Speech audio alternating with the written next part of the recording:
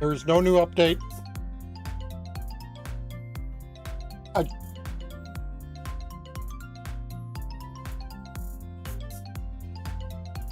I do not just stream the game whenever it has an update. Please stop asking if it had an update. I will explain in the intro if it had an update.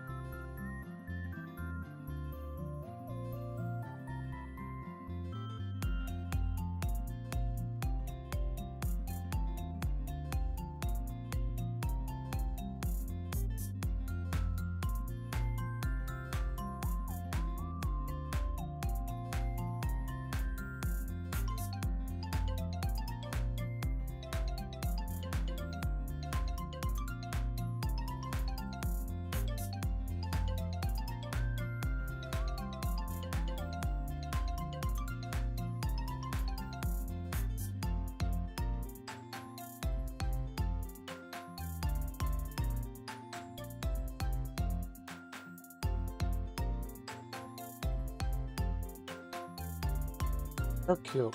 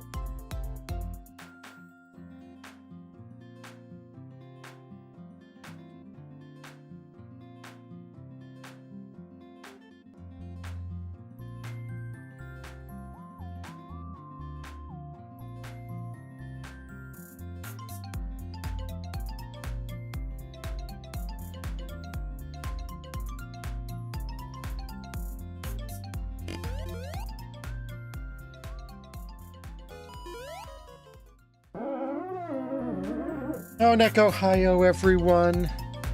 How are you doing today? It is me. I'm here. We're gonna play video games. Is Tuesday just Ultimate?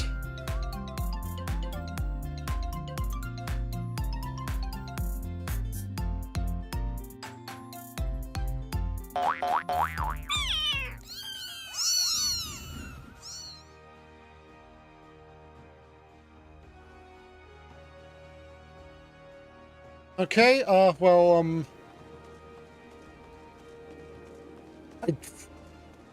yeah, those... One would be good stream content, except I don't do Ultimates. Not yet, at least. And the other two? One is 6 turn-ins a week. And the other one is crafting and gathering and is...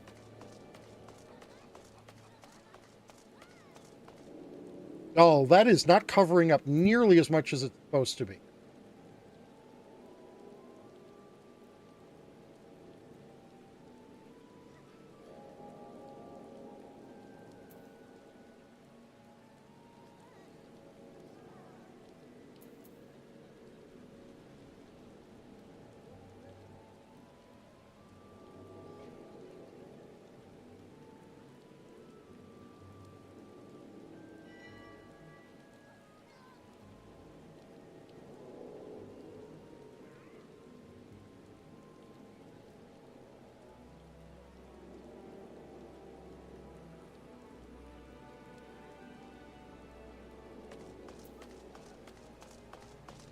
And Beastmaster?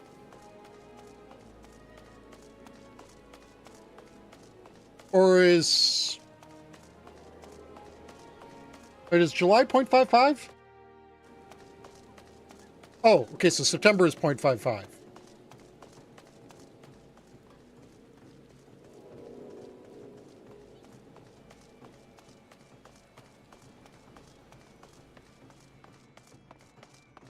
Oh, okay. Well, we got the story on the 5.5.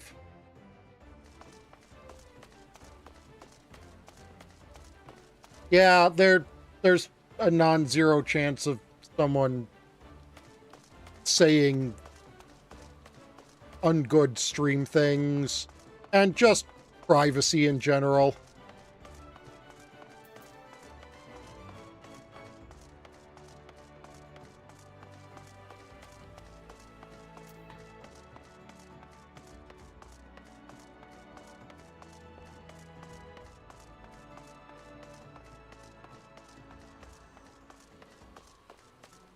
I'm sorry, those arm capes need to have proper physics or not be arm capes.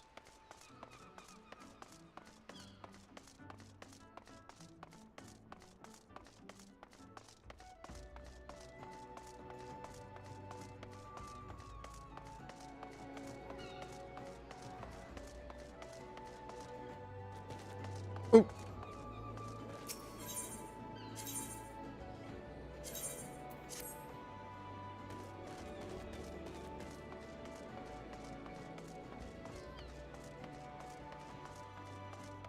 Okay. I guess I had just forgotten that.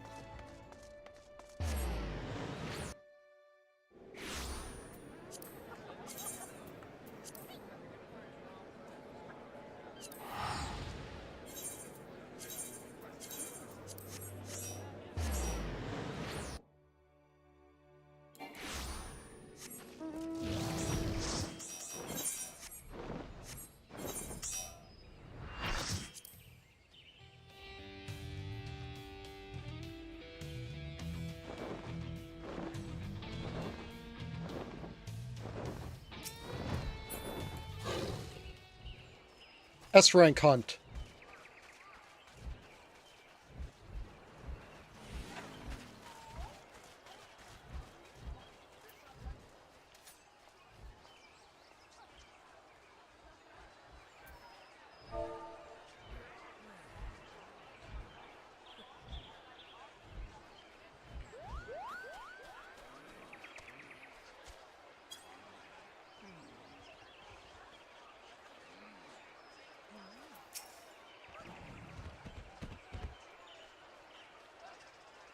Someone did a kill count spawn at 38%?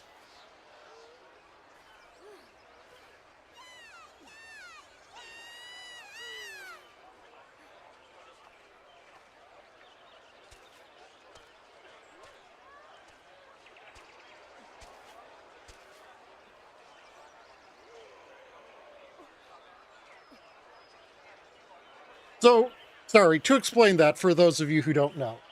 Kill count S ranks are spawned by killing usually 300 enemies, 100 of 3 different types. And that takes, like, half an hour.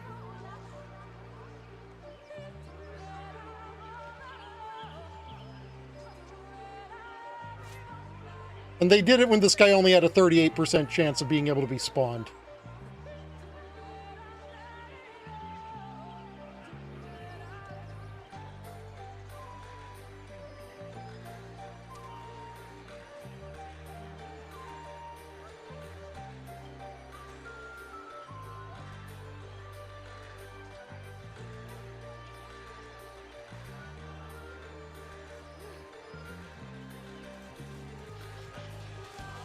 I rarely do kill count ones, even if they are guaranteed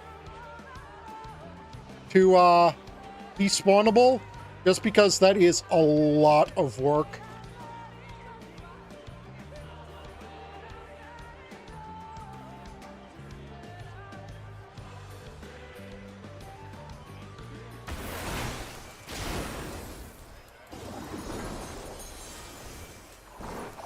You remember when I was doing Pilgrim's Traverse? That's a deep dungeon.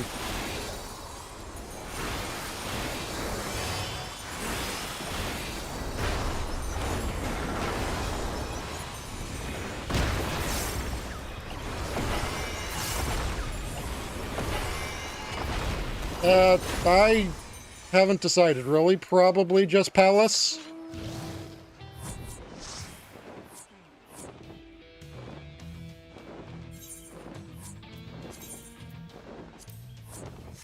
But here's the thing.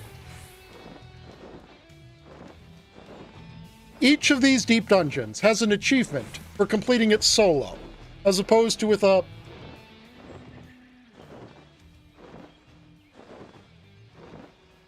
It looks like it was done with that by the time you said that.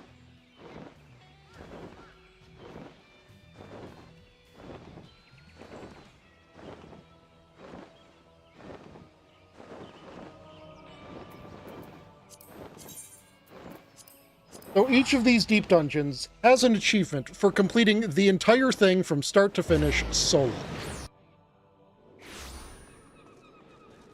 And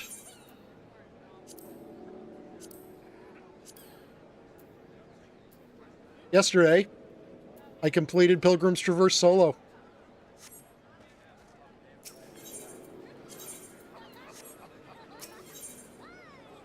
I blew my last raising on the first mob of floor 91. The actual first mob.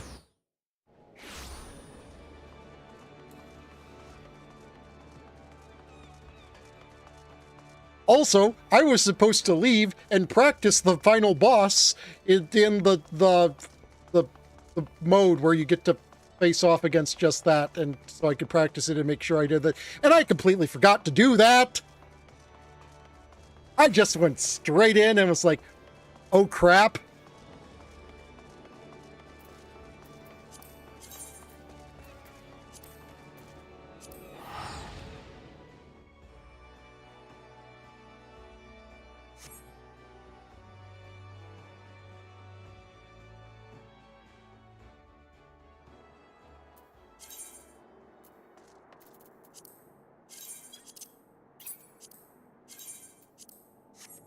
Nope, no tiger yet.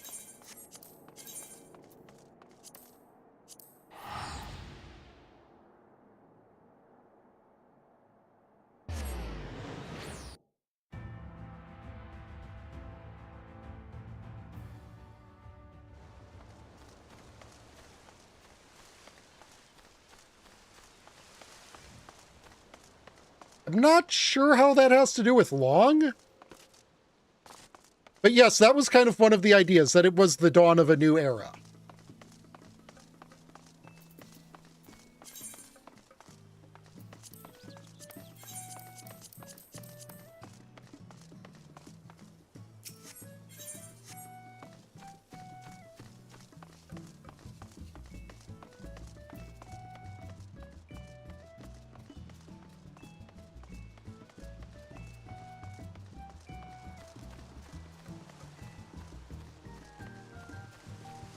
Also, I just kind of want to take a moment to show off my rework of our free company house.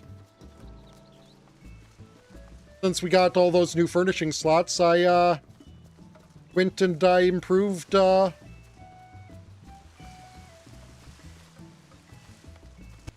fleshed out everywhere was, I think.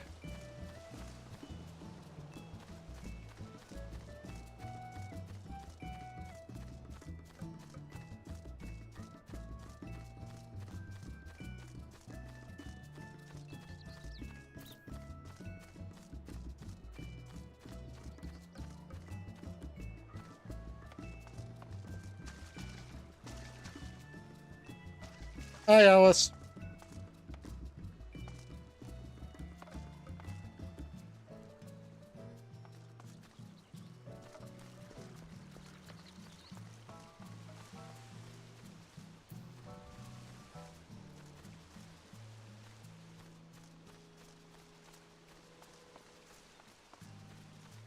But what do you guys think of our yard?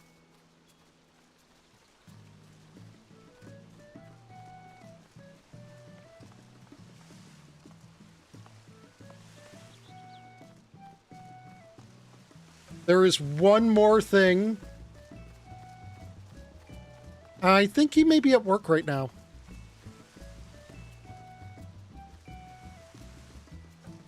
There's one more thing I want to get for the house, or for the yard. But it actually includes clearing Eureka Orthos, floor 100, which is one of the other outdoor furnishings.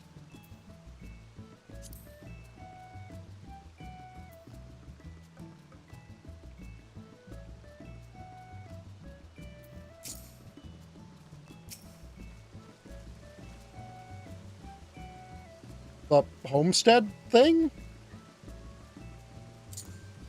That's that I want to get this to put here like this. Delta is part of my free company, if that's what you guess.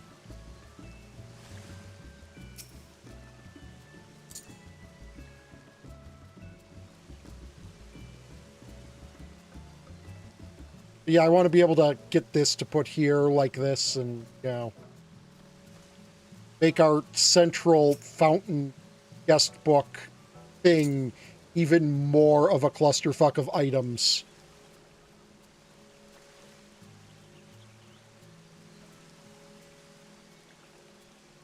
I mean, theoretically, yes, but, like,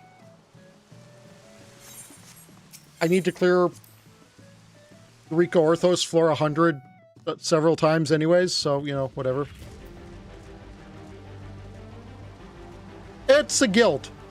For all intents and purposes, it is a guild. And here is the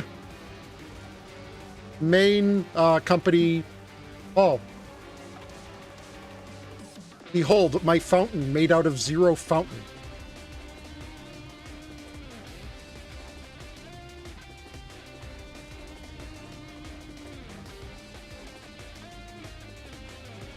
Let's see, 1, 2, 3, 4, 5, 6,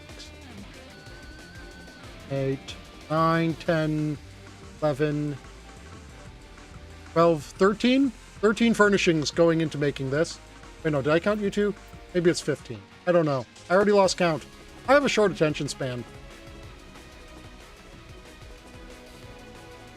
So yeah, you can see how I was quickly able to eat up the 200 more slots.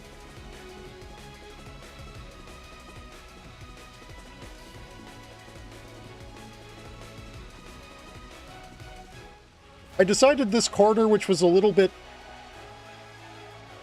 not really utilized properly to begin with, I decided to turn it into a little, like, fortune-telling area.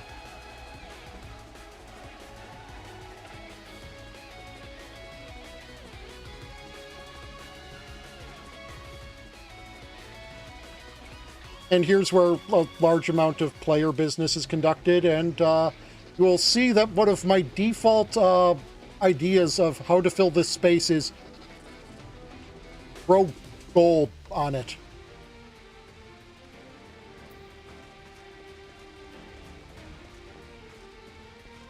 The extra slots were able to give us a little more, touches of lived-inness, so I put, like, an umbrella stand, some bags, shoes, etc. by the door, because, like, come on in, drop all your crap, and relax. I swear, the cruelest joke they've ever played on housing is having the large houses have this fucking alcove.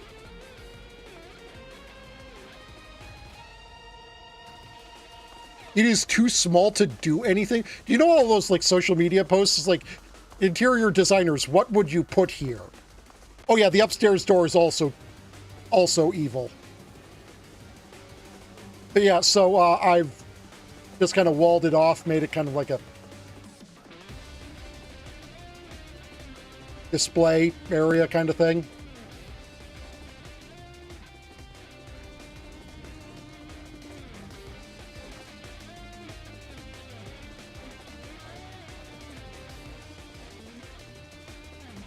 Here we have one of our sitting areas.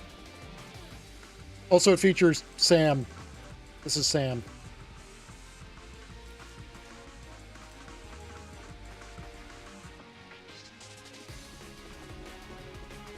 Behold, fireplaces in Final Fantasy XIV which have no ventilation ever. What's a chimney? I don't know.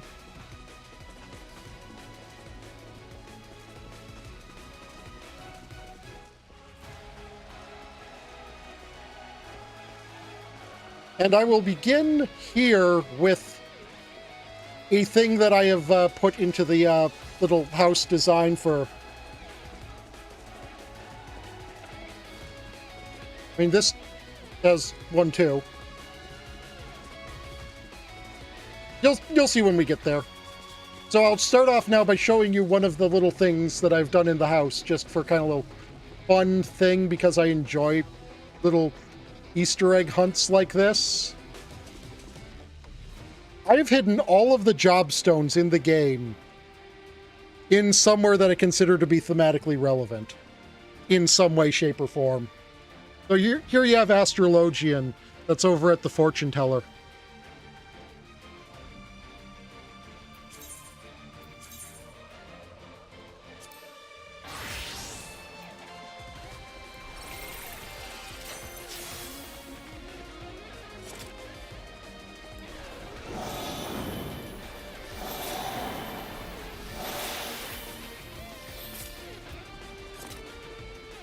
I mean, true.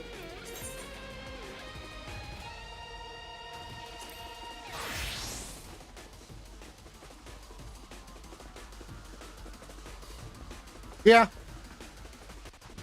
So here you have the weeb room.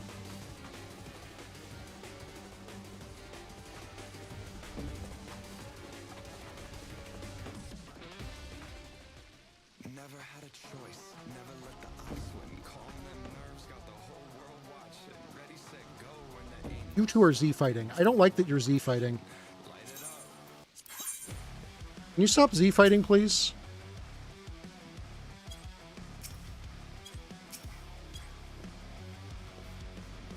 No? Can't?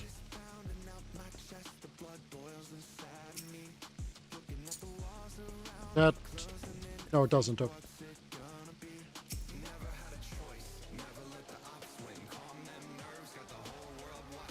Here are you.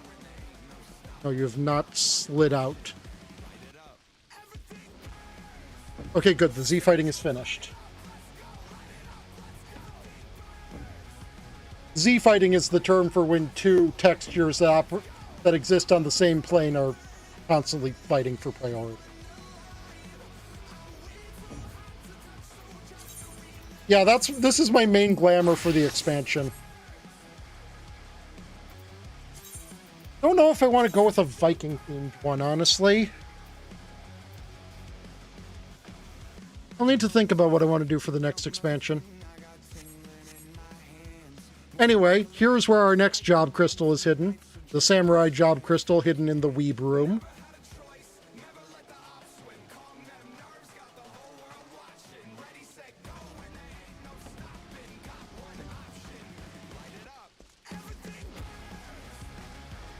Also, just so we're clear, this is not one continuous rug. This is 2 rugs.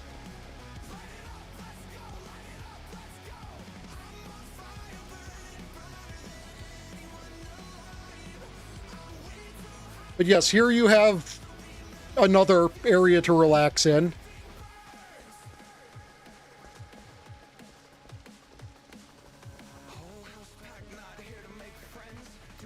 And over here, you have another one of the job crystals in its native location. Here you have the Black Mage job crystal, and the Black Mage is, of course, standing in the goddamn fire.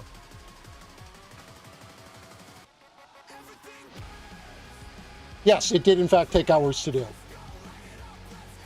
Here you have Chloe's Corner, which I have just, ever since it has been established, just continued to put in more books and more stuffed animals.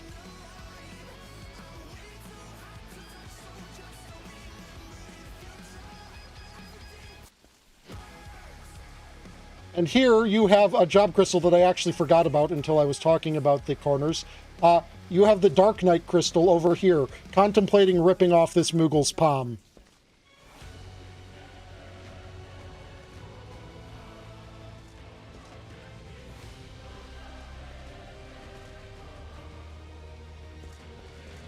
In the Dark Knight questline, your Dark Knight mentor gets really pissed off at Moogles.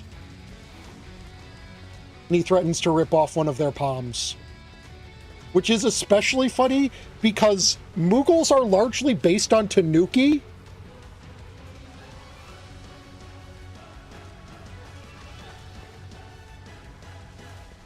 And the Moogles are incredibly proud of their head palms. And Tanuki are incredibly proud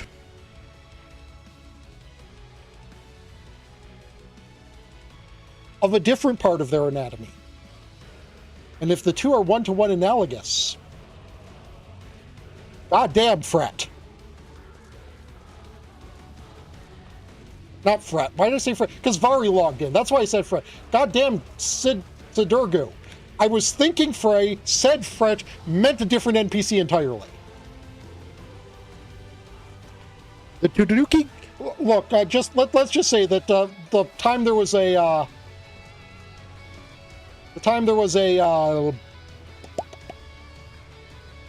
judge in Phoenix Wright that actually tried to enforce order in his court. There's a reason I called him Judge Tanuki.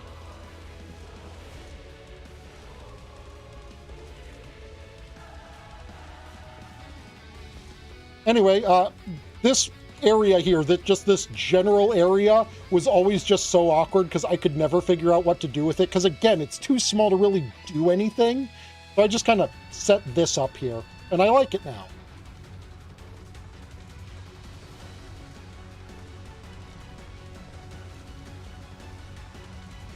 And over here we have one of the job crystals that I feel like an absolute bastard for hiding it here. The Red Mage job crystal up in these roses. It requires gamers do the one thing they never do. Look up.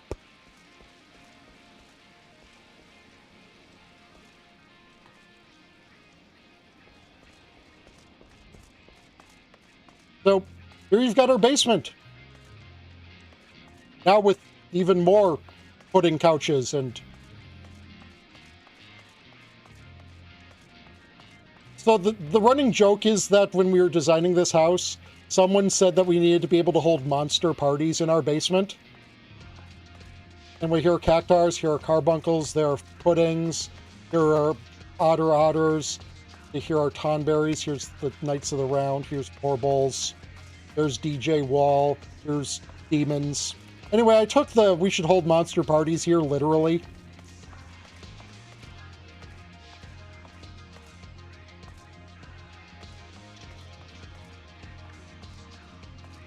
Anyway, since it's also a club, here's the dancer job crystal at the dance floor.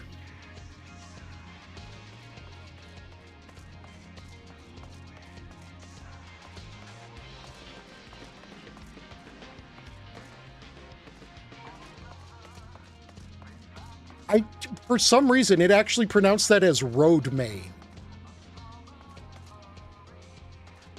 I also kind of tried to be thematic with what meals were at each of the tables. Like here you got like plant-based dishes at the cactar table. You got a bunch of warmer desserts. Oh, well, I mean, I guess you also got literally a flan at the flan table. You got like ice cream dishes over here with the carbuncle. And over with carbuncle, you have another one of the hidden job stones, Summoner.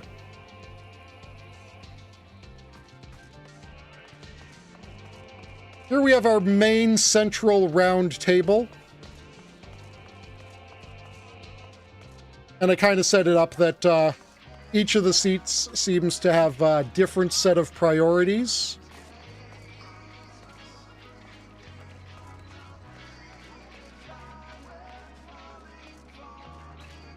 Here you have the Malboro.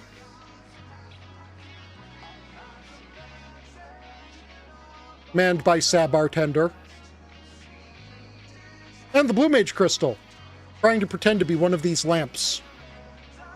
Also, Blue Mage has ties to Malboros because you get the Morbull mount for completing Coil and Alexander Savage as synced Blue Mage groups.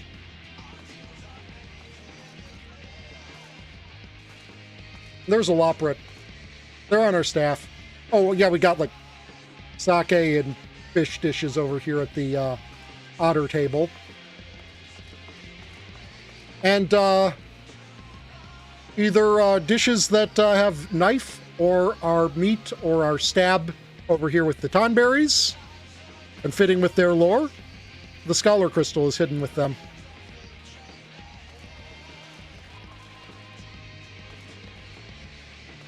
And over here in the Void, you have, honestly, food with enough blood connotations that I felt it could go here. I was kind of running out of ideas for what to put on the tables here. Not gonna lie. And, was it...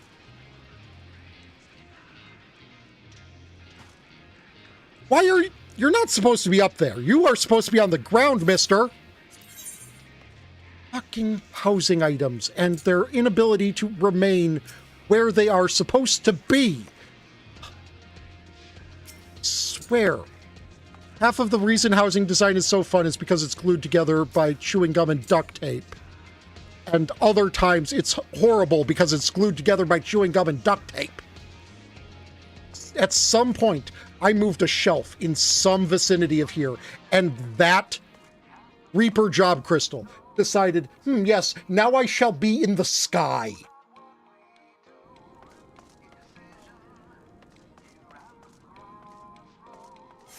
Then you have our little game room.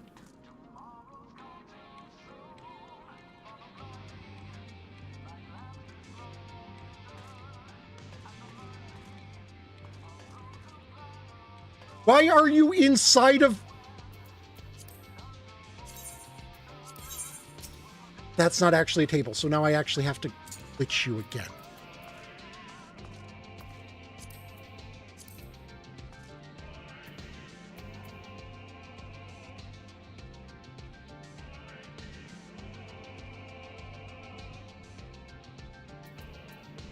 Had that happen several times.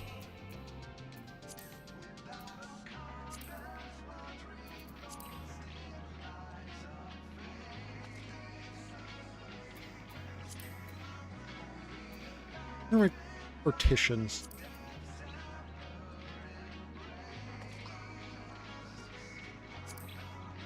What you'll do.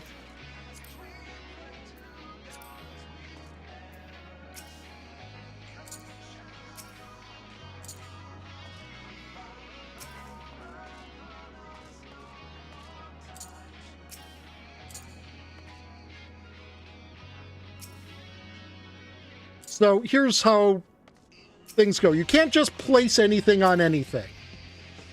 And technically, like was kind of shown with the Reaper one, you can wind up getting items that just sit there in midair.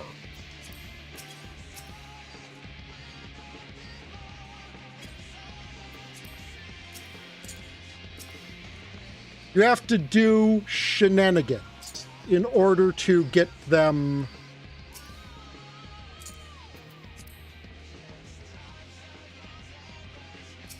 Not the shelf.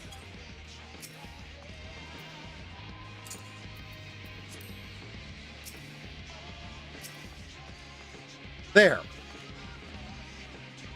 You have to do shenanigans to get items to exist in places they're not supposed to. And here where you shoot pool and throw darts, I have put machinist.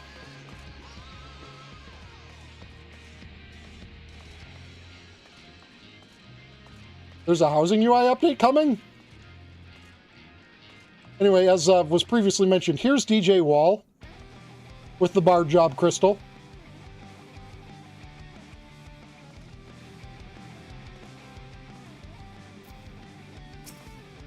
At the Vari.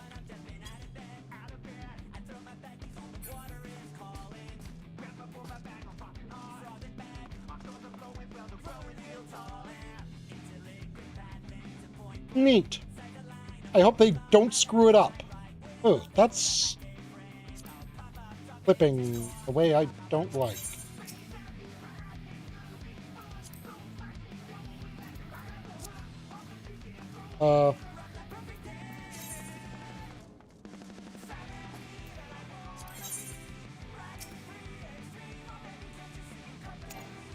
And I also don't like.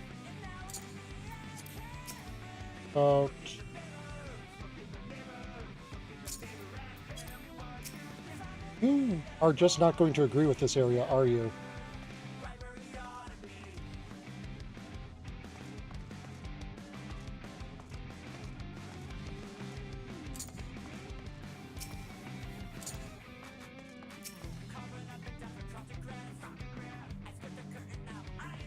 Yeah, you're just not going to like being there.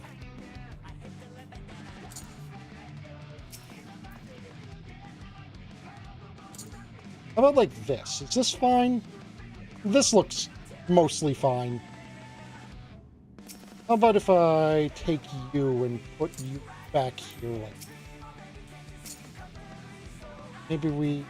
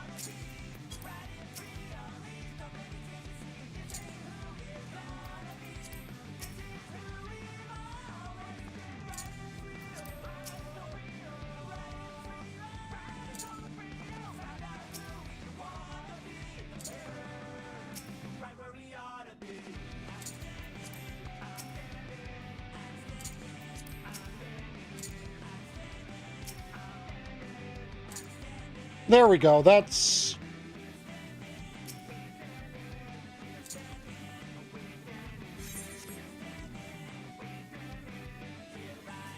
There, that's less things sticking out of places they're not supposed to be sticking out.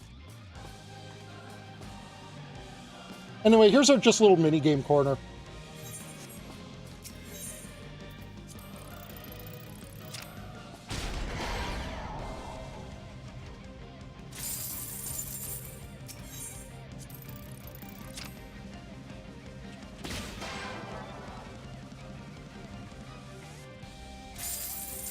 It dispenses Chuck E. Cheese tokens.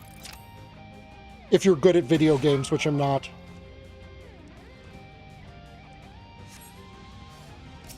Yep.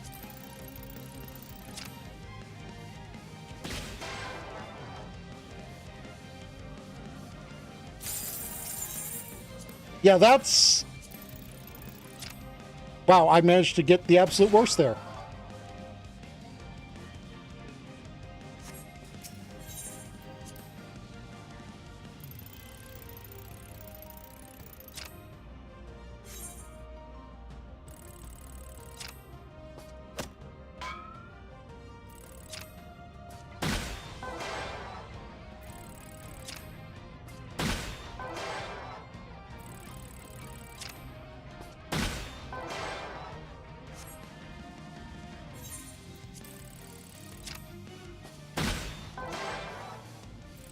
Here it's basically find the hidden spot. This is how gathering used to work in the original incarnation of this game, by the way.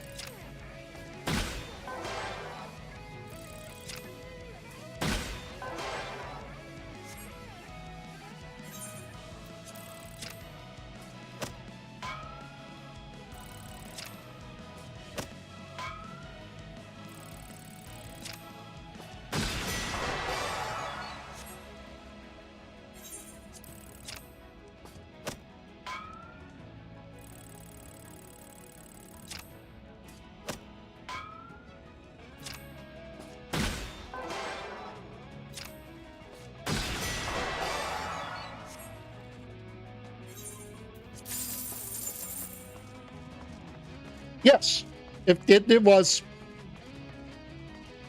Oh, right. Please tell me you didn't get... Okay, you didn't get hidden during the whole of the movement. By the way, over here in front of the punching machine is Monk.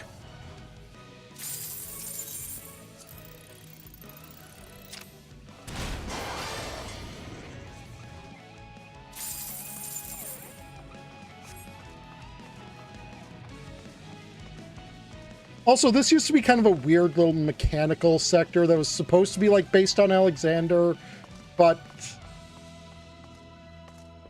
I couldn't really get it to vibe.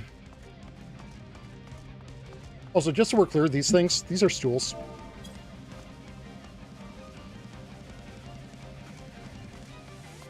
So I kind of went with the cactar area instead.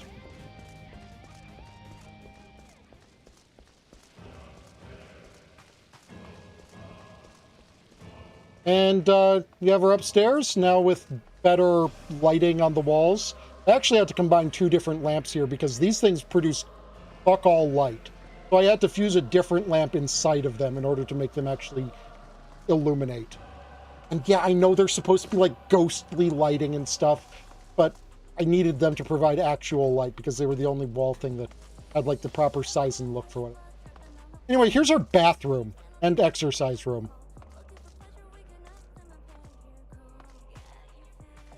Behold, I made toilets.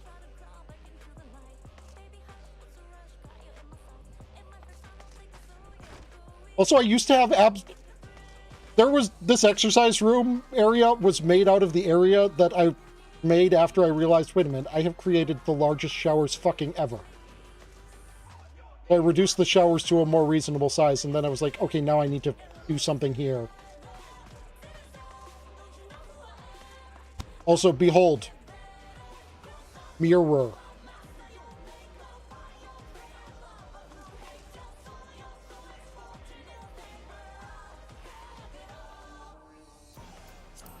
Sometimes you gotta make do with what the game gives you. So let's lower it a bit. So it looks less like I just have a picture frame that doesn't have a picture.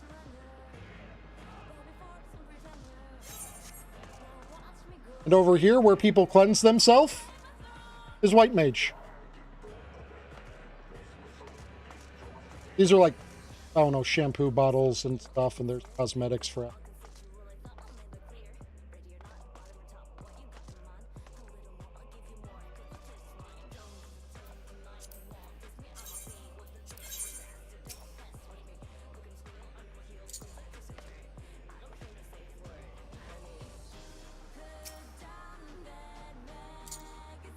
Let's just move you over a couple of inches.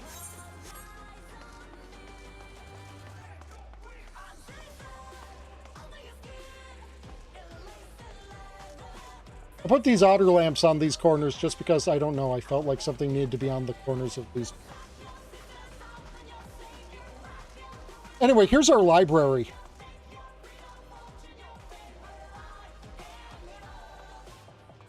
Naturally, I go and buy this scroll shelf just before it comes out of new sectors and drops to 1/10 of its previous price, but whatever.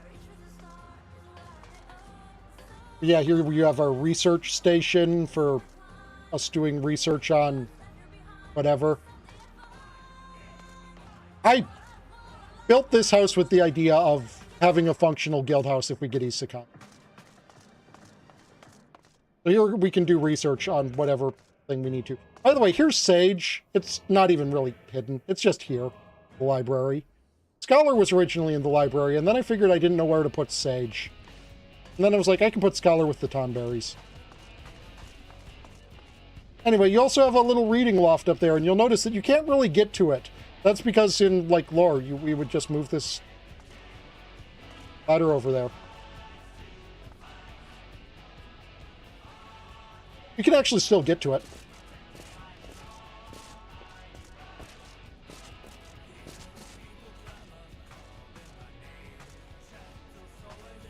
But yeah, here's for comfy reading.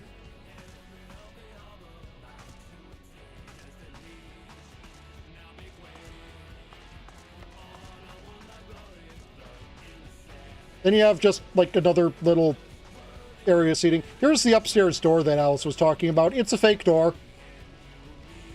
It's a liar and a charlatan. Astro was originally here before I actually even made the fortune-telling area. You know, because Purple Triad, cards.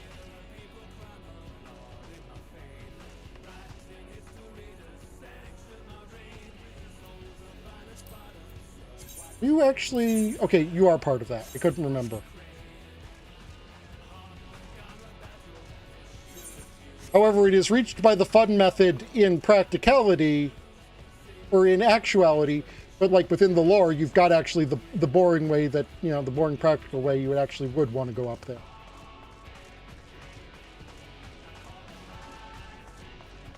Our fish tank continuing to just be kind of floating, or contain floating things and actually be on this table. You know, are you floating yourself? I can't remember. It's weird because I did a lot of work with you because we're really annoying. I have struggled forever to try to figure out how to use the other couple feet here, and I put these banners here, and I'm okay with it.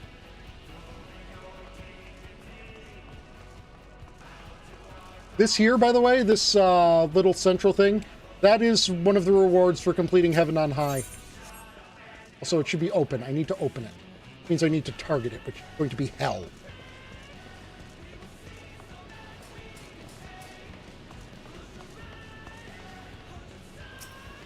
Never mind, it was actually really easy to open it.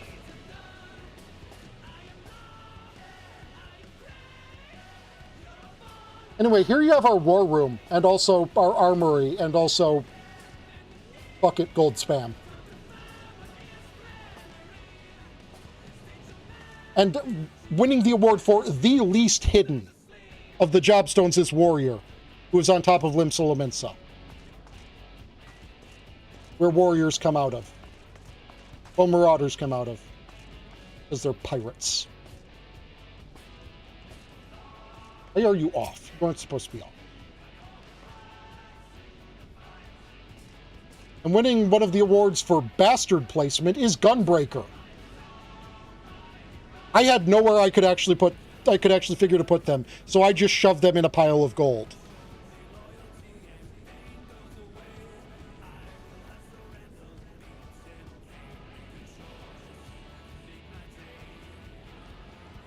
And considering all of the swords around here, there's Viper.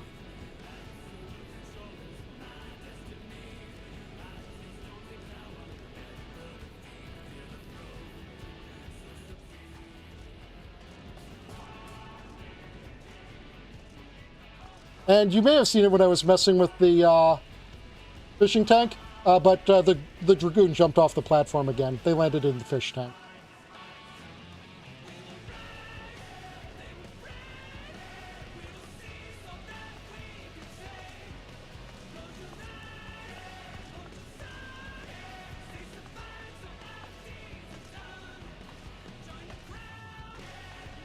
And here you have our kitchen.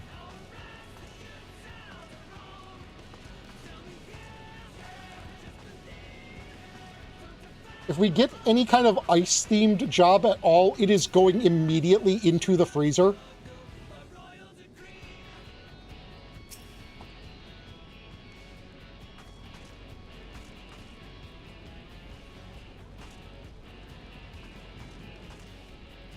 And, here I think you have the last job, Ninja, who is hidden right here where you cut up vegetables. Also kind of a Final Fantasy XI reference, because there's the katana that boosts your cooking skill.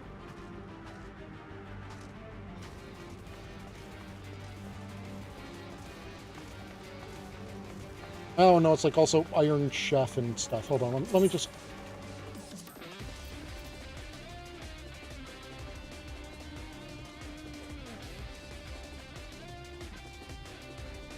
Where the fuck did I put that?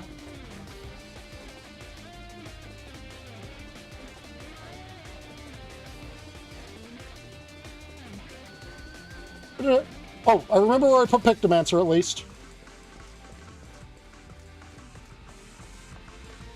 Pictomancer is back here because Sugar Riot.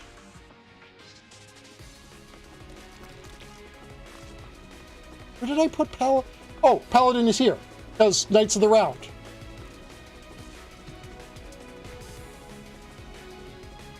That's right, I have forgotten where I've put things in my own scavenger hunt.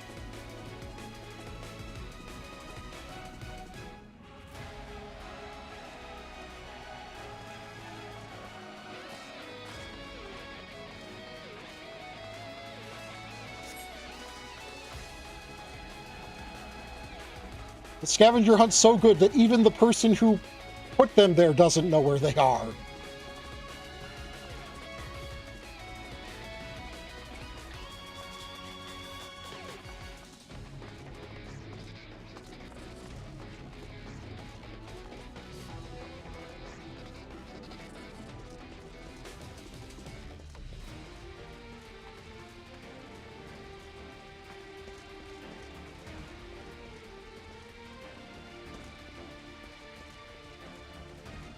Now I'm already considering something for the future.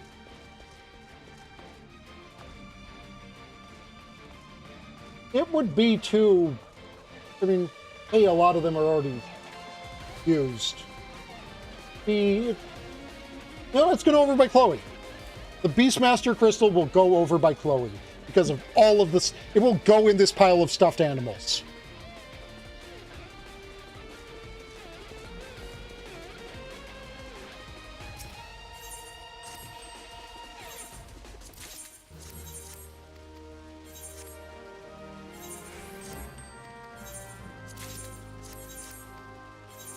Ooh, that's actually, like, worth something, isn't it? Yeah, it is!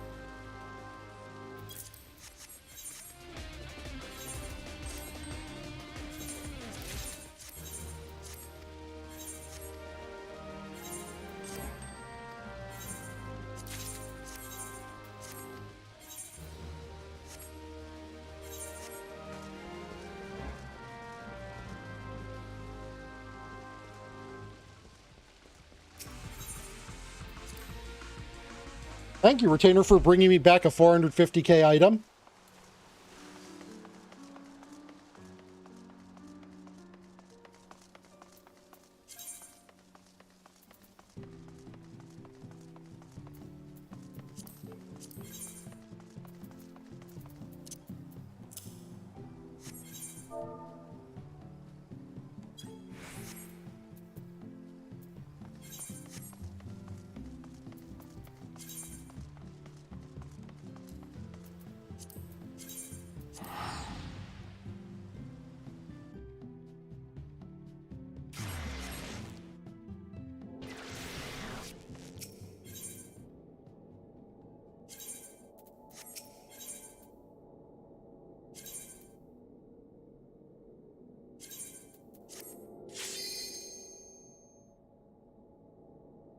It is very good that I cover up the chat box when I'm in Balmung. Trust me on this. Alice doesn't need to trust me on this. Alice knows.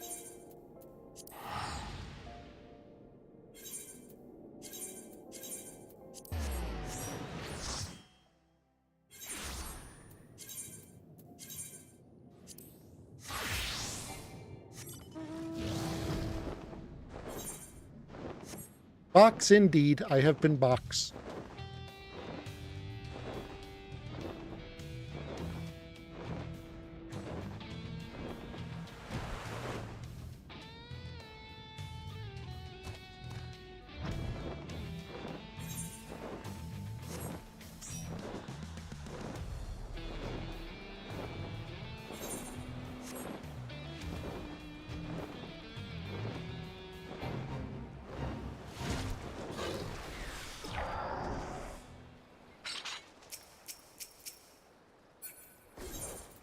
You see, one of the reasons why I go to these S-rank fights is because,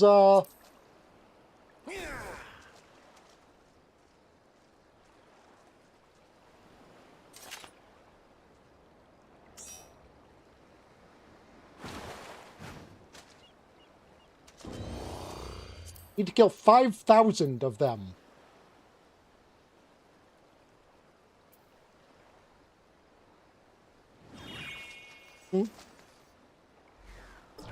Which, you know,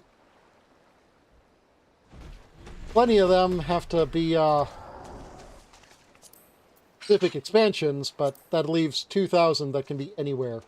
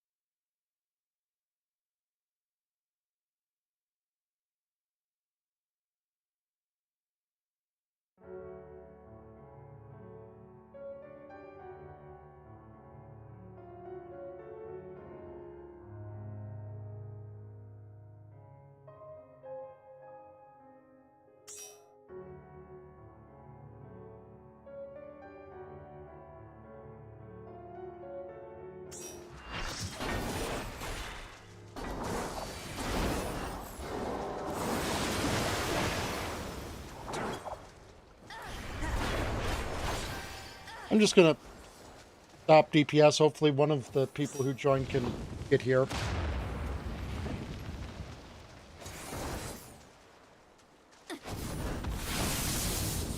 Is my Fate music busted, or my...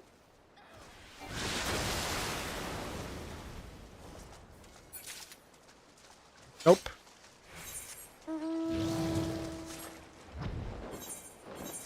Couldn't have gone to the far aetheryte, dude.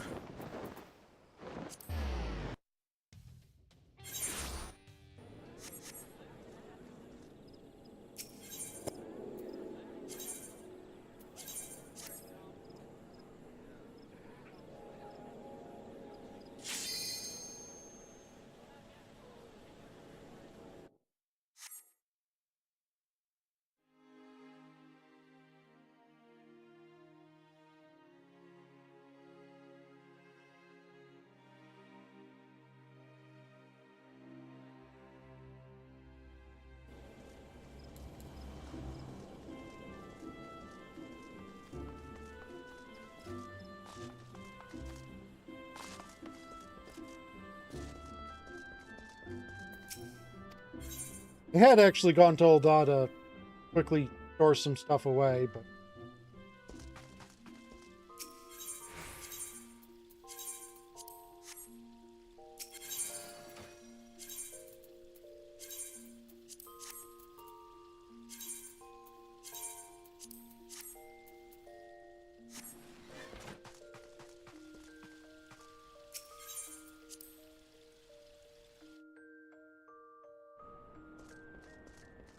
So I'm going to go off on a little bit more of a tangent than I've already gone off on.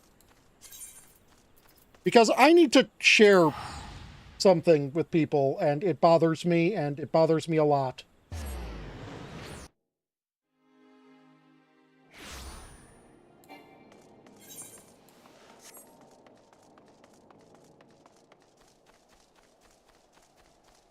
It bothers me more than it logically should, but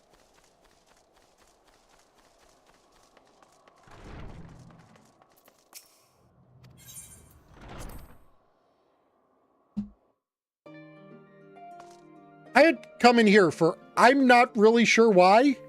Oh, I was storing things in the armoire out of getting him from the artifact sets. That's it. But, yo, when can we get box of crystals? I don't know if we can get this chair. I don't know if we can get this table. I don't think we can get this table either. I don't think we can get these partitions. I know we can't get this poster. Or this one.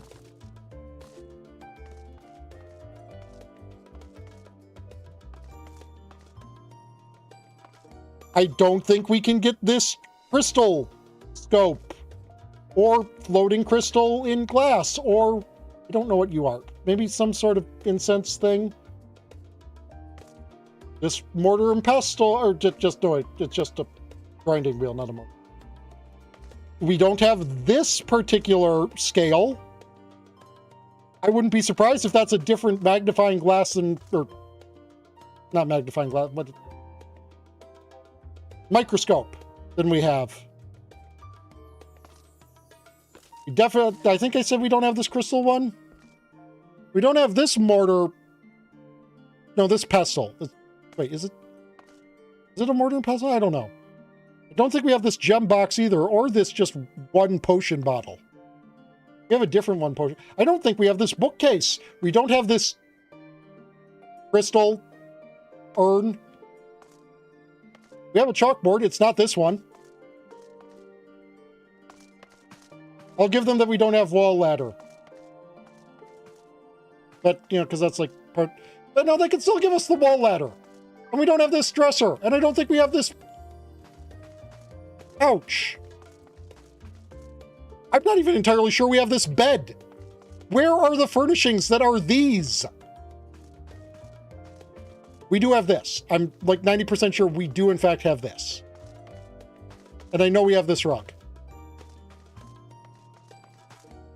We also don't have these pillars, but you know, that could be like said as not actually a furnishing. Oh, we don't have this planter either. Why are there like 20 furnishings in this room that we don't have?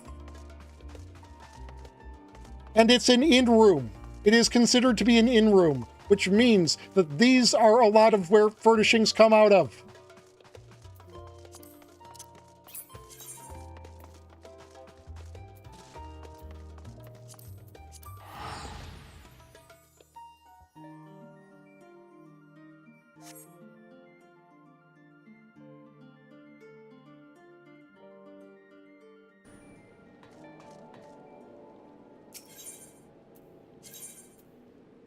That's actually why I came to the Crystarium.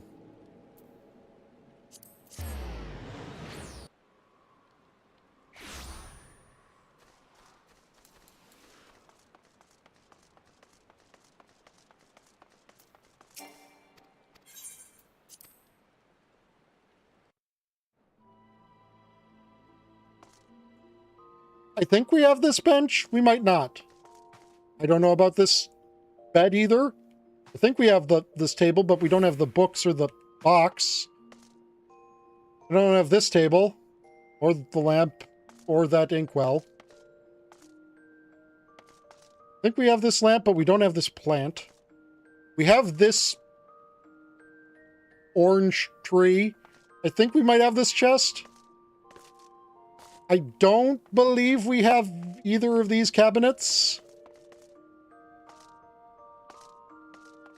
We have similar, but I think different curtains. I think we have these plants, but I don't believe we have the stool. You're a different box. We don't have you. We don't have pumpkins. Think we might... No, we don't have quite these trays of fruits and vegetables. We do have this stove.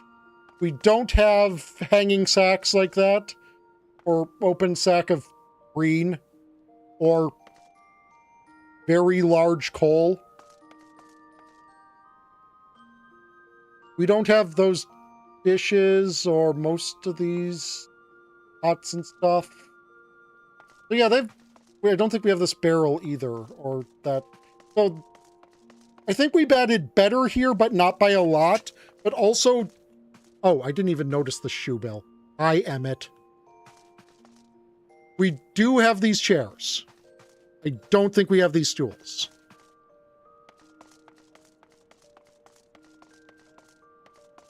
But, like, okay, I've got to be completely honest here. A lot of the things that I'm saying we don't have here, these things are kind of boring.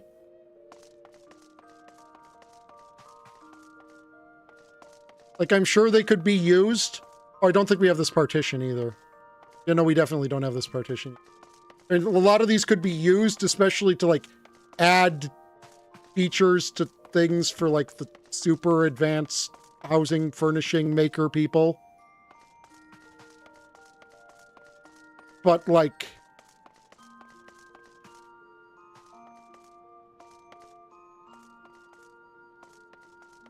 I'm not as vehemently upset about it as I am the Charlayan one, because, you know, those are all super duper unique.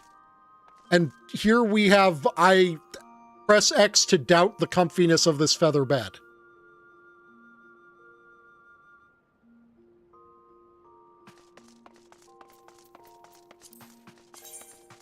Reminds me of that inn that was inside the volcano in Super Mario RPG where you pay to sleep on crates. Hero, thank you for the sub. Small, yippee yahoo, her zeroic carts. Thank you for the 6 months. Her zeroic, your support is here's sweeter than a ripe banana her zeroic on a sunny arts. day. Let's keep the fruity fun flowing in the stream.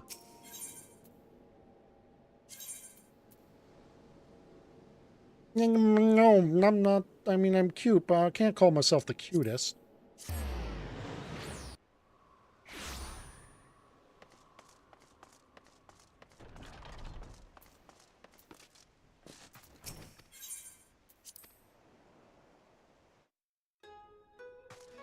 Okay, first things first, we don't have this banner.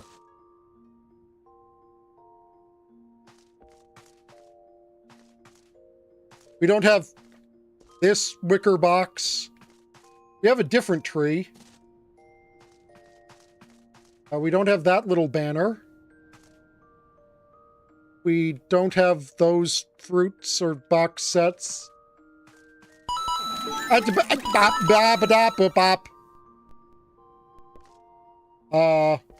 mean, we've got different sake things. We don't have this. We don't have the grass hat and cape bamboo. Bamboo? Samurai thing. Why did I say bamboo when I was trying to say samurai? We have this, but it is a different this. We have this scroll and brushes, but it's not as an unending journey. It only has the one variation. So far, though, this room has, like, the absolute most stuff. We have these lamps. We have this table. We have this, just it doesn't have the functionality. We have this cushion, I think. We've got this lamp. I think we got this. We have the orchestrion. You met Sam earlier. Have this. Have this pipe box. Have the bed. Have these, have this. We have different sake things, like I said. Every in-room has the armoire and the orchestrion and summoning bell and crystal bell. We can't actually have a glamour dresser because it apparently makes the server shit itself if it's put into a personal house because of spaghetti.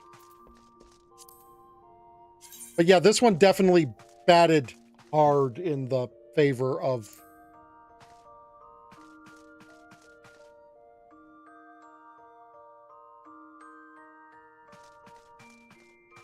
already having the things.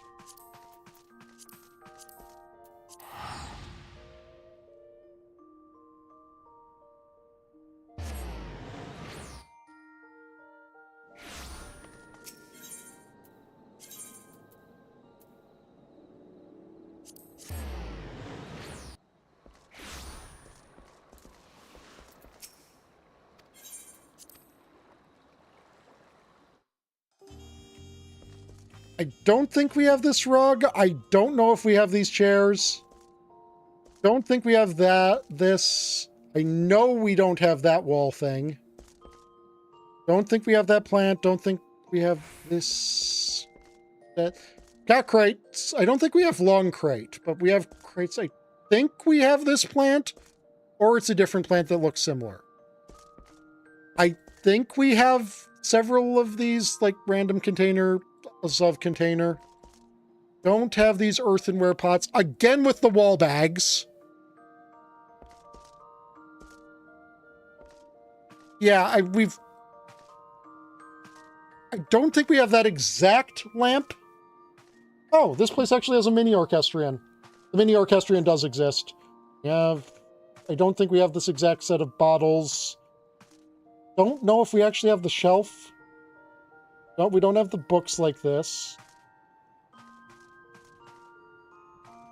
Don't think we have those as wall hanging doodles. Don't know if we have, don't think we have these as furnishings either, or... I am more convinced that the Crystarium bed is comfortable than this.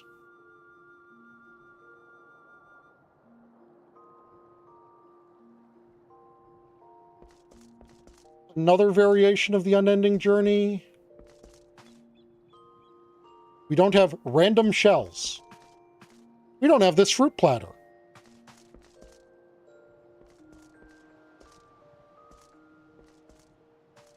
We don't have this. I don't think we have this. We don't have this. I think we've batted like 0 here. Legitimately, I'm like, aside from the guaranteed things like the, crystal bell and toy chest, it's like, I am not entirely sure we have actually any of the furnishings here.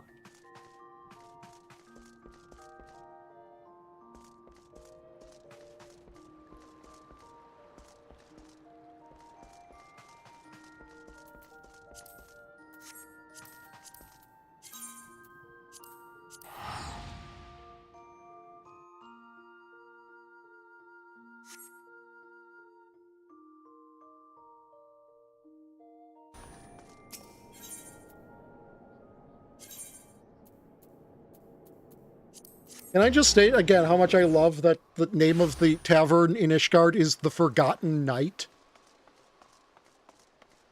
Because it just, like, works, considering we're all,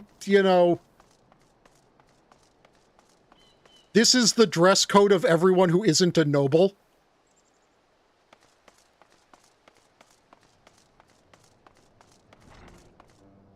So, it fits for being thematically named. This is the guy who wants to rip off Moogle Palms, by the way. It fits for a thematic naming, but it's also a great pun, because if you drink too much, you black out, and then it is a forgotten night.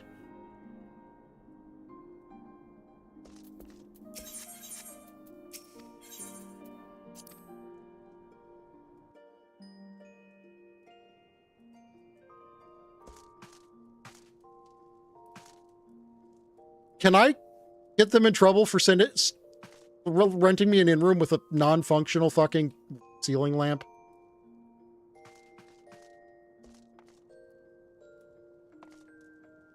Can I get service on the can? Why have you given me the shittiest in-room? One of these guys is fucking broken. Actually broken.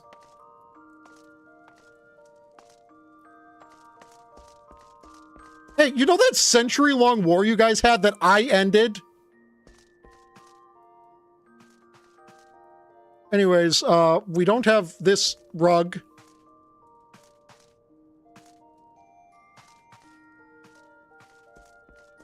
We don't have this table.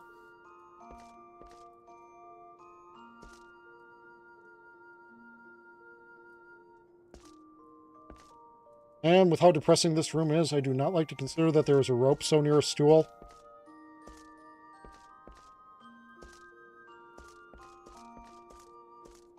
At least the bed looks more comfortable than half the other in-rooms. We have various scattered bottles, but not these ones. I think we might have the bucket. We don't have the candle lamp. We don't have broken or non-broken wall lamp, and we don't have just wall shield. We do have barrel. I think we might... No, I don't think we have that exact wall lamp either. This one has the lowest number of things I can review because it has, no fucking furnishings.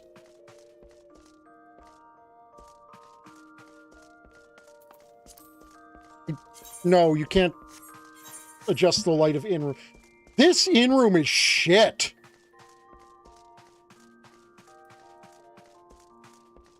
I am not leaving a good Travelocity review for Ishgard.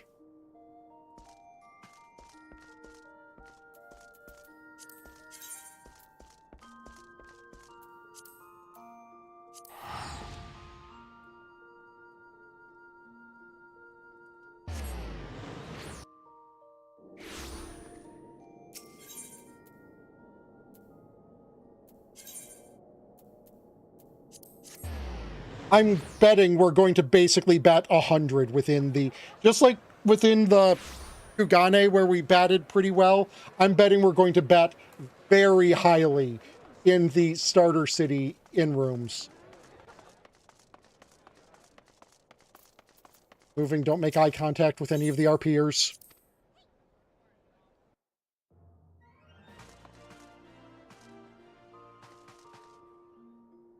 Don't know if we have this exact bed. I think we might, though. We have this plant. We have these rugs. It's actually a slightly different unending journey. We actually don't have those wall things or any of those bric-a-brac. We have this chest. Don't think we have those exact pots. So we batted less of 100 than I thought we would. But also, man, these in-rooms are also sparse. Also, we don't have that wall light thing.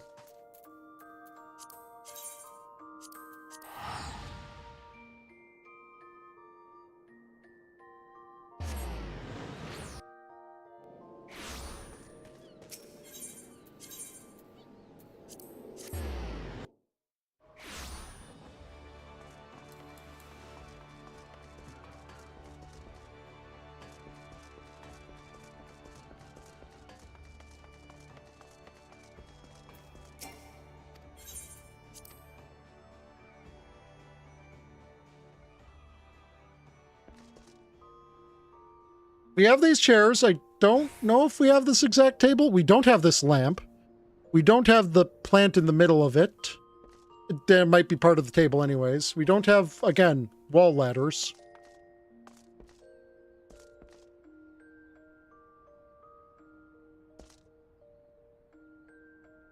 Still a better bed than most. I'm not sure if we have it. We might.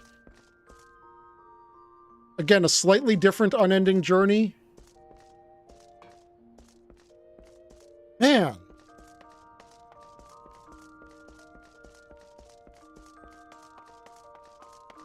They really only started caring about decorating the in-rooms once Stormblood hit. Which is weird because in-rooms have become less and less relevant since they've existed.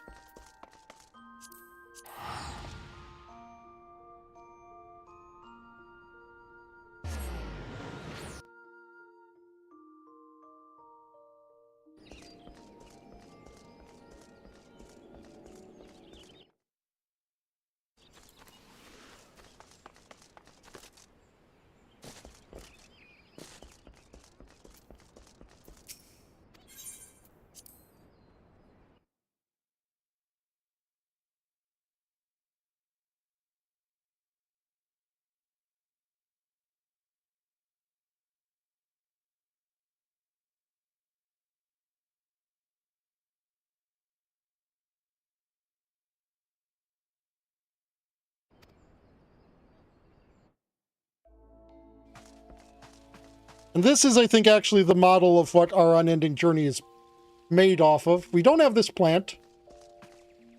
We don't have this fountain. I think we have the barrel plant. I don't know for sure. And I don't actually know about the rug.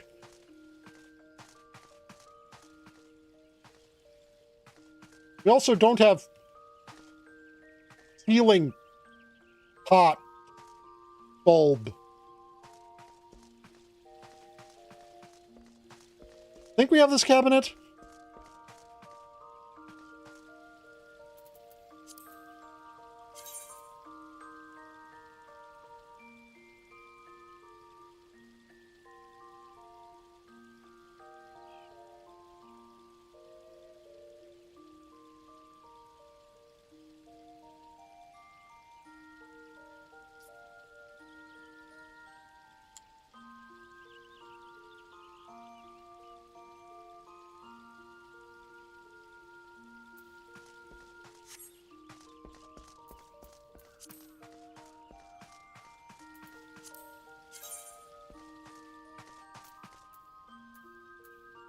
Anyway, that's all of the in-rooms.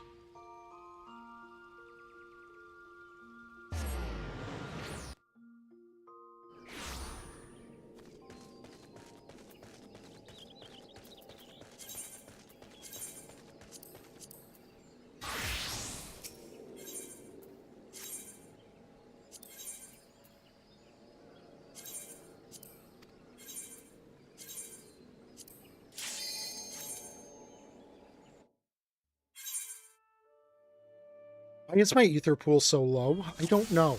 It won't be a problem until much later, but...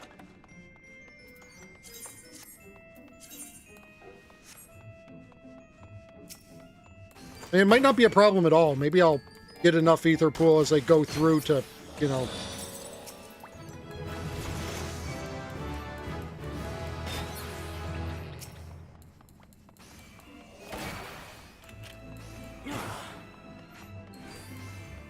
Because I think they made it so every boss rewards at least +1/+1 now.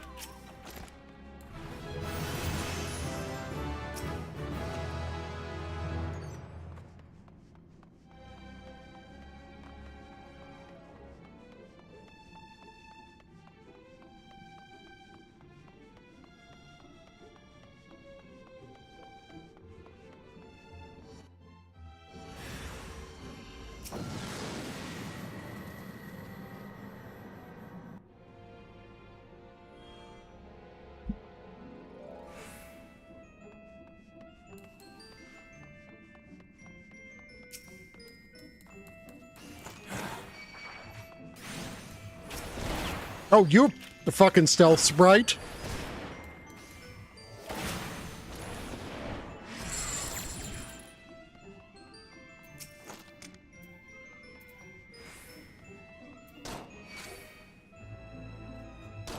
Think being silenced is going to stop me?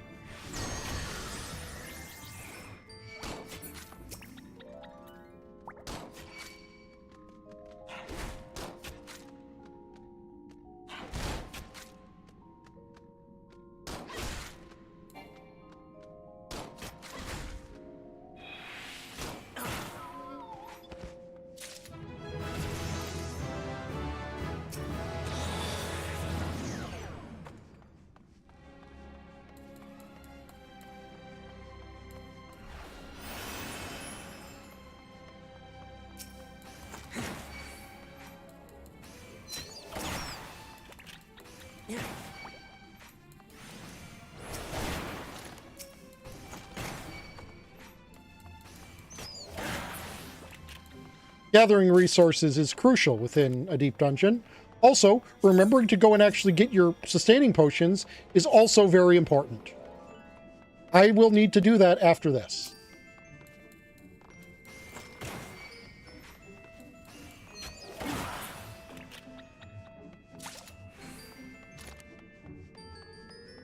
Or maybe I'll just get a whole shitload of them from just...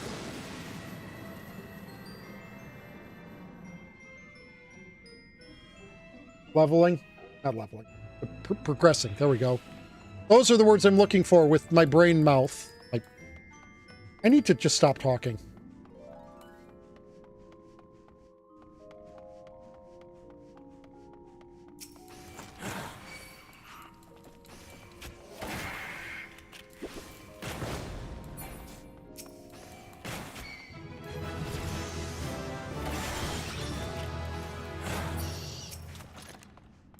No, I wasn't criticizing anyone else. I said leveling, I mean progressing. That's the word I meant to say with my brain mouth. And then I was like, I need to stop talking.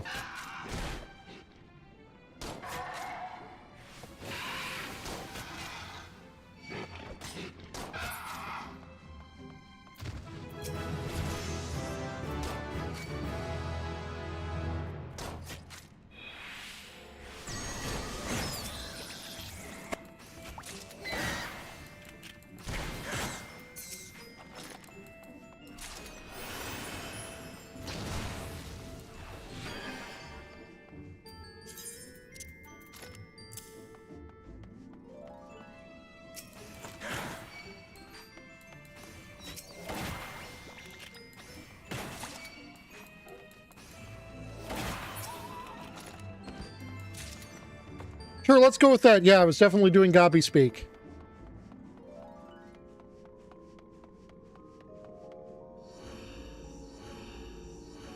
You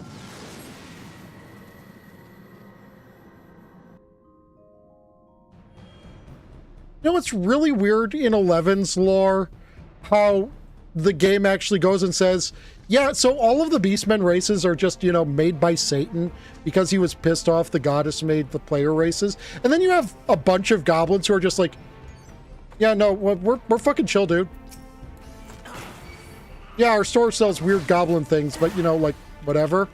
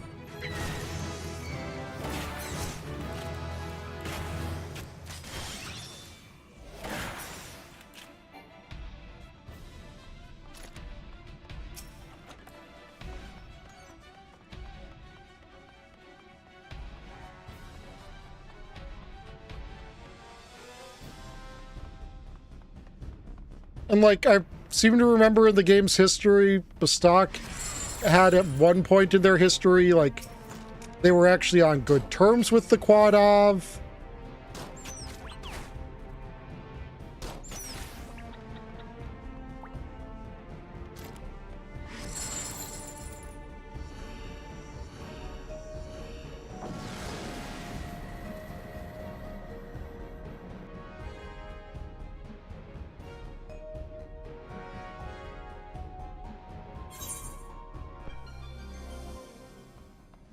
That's just, like, really weird when they were literally made by Satan out of...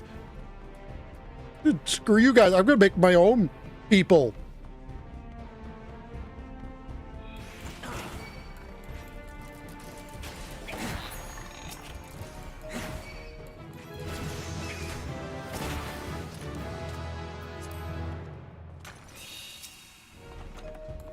Really already maxed out on Pomander of Steel, huh?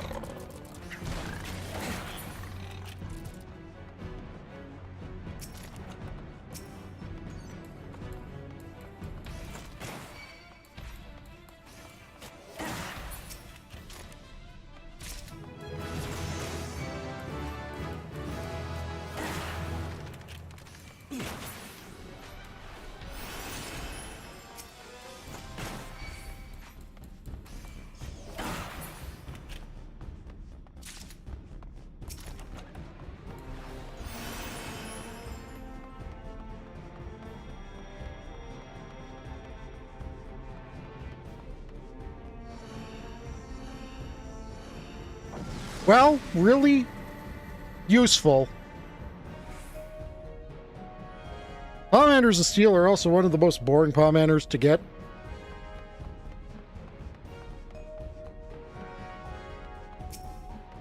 Oh my god. They improve your survivability, which is important.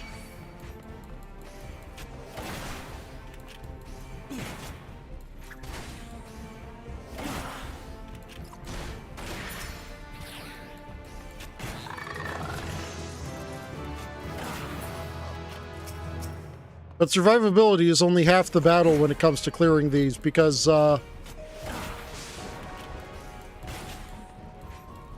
often find yourself running up against the timer, and they don't help you kill faster.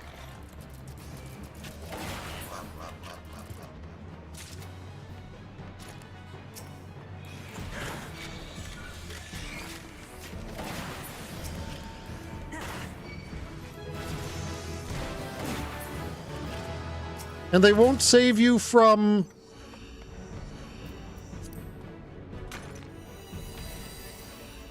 actual disaster. They just make standard encounters less dangerous.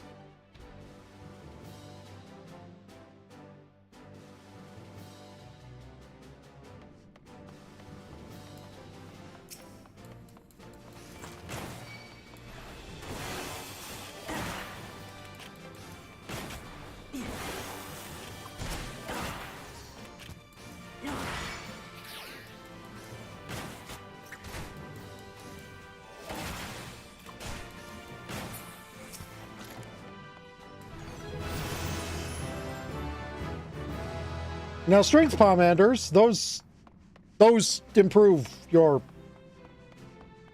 speed of killing things, as should probably be kind of obvious.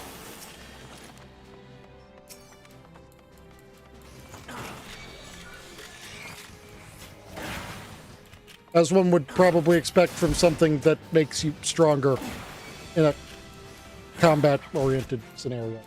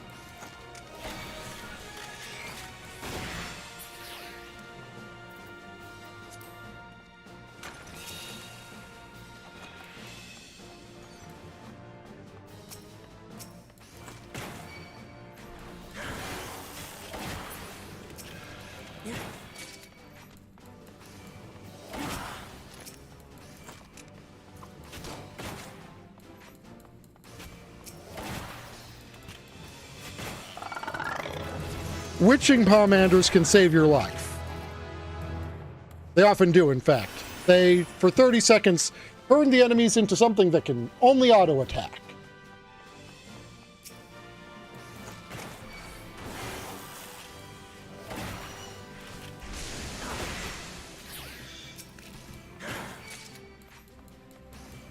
Of course, that doesn't mean their auto-attack still can't hit like a truck.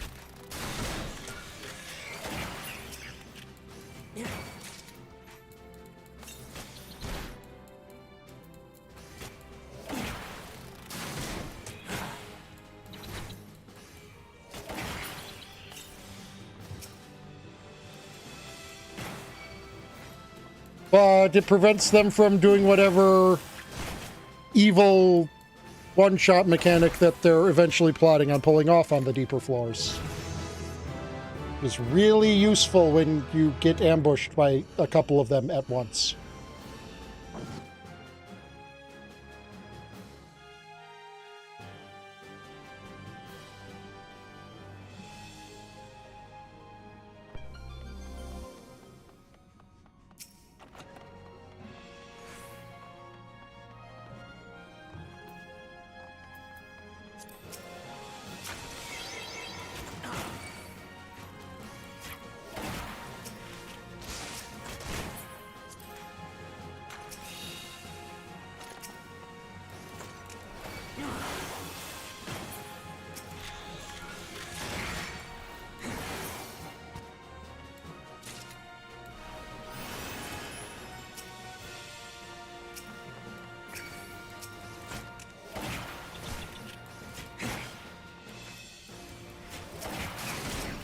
This was a fun and experimental thing that they added. It was actually really early on, too, when they were, you know, not settled into what kind of content they wanted to stick with. And they're like, hey, let's put in a roguelite thing.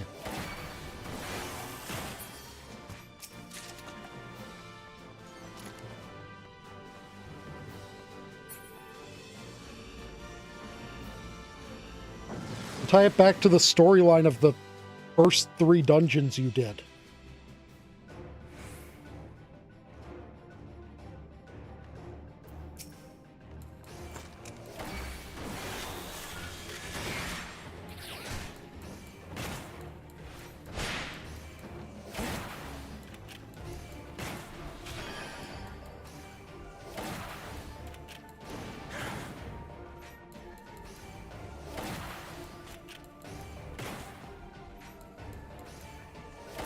As long as you run around in kind of a controlled manner, you can just automatically wind up dodging a few things. Can't dodge this, though.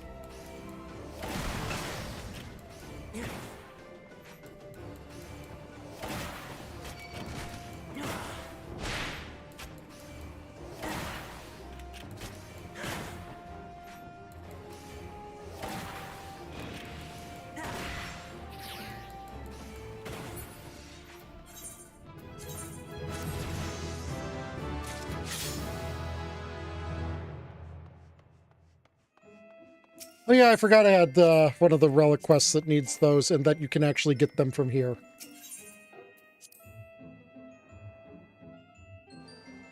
Now, actually going and getting my sustaining potions.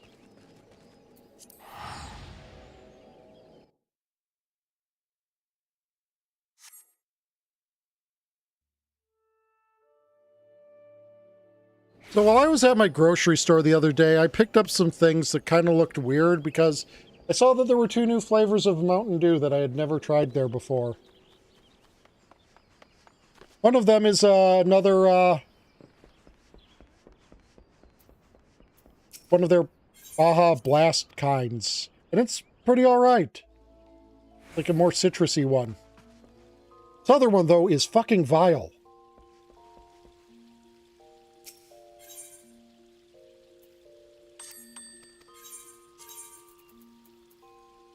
It's a cream soda Mountain Dew.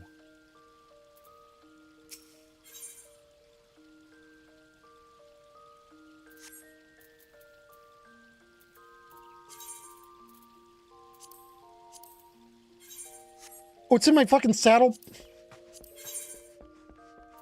Also, I have over 1,000 of them. Okay.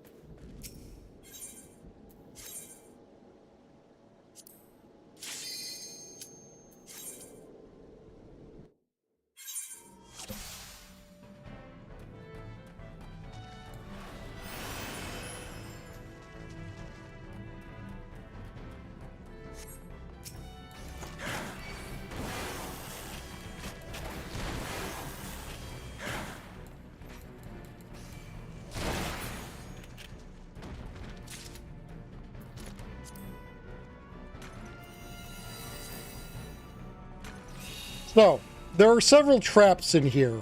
You've seen me trigger several of them by just stepping on them while they're invisible. This one turns you into a frog for 30 seconds. You can't do anything while you're a frog. And your HP is reduced. So, it's extremely dangerous.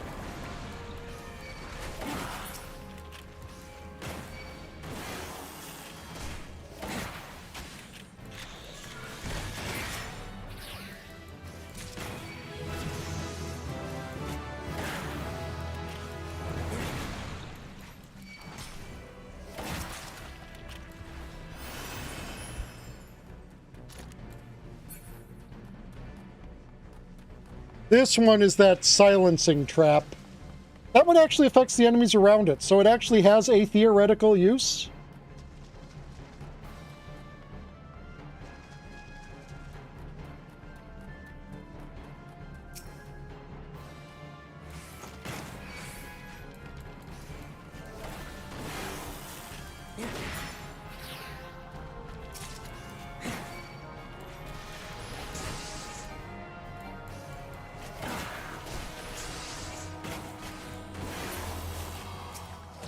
There's no way this will work.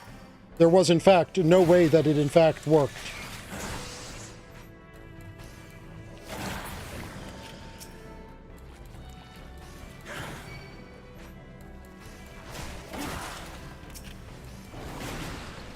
Bronze chests get you physical items. They're the brown ones. But considering there are silver and gold chests, they're probably bronze.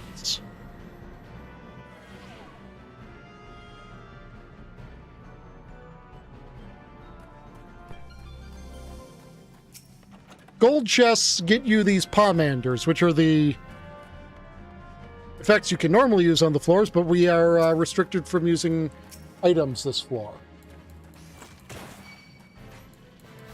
Which is super dangerous later on. But right now it's just a mild inconvenience at most.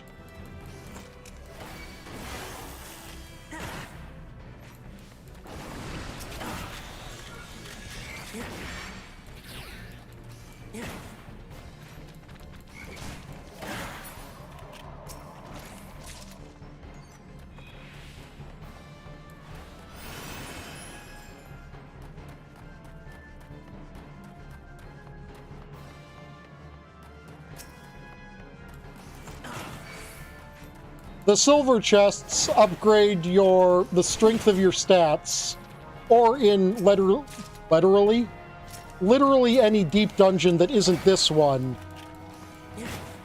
have a chance of giving you a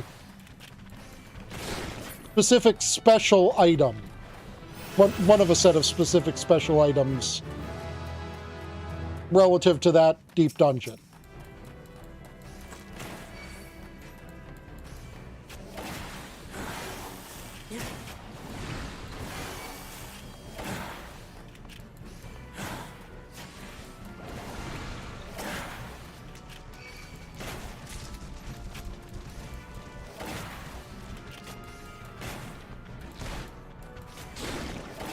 Which can range anywhere from making things a bit easier to, I don't have to deal with this entire floor.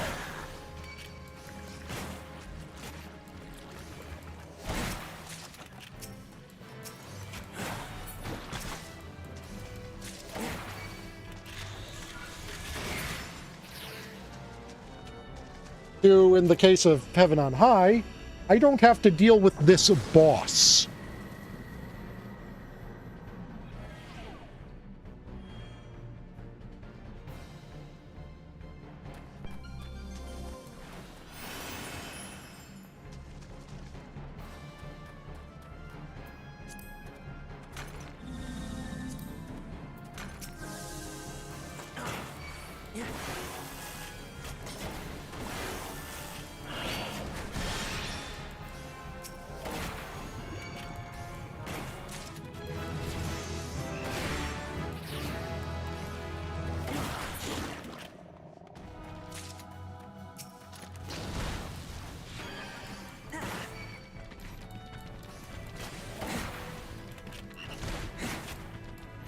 Yep. I didn't know his first name. I did know his name was Sleaze Bakeneko, though.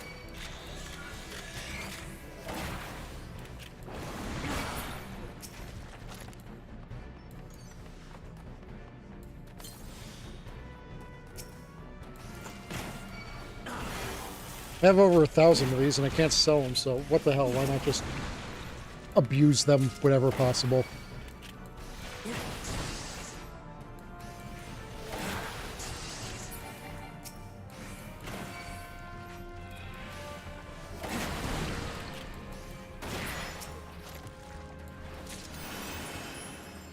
Also, Palpatine's first name is Sheev.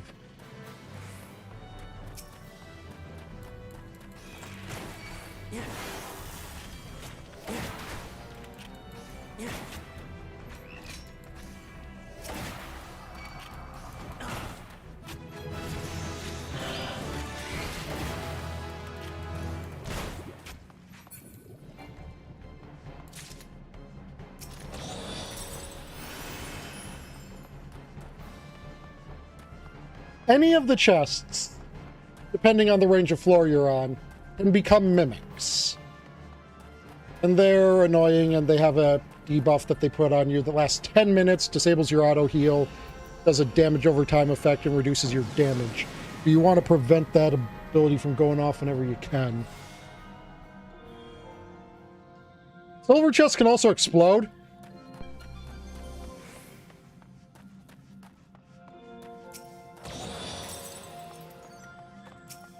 Oh look, mimics. Yes, I do remember Watto.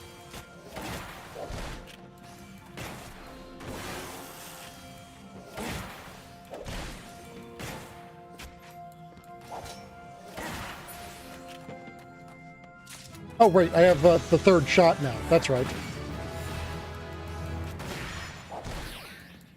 I now don't just have to 1-2, 1-2. I can 1-2-3, 1-2-3.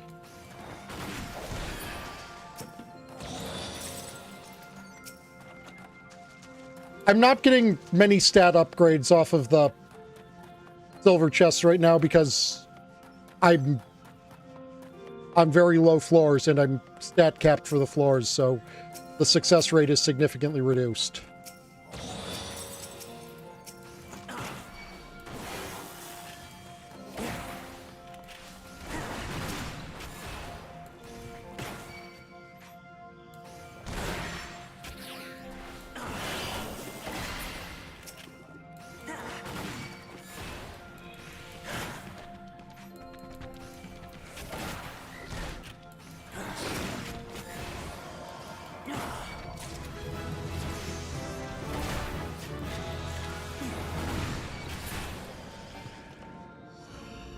That's mostly right now I'm getting my stat ups by leveling up.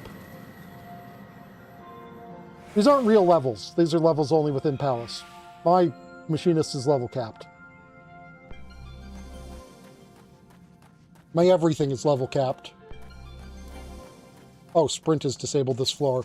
Hey look, a mimic out of a regular chest this time.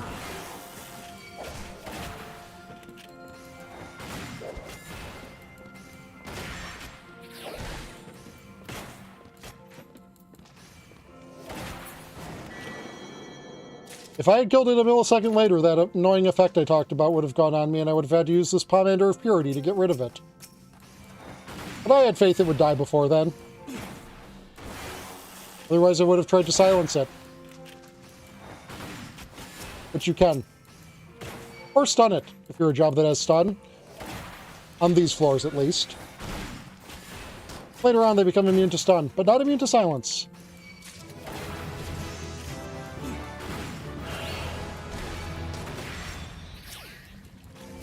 Excuse me, sir.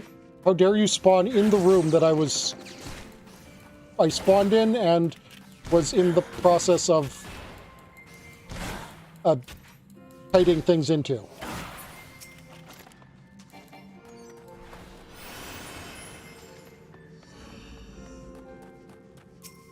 You have to kill enough enemies to make the exit light up. But for right now, that isn't the problem. Or that time isn't a problem. There's no reason to not get all of the resources you can from the floors ahead of time. There we go. I kind of words to that good.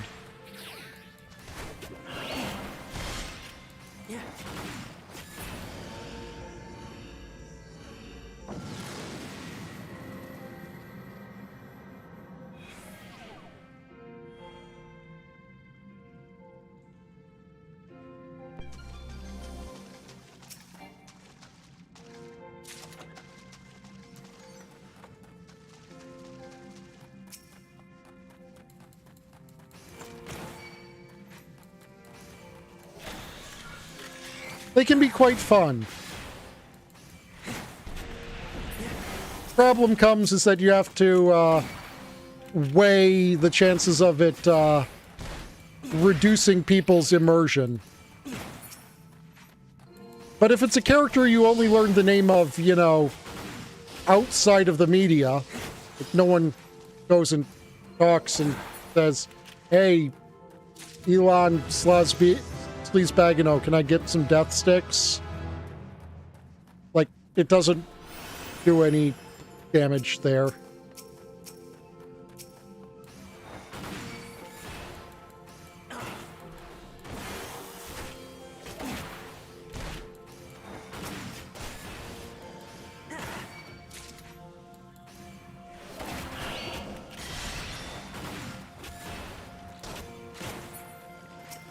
Does become a problem if you're someone like Disney who's like, okay, what can we still milk the goodwill out of?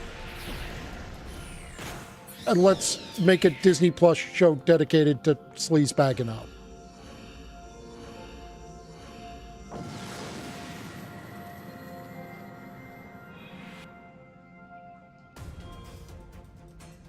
Where we're going to turn him into a hero for some reason.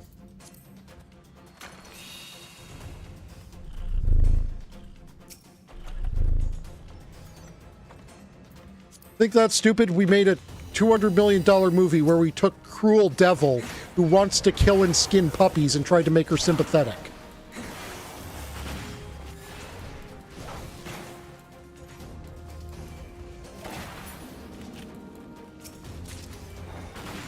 We spent more money on this movie than you will see in your life, trying to make Cruel Devil a sympathetic character.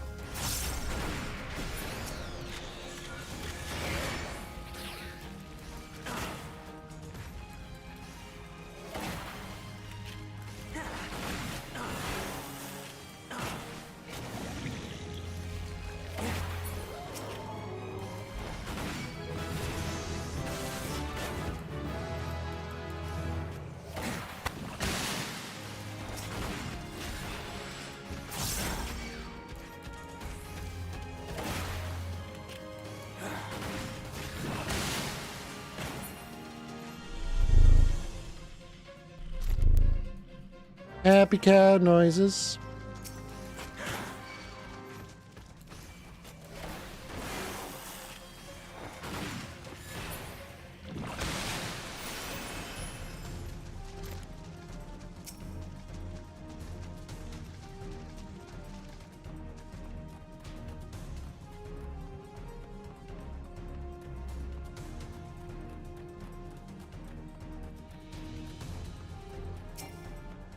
And I think an astonishingly telling thing, given all of them, all of the live action remakes they've done, We never have to ask when someone says what their favorite Disney movie is. And they say, oh, it's Beauty and the Beast. Oh, it's Aladdin. Oh, it's Lilo and Stitch. We never have to ask, you mean the live action one? Because they never mean the live action one.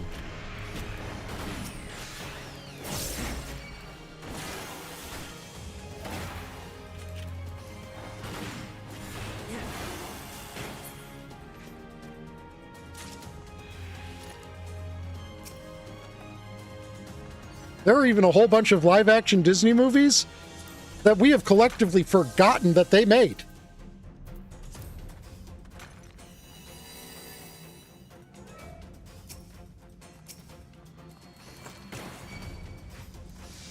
They've done a live-action remake of Dumbo.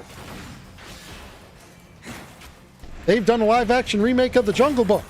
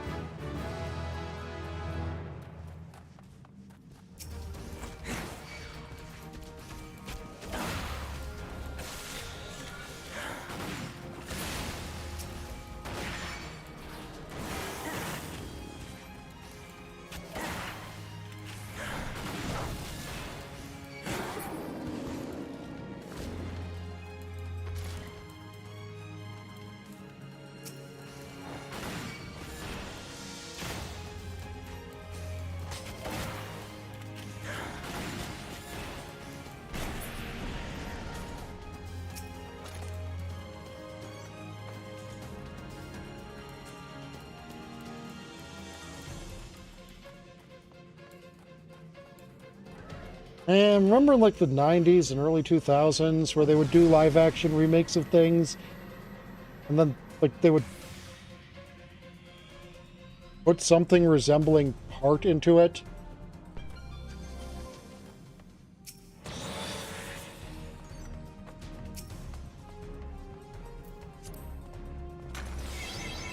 Like even if it didn't need to be live like there was no call for it to be live action remade, and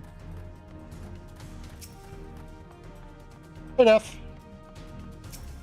And there was like no one really asked for this, but they did it anyways, and they were like, but we're gonna be respectful of the material and like do our best. And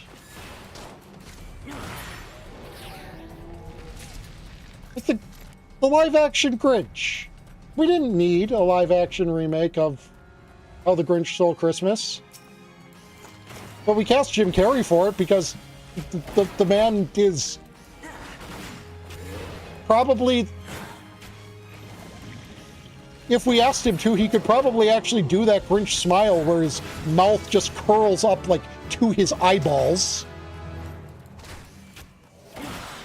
Without CGI or anything. We're pretty sure Jim Carrey can just do that.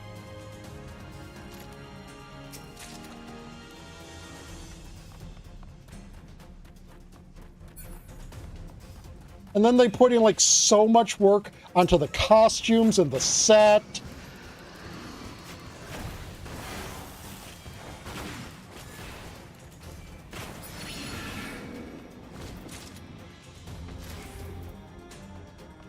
And even though we, gave him a sympathetic backstory, because, it's already, like, the movie already wants us to develop sympathy for him because, it's all about that redemptive spirit of Christmas and togetherness and such. And, the whole, his heart grew 3 sizes that day and such. But, we're like, okay, so yep, this is how he became a bastard.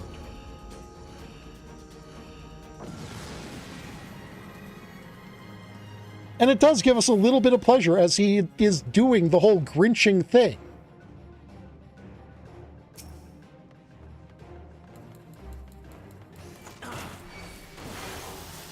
But it's that kind of pleasure where it's like, you still know still feel like he's doing bad, but you also get kind of a catharsis because, like,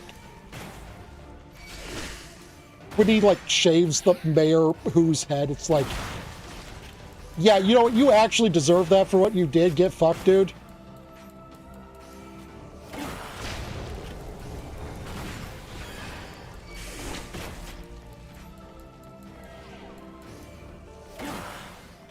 But at the same time, they, you know, had it be over what was for large parts, you know, something he could work his way through, and, you know, the woman that the mayor was sleeping with was still actually into him, and so, like, he would have been able to make it through it if he didn't run away, and it's like, so you did kind of bring this on yourself too in some ways.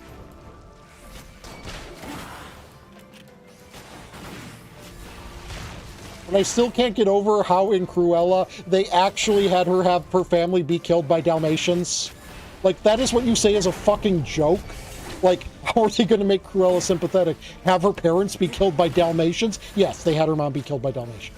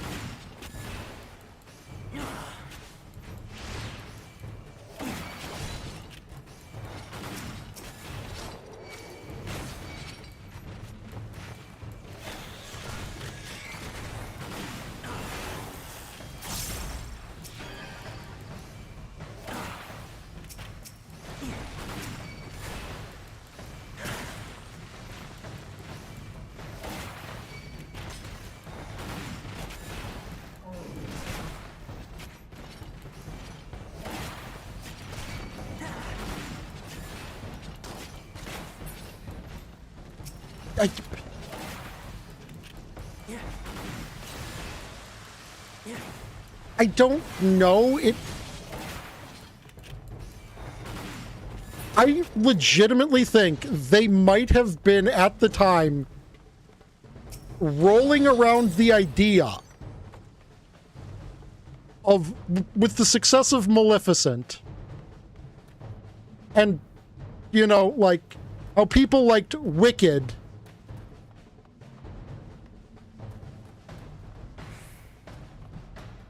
and then they did Cruella. I legitimately think they might have been trying to toss around the idea of, like, a Disney villain MCU.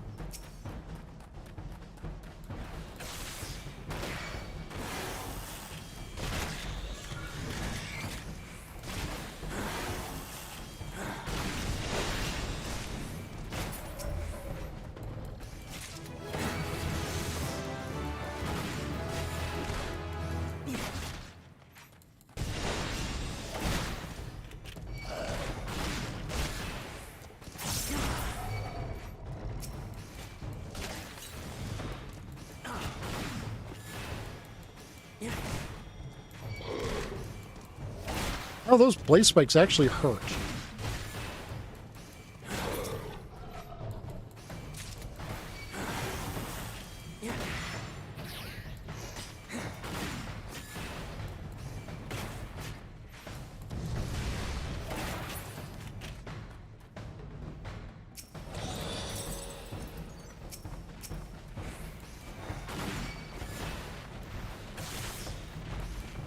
Oh, we actually have,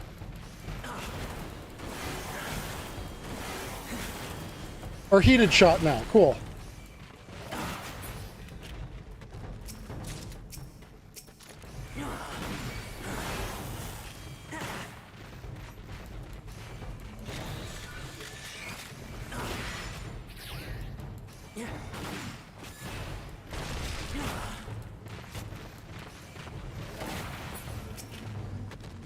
Why am I over here? There's nothing over here.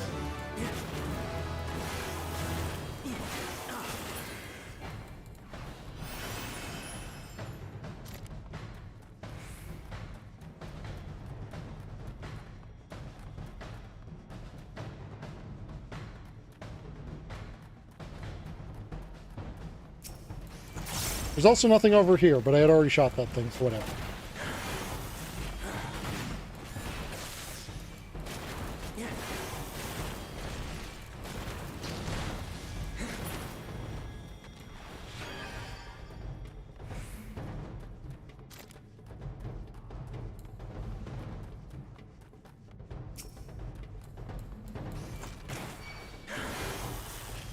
Also, legitimately wild that they would go for their second attempt at it. The person who wants to kill and skin puppies.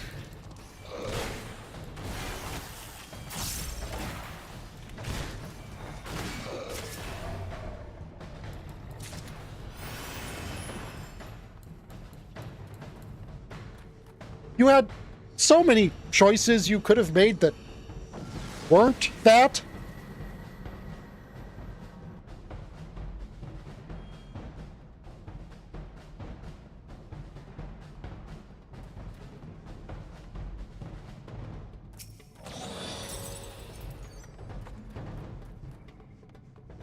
Take care, Simple.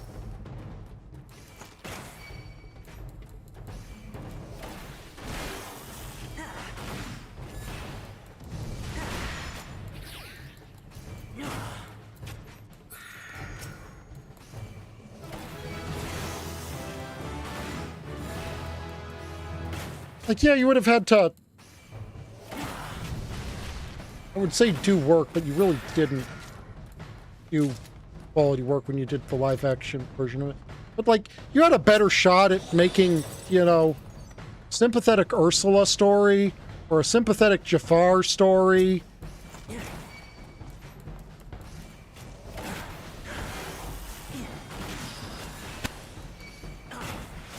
Sympathetic Scar story.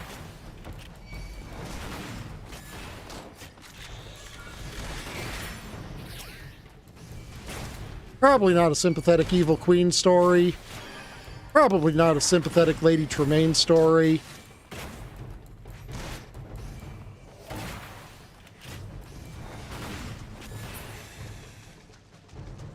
Oh, you could have easily done a sympathetic Captain Hook story. Peter Pan's actually a bastard.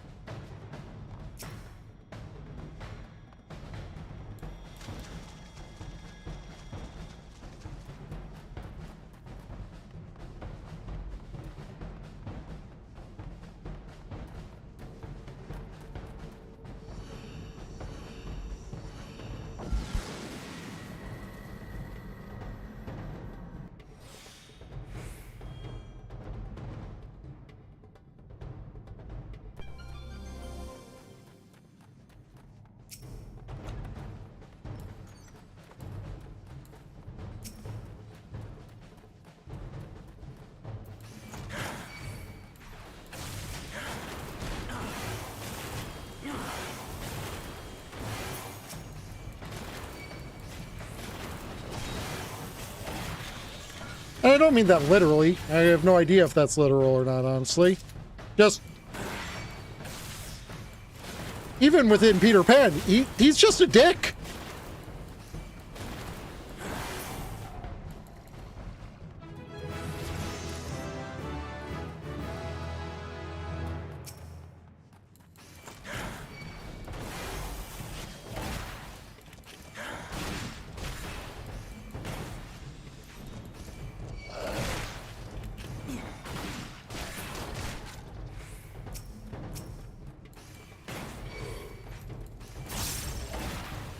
legitimately, I think you would be more able to do a sympathetic Queen of Hearts storyline than you would be able to do a sympathetic Cruella storyline.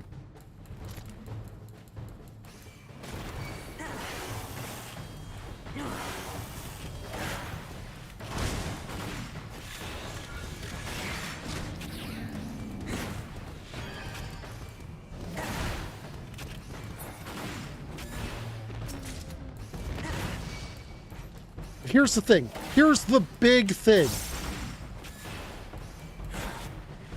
Disney, you need to get this. When you're doing a sympathetic villain story, either have them...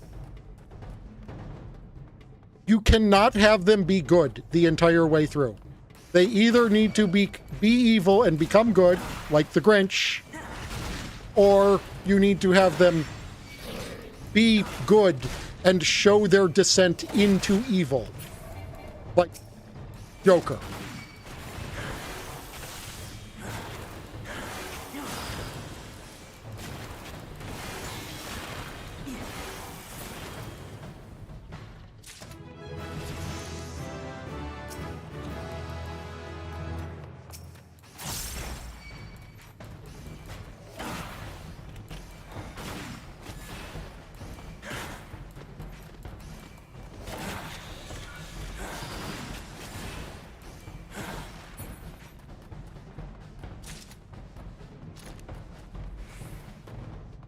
Or I guess there's the other option where, like, you don't do it really from the villain's point of view, and, you know, you do it from the hero's point of view where they realize that the villain isn't a villain, like, you know, How to Train Your Dragon or something.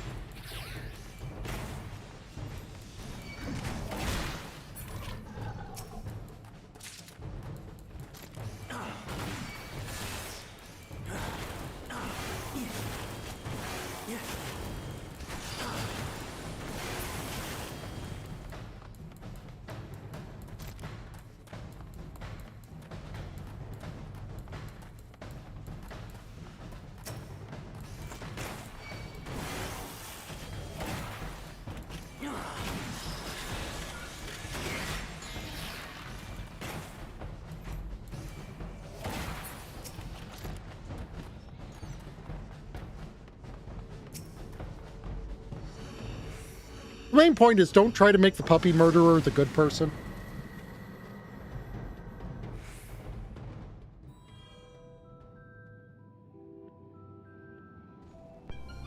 So, here's an effect. Gloom. All of the enemies move faster, hit harder, and take less damage.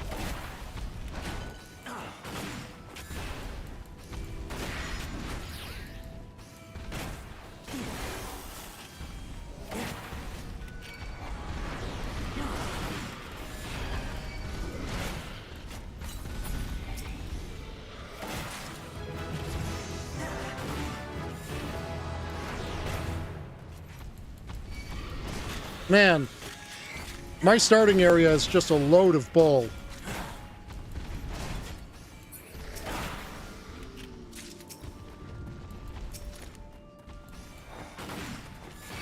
Generally want to prioritize killing patrolling enemies. Just because of, like, what you kind of saw there, where they have this annoying habit of showing up when you least want them to.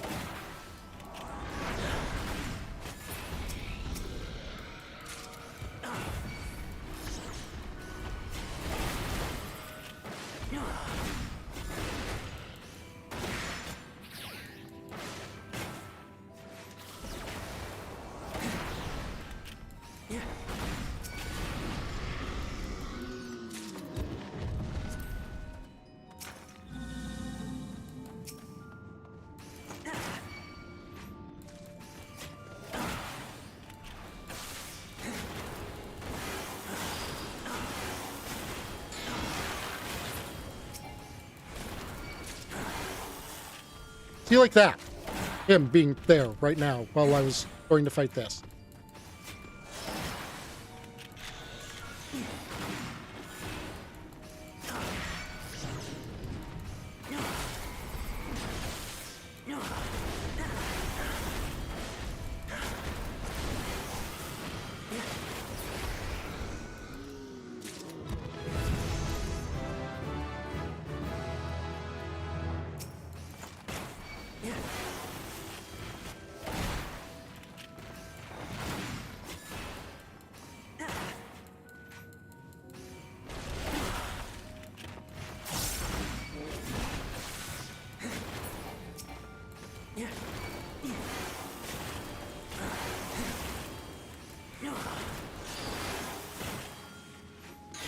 Every enemy has a small chance to drop a treasure chest.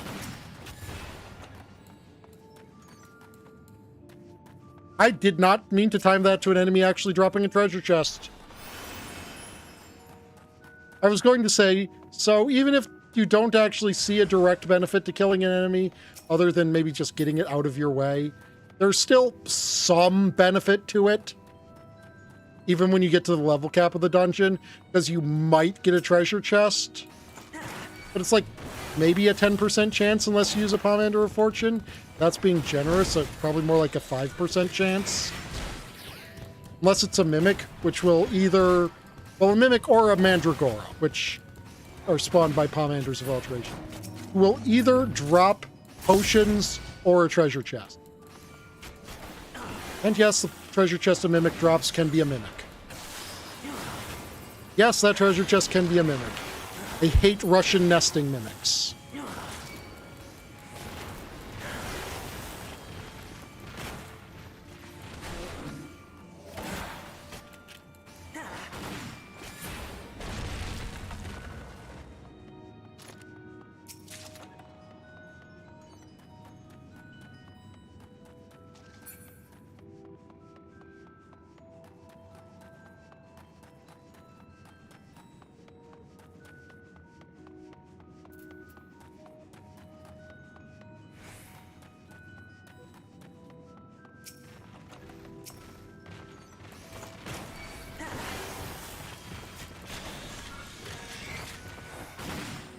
Of course, before you reach the level cap, every enemy also has the benefit of killing them of being XP.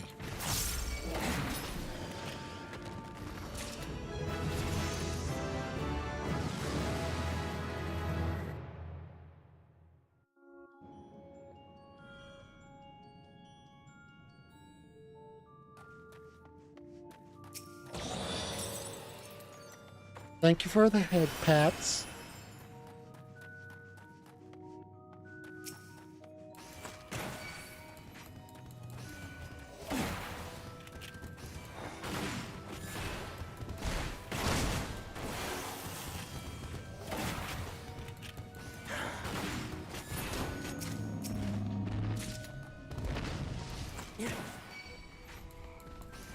Considering you usually won't have a Sight Pomander activated, it's generally best to do your fighting in hallways or your starting room, or in rooms you've already triggered the trap for. Just so you don't accidentally step on a trap mid-fight. Which often is relatively lethal. Also, the fucking turtles don't spawn on your head.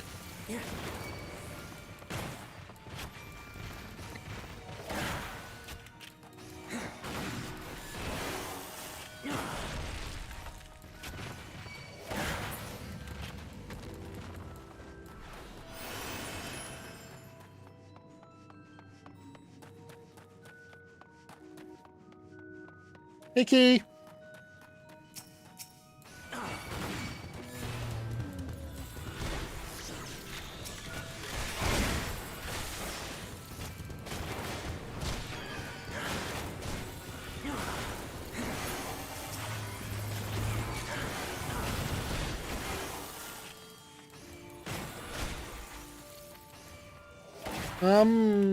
All right, I suppose. So when you use a Pomander of Alteration, one room on the next floor will either be Mimics or these completely one-shottable Mandragoras.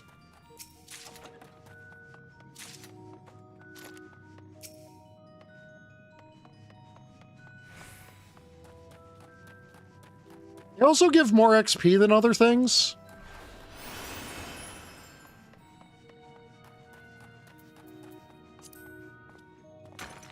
Like I said, they will either drop potions or they will drop a chest.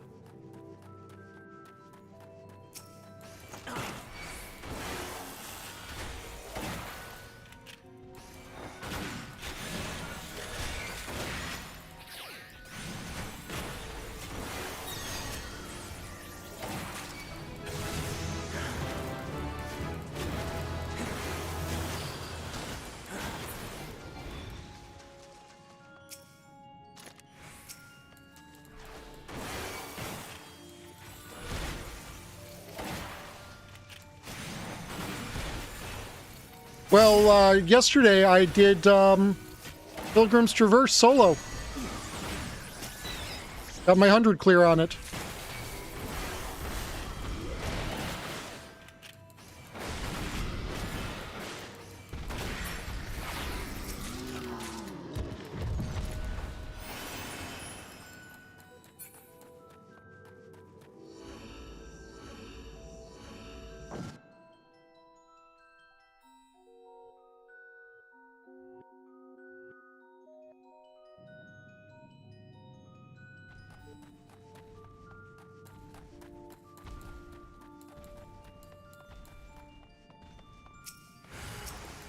I can, but I've always kind of liked the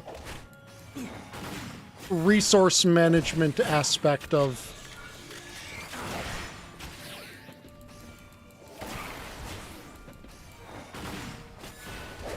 the idea.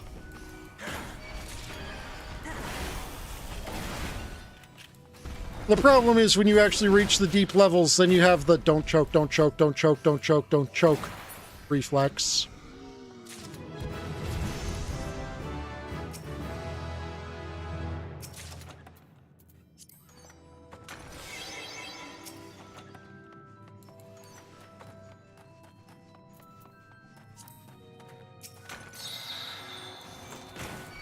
So, Pomanders of Fortune, they increase the drop rate of treasure chests to, like, I don't know, 25% from enemies? Probably not that high, but they're a good way to get some extra resources, especially on a floor with a lot of enemies.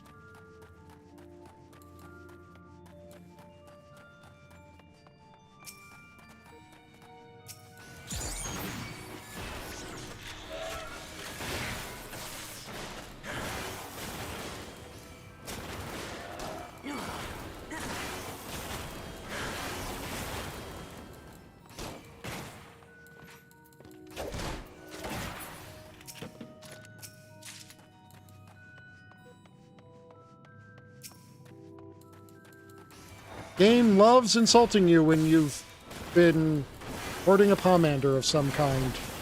By just being like, hey, you know that thing you used right now that you've been stocking up on? Here, have more of them that you can't hold.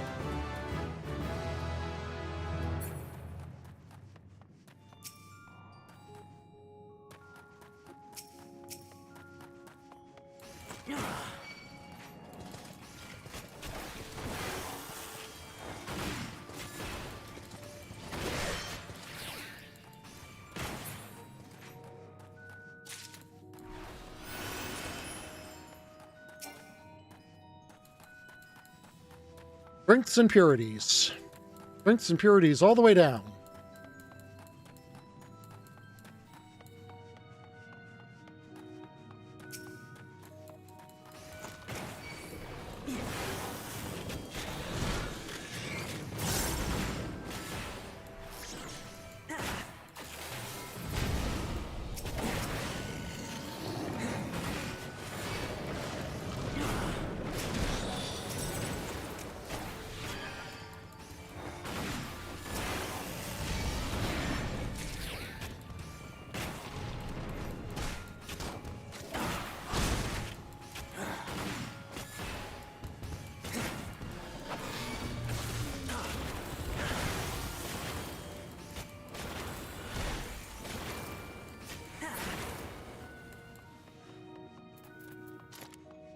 At the very least, I can refresh it, grab one of these, and then peace out.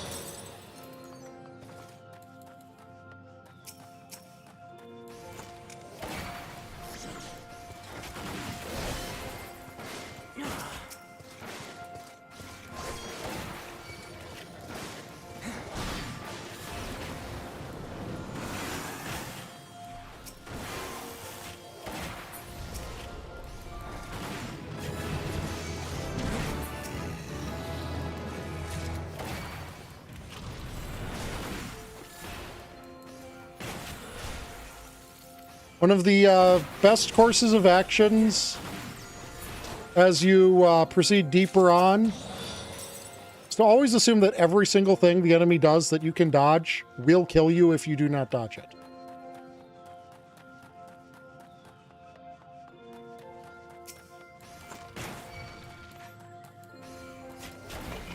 And if it doesn't outright kill you, it will make you wish you were dead.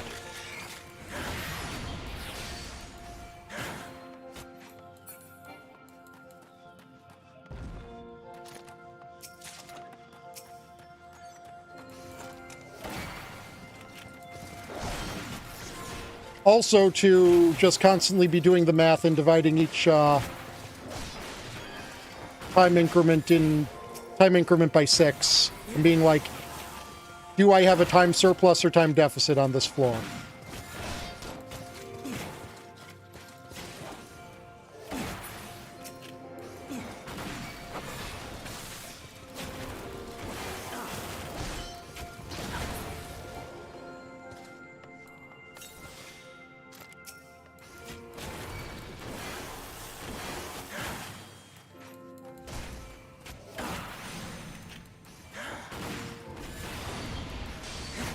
Also, never open a silver chest when low on HP. They can kill you with their explosion. Landmines can't. Landmines deal a % of your current HP. Silver chests do a % of your max HP.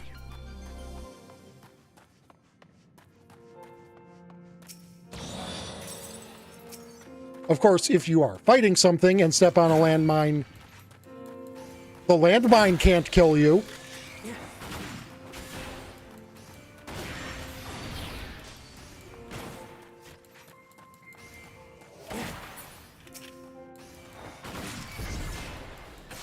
I mean, you can use silver chests offensively, too.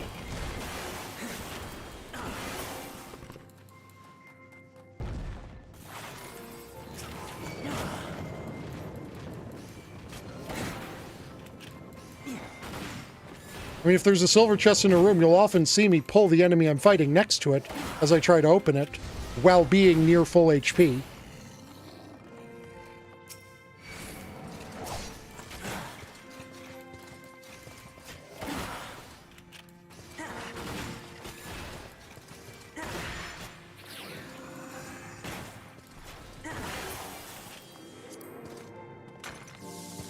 Yes.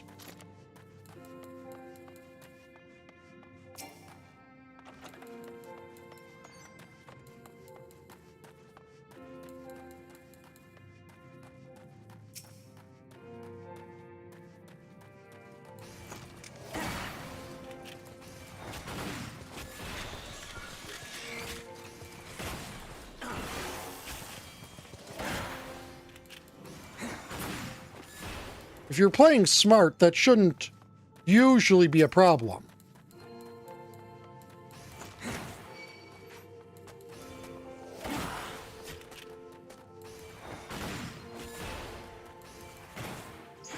The range on that sleep is actually absurd.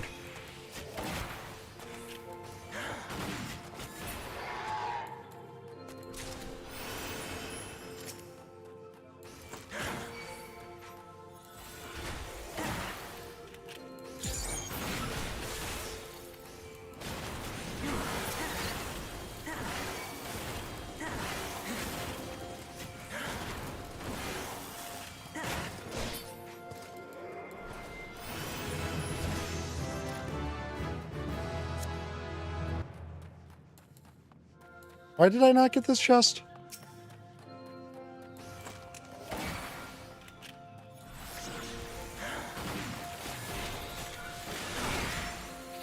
Was there a reason, or did I just not get it?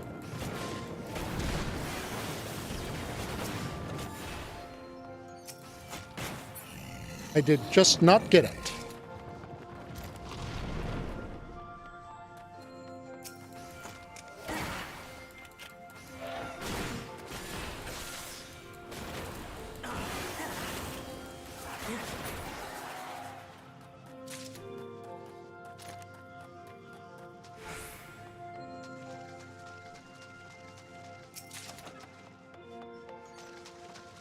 Now that Phoenix Downs are usable in dungeons, it is so neat to be able to get a bunch of them.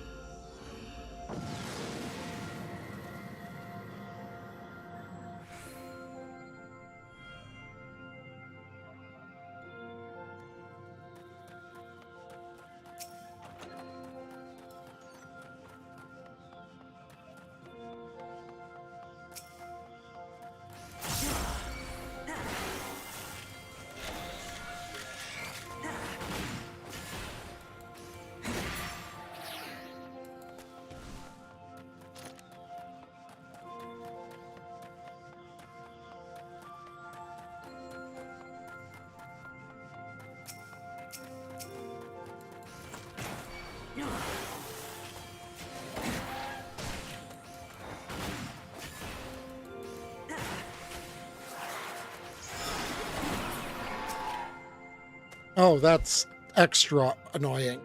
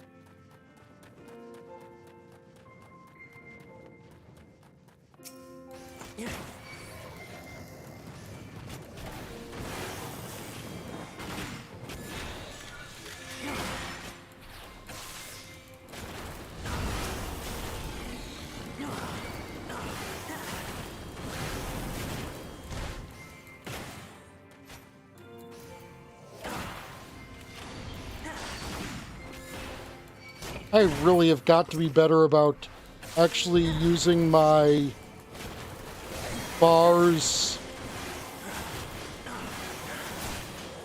without completely overcapping them.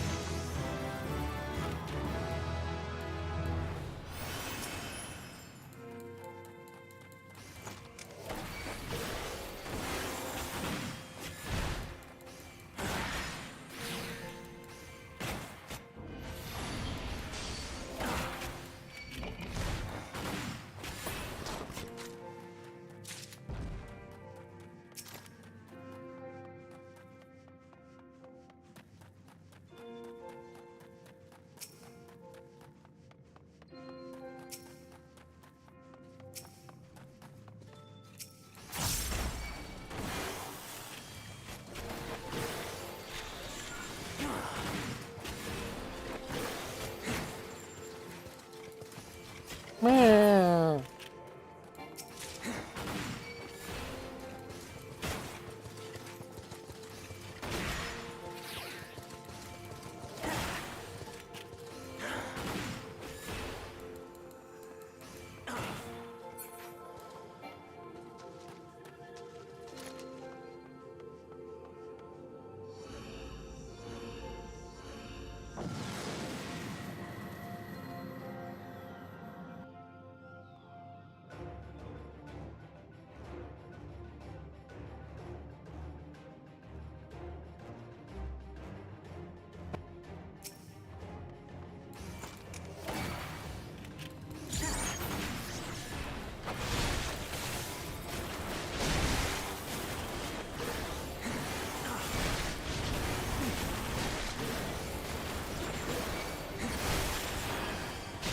The fun fact, before sustaining potions existed in this dungeon, this boss, in its incarnation on the Flora 130 variety, walled most DPS from progressing.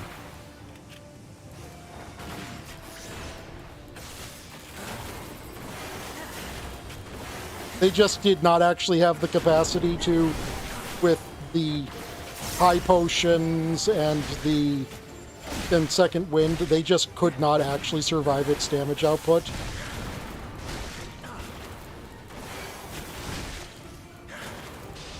And you'll even see here on this level 31, I'm kind of getting at least a little bit bullied.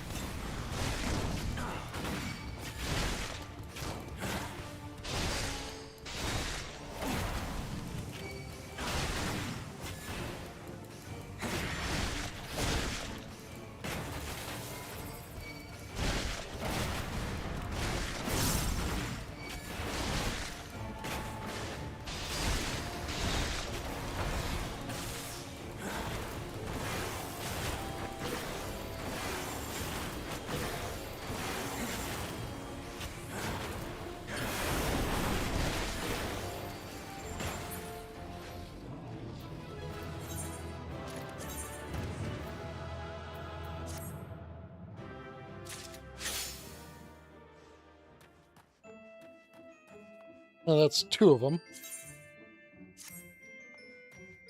Okay, I'm going to be right back. Need to use the restroom.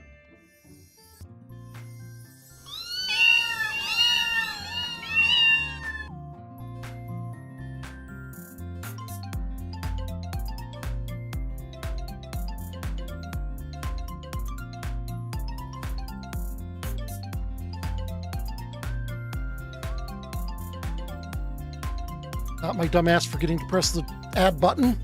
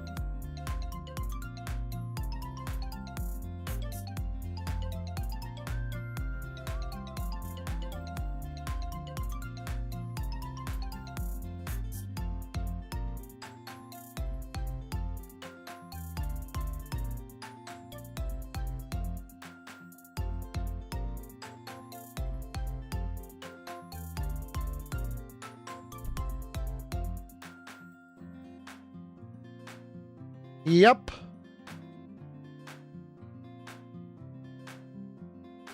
And I am back too.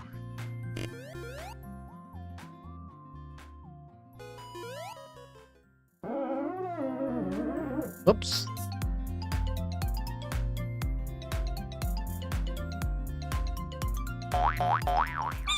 Also, I kind of like the name Medicinal Splotch.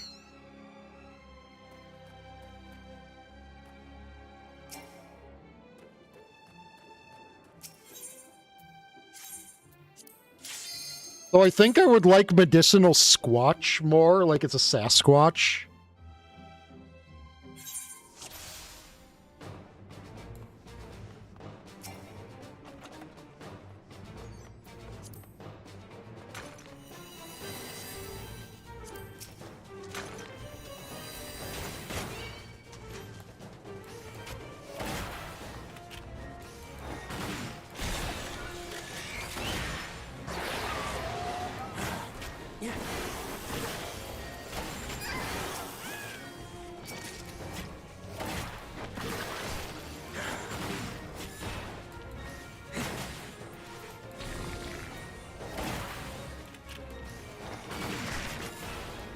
What do you mean drill isn't until level 58?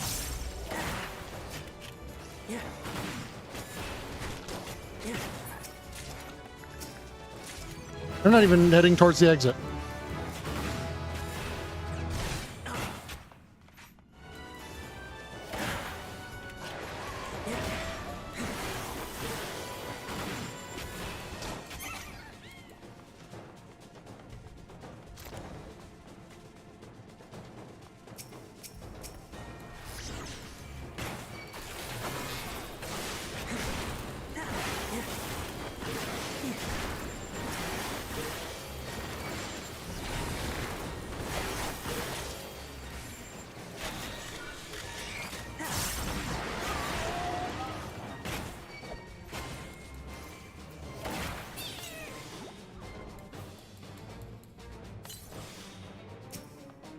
I don't believe you actually gain the stat benefits of the food, but you do gain the vitality, which increases your HP.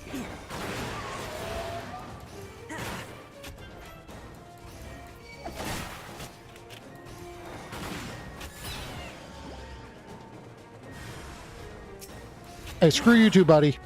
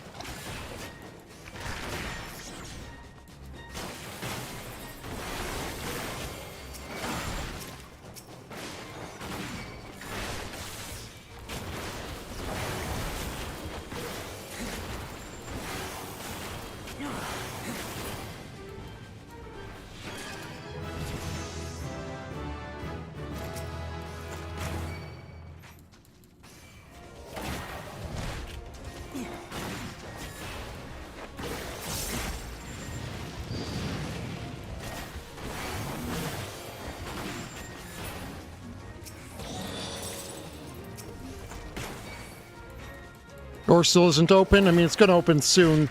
The closer to white that key gets, the more close to being open it is. Or I should say, the more lit up the color is. That's a better way of describing it. See, there we go. It's open.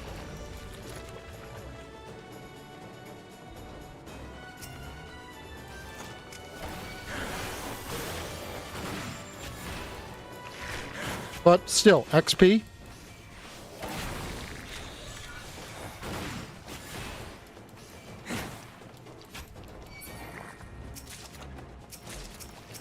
And killing enemies is just more fun than not killing enemies.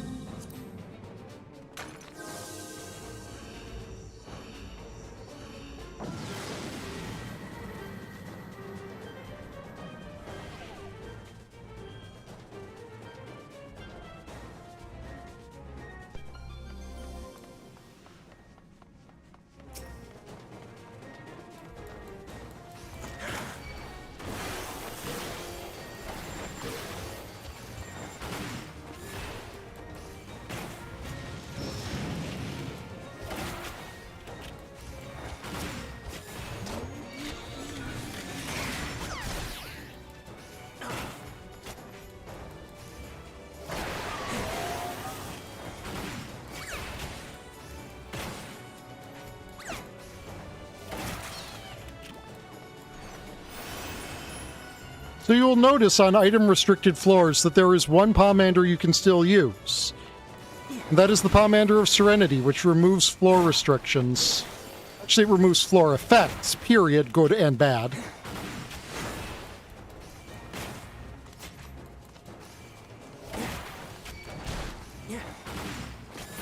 But obviously you wouldn't want to use it on a floor where you exclusively have a beneficial effect. That would be silly. Today I shall make this harder for myself for no reason. Today I shall explode for no reason. No, you get back here too.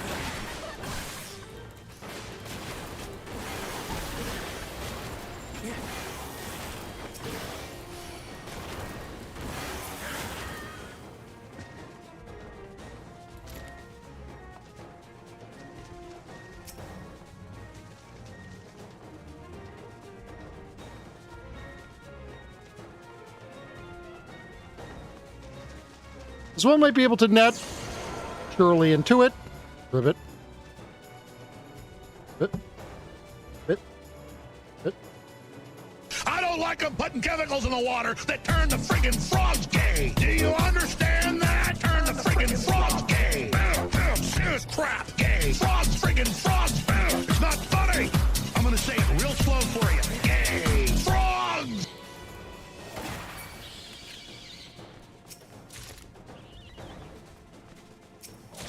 Is that going to be a bit whenever I step on a frog trap? Who knows? I don't.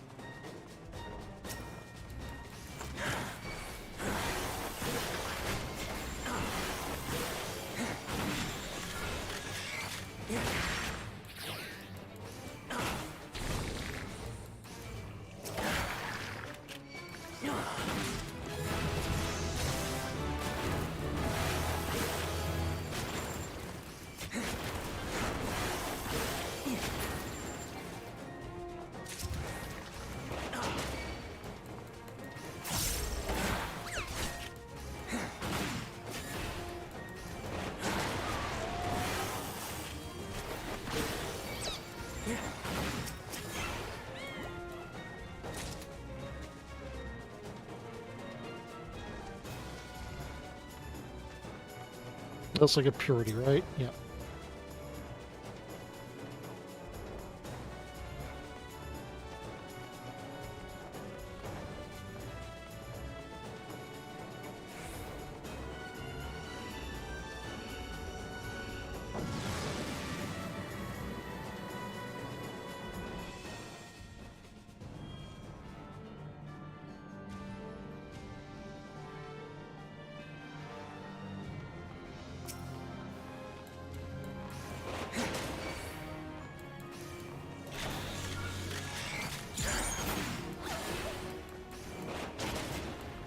It's going all right.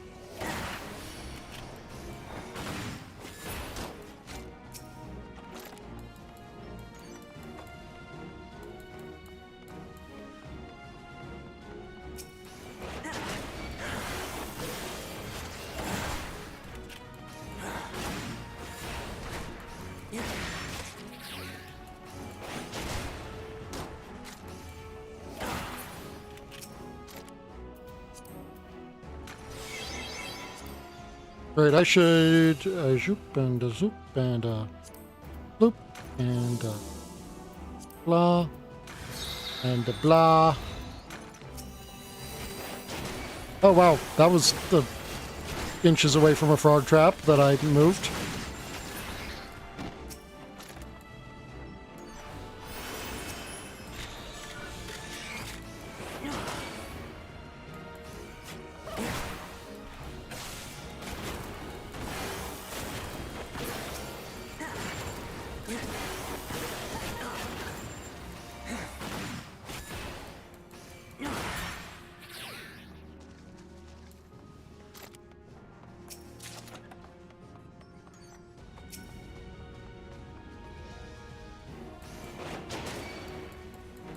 That there is the most dangerous trap of all of them. That one hit on a high floor without an out to it often just ends runs. Here, we're fine.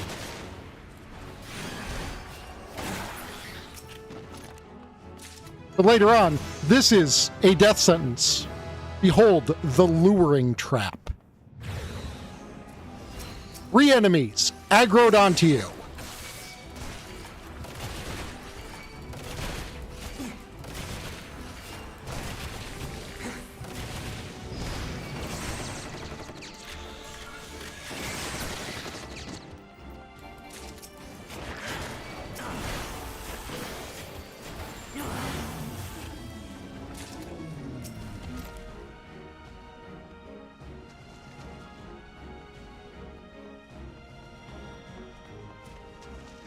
So I'm actually going to give you guys a piece of rare trivia that you may not actually know. I mean, plenty of you don't know the things because they are...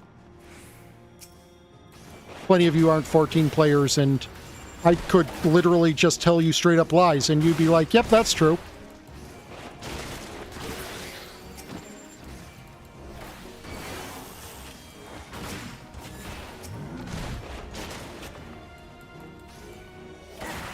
But the transformation status actually does have a cure.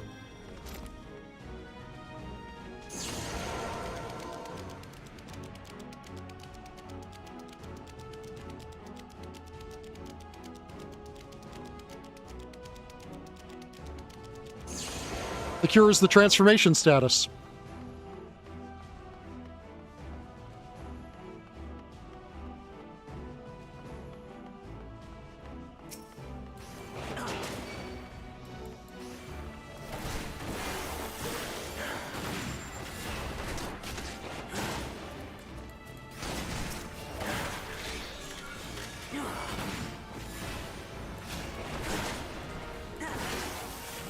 Why do I get a feeling there is at least one person who is mental enough to actually clear these solo as every job?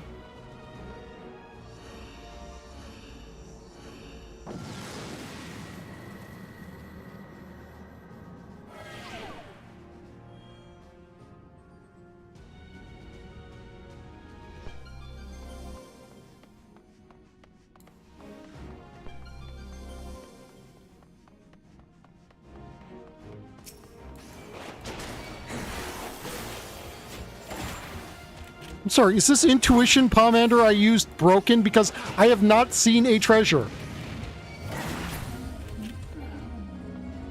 Oh, yep, it's saying it's yellow and red status and...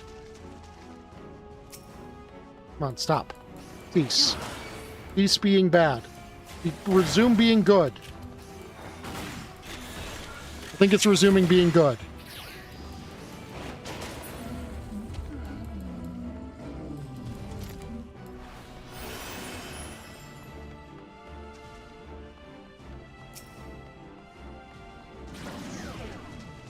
Enervation trap makes me weaker and take more damage for a minute.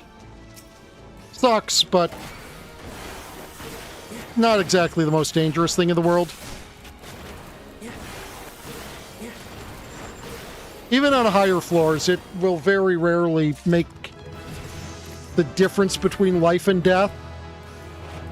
I mean, it could, but like, you probably already have made a couple of mistakes if it's making the difference between life and death.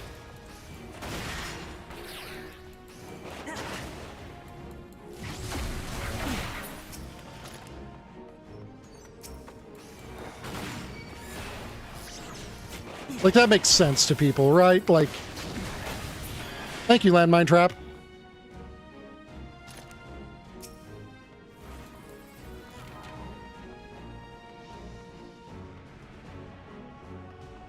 It can be the straw that broke the camel's back. That's a good way of saying it.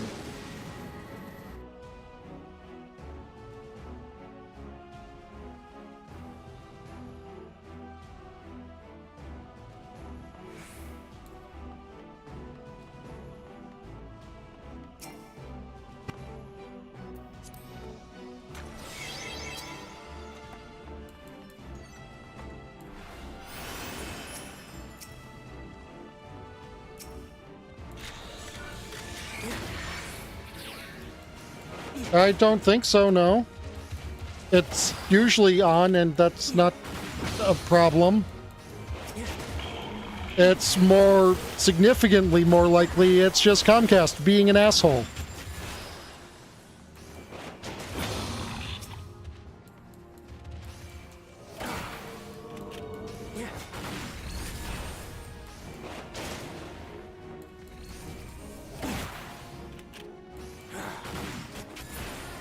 I can think of something that might cause a problem. Let me just try rebooting you.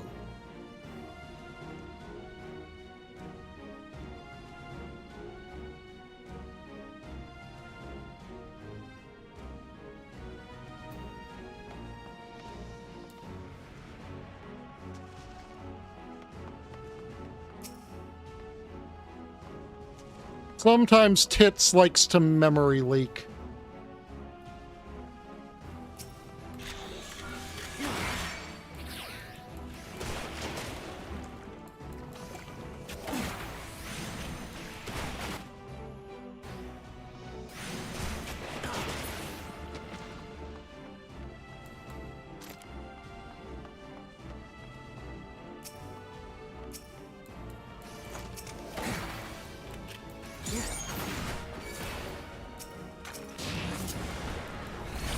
So here's a form that lets you make enemies take more damage and, I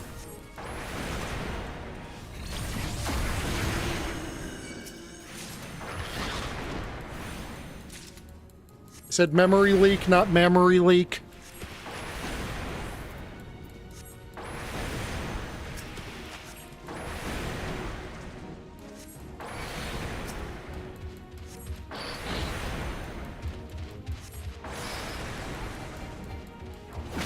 Kinda, yeah.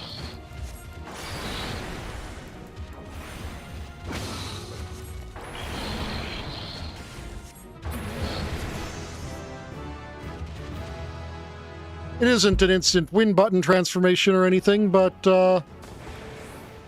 it does a bit more damage than you normally do, and makes the thing take more damage for like a minute after, or 2 minutes afterwards. So it's not a bad way to open up on a boss.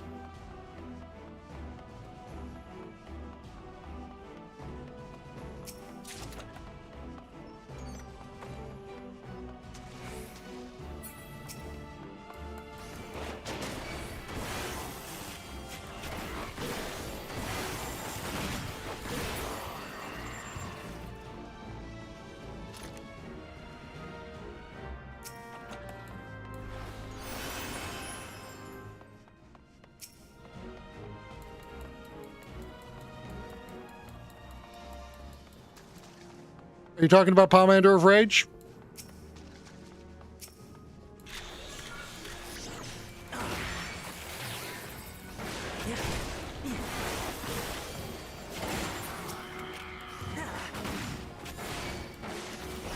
Pomander of Rage is what we keep in our pocket for things going disastrously. I'm upset because we have completely cleared out the floor, and there's just a spare rage. Literally the last room. Just as we're talking about it.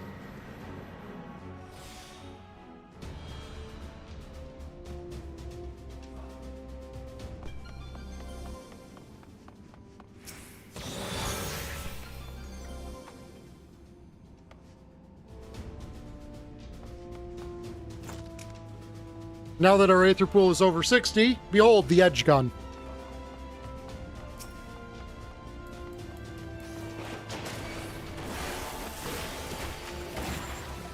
I swear though, like this run seems scripted because I was talking about rare chances of enemies dropping chests, enemy immediately drops a chest. We start discussing rage, rage is there.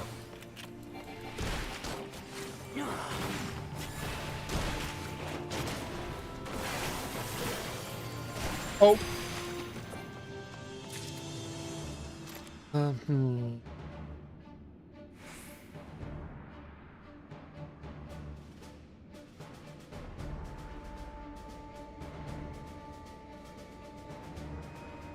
Let's just get me a little bit less in the center of everything. Now I'm back in the center of everything.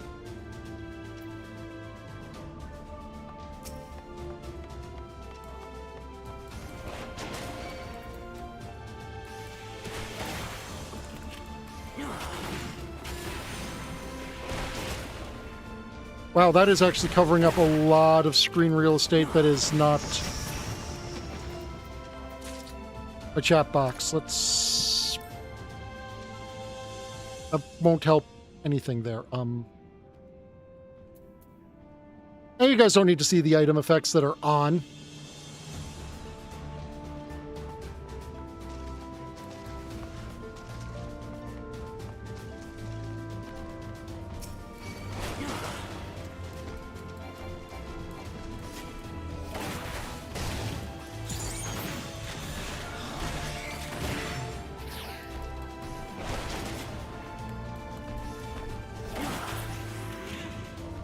Also, it's not really covering up that much more. It's like covering up...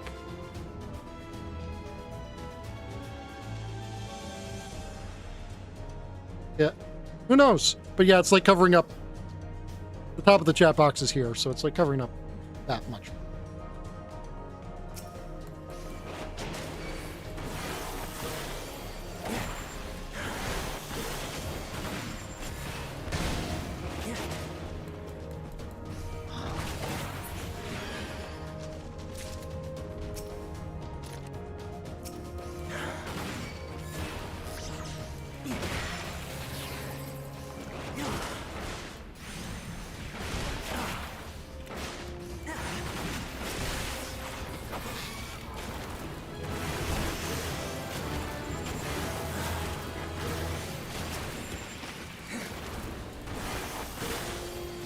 Oh, hey, we finally have drill!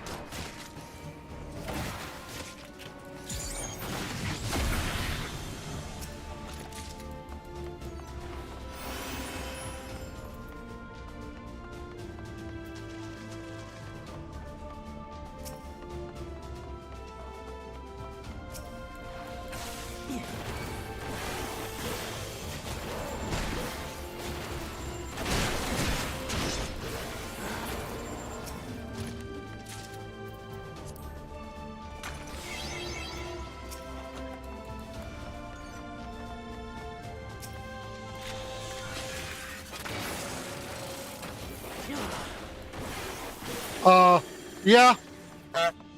Meh.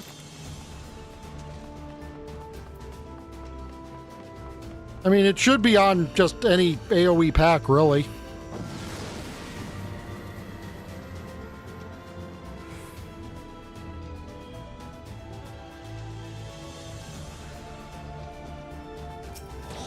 But like after you've used Chainsaw and applied Bioblaster.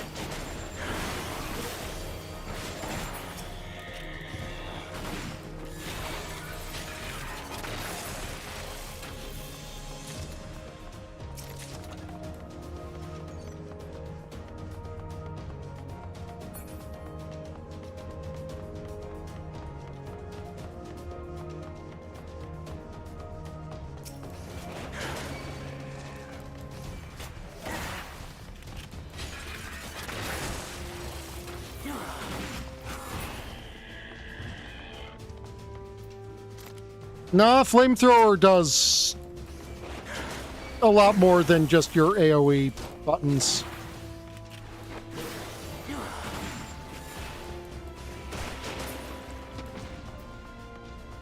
At least I think it does. I think it has like the special tick property of the fast ticks like Phantom Tick and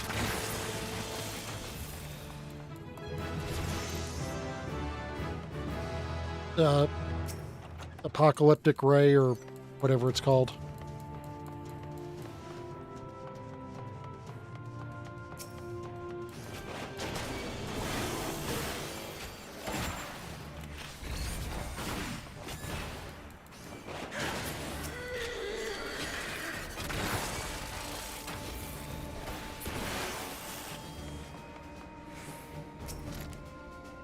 Nice.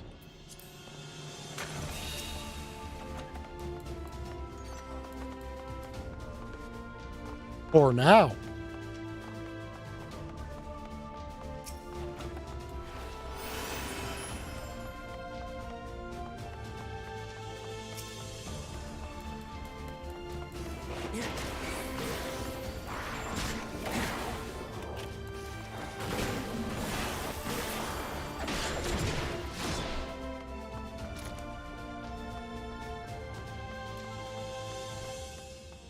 Ooh, neat.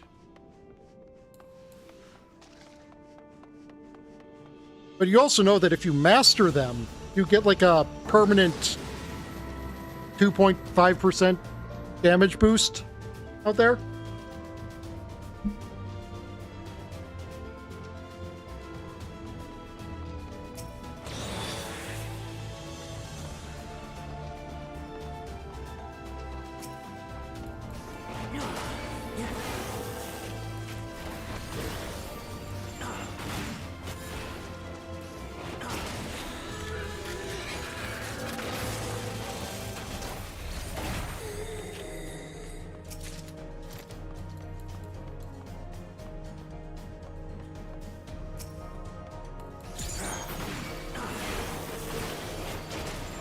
Oh, okay then.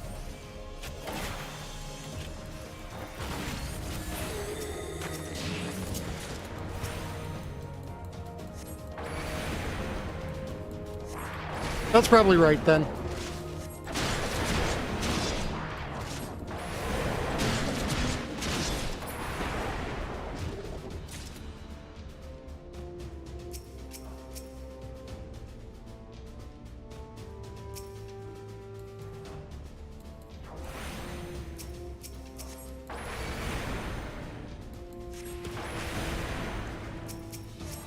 You missed. How could you miss?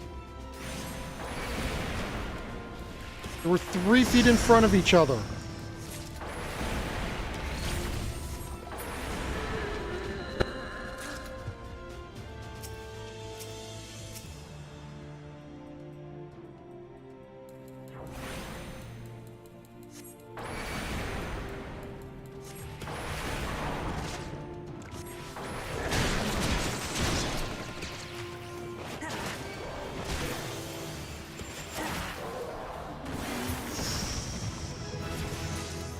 There we go. We are now level capped for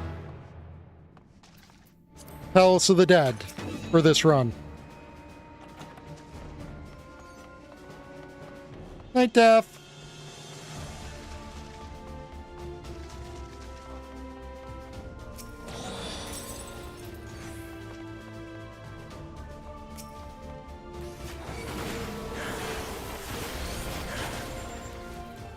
Wait.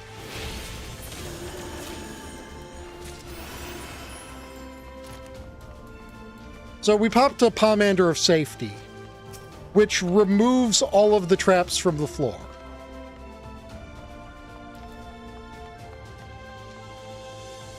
But since you can use the traps to your advantage sometimes, and if you can see them, you know, just don't step on them, that makes Safety a slightly worse Pomander of Sight.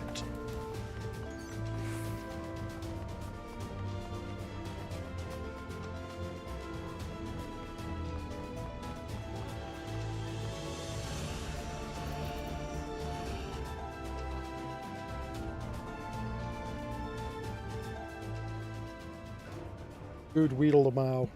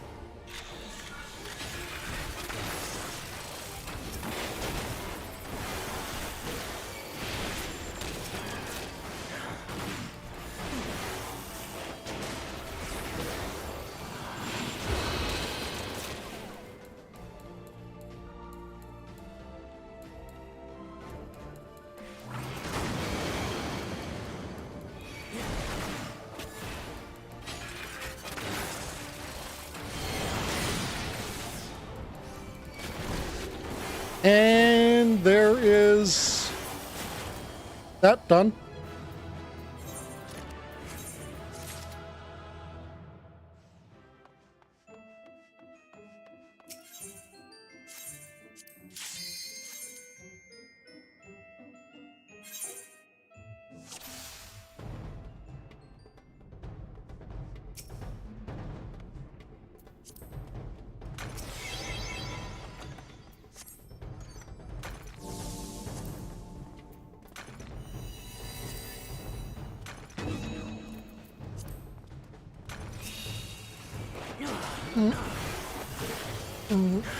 Stretchy and zippy.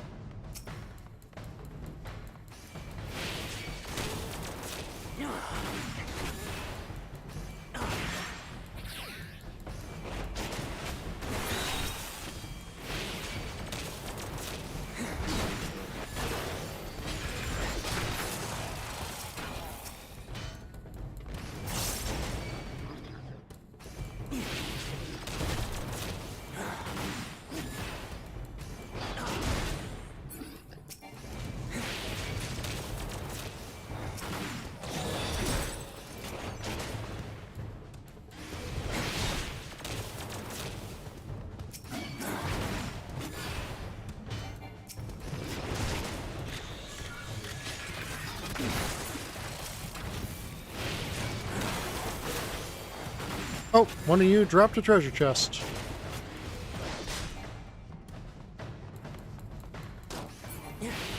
So you may wonder why I tend to run around the outside of rooms. It's because there are very, very, very rarely traps along the wall.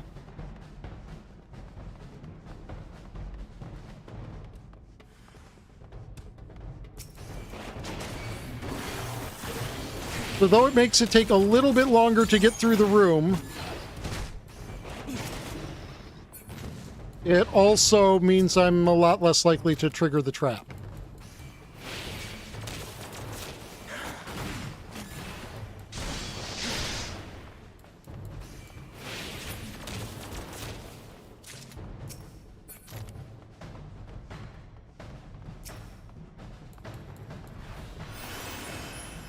All that detour for nothing.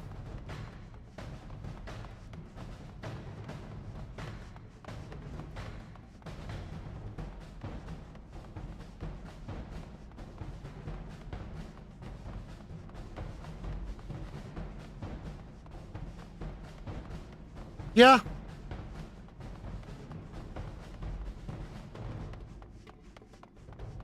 Wait, I popped a pomander of safety here. Why am I actually running? I may not be smart.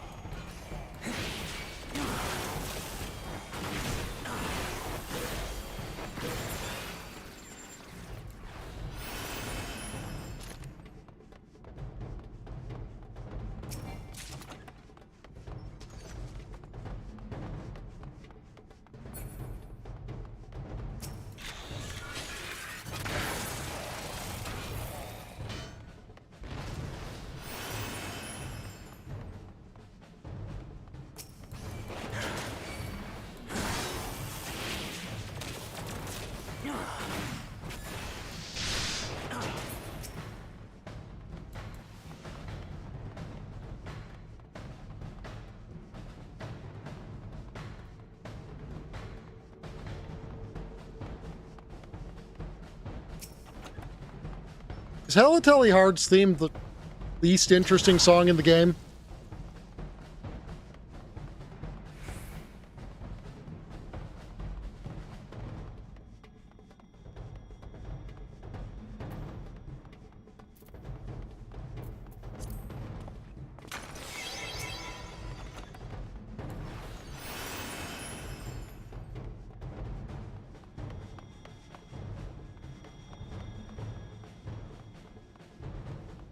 You know, I blew up in this room, so why risk popping traps there?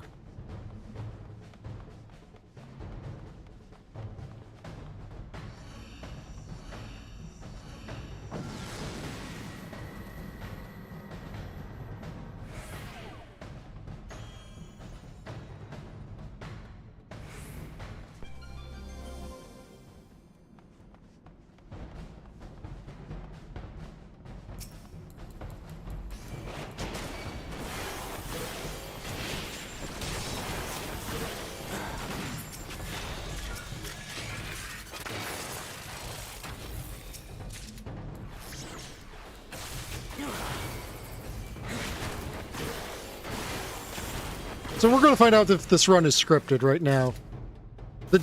One of the most dangerous things about traps in this game, when they're hidden, and also about accursed horde pieces, they share the same spawn points. Okay, we are not a completely scripted run, apparently. Did I say apparently twice in that sentence?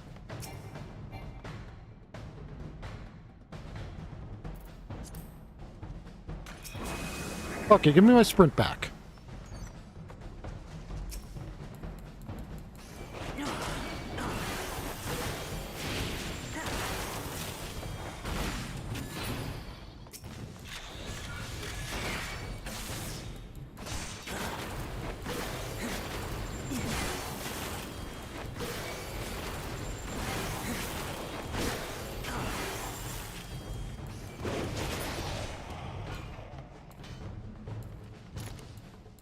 So the only room that cannot spawn traps is your starting room of the floor.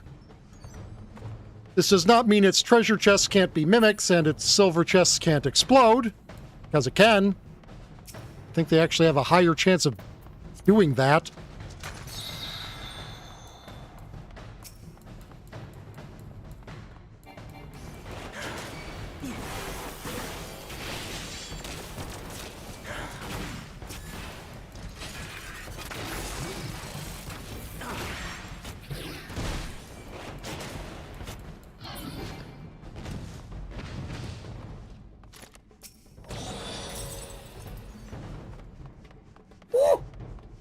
Been gnomed.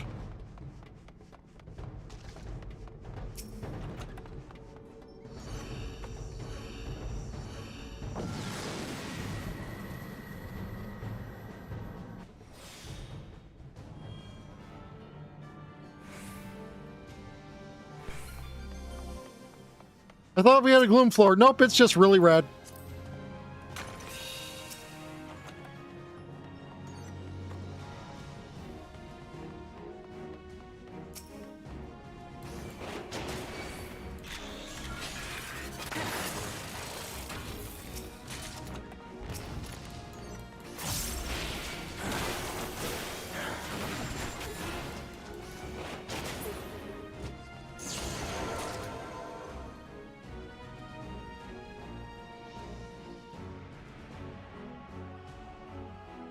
I don't like them putting chemicals in the...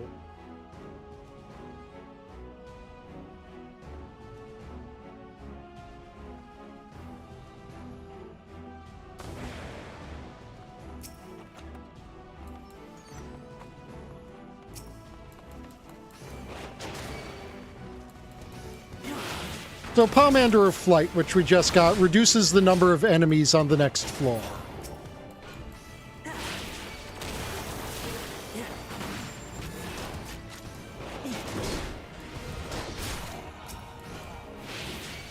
Simple enough, and a nice thing to pop when you need to gain back a little bit of time.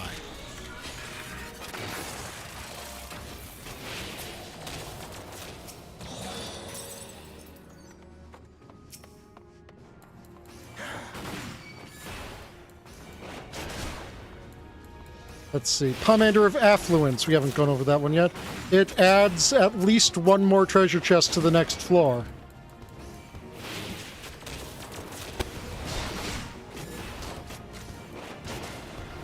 Not necessarily telling you what kind, not necessarily having it be anywhere convenient on the next floor, but there sure is more treasure chests there.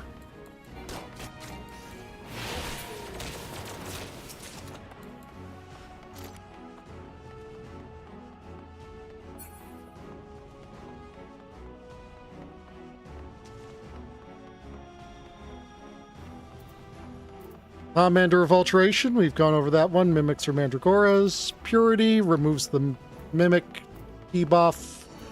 Fortune. Witching, Serenity, right?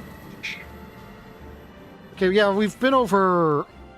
Oh, wait, that's one we haven't been over. Intuition. It's what makes the glowing things on the floor that give you a piece of the accursed horde visible.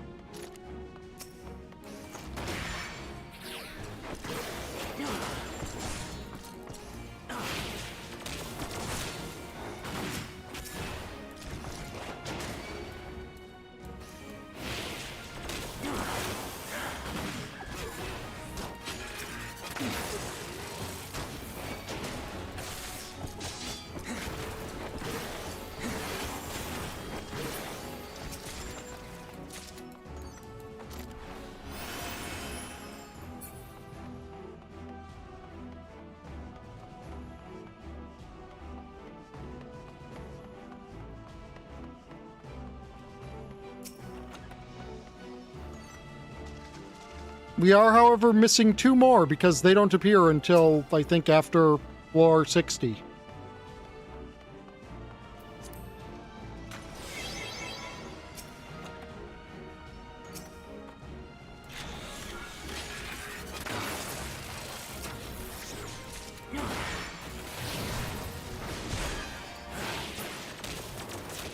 That was almost incredibly bad.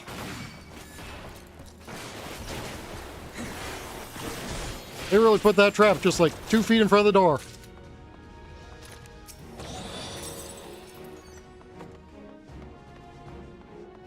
Wait, there's another one, yep.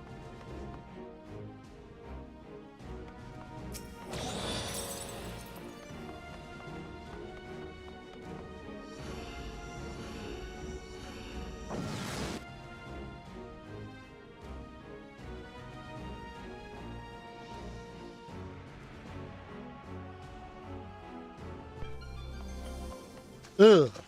Abilities unavailable. That is a nasty effect. Quite dangerous on deeper floors.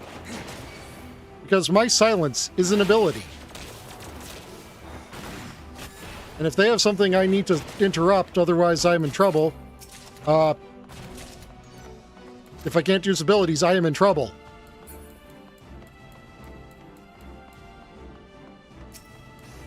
This was really, really bad back in the day if your healer was stuck in cleric stance, meaning their heals did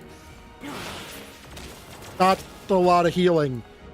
Their damaging did a lot of damaging, but their healing didn't do healing.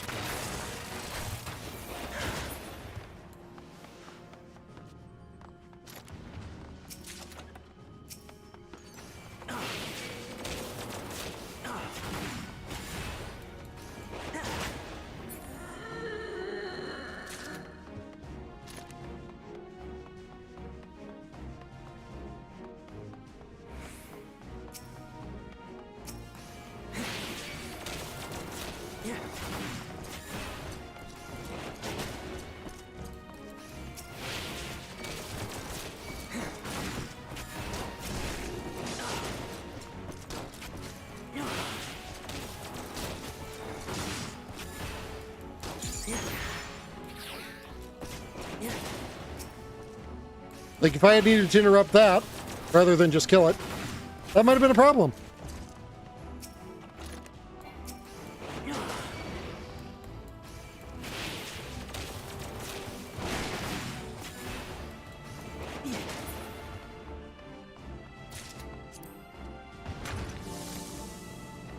Why do they fall so loudly?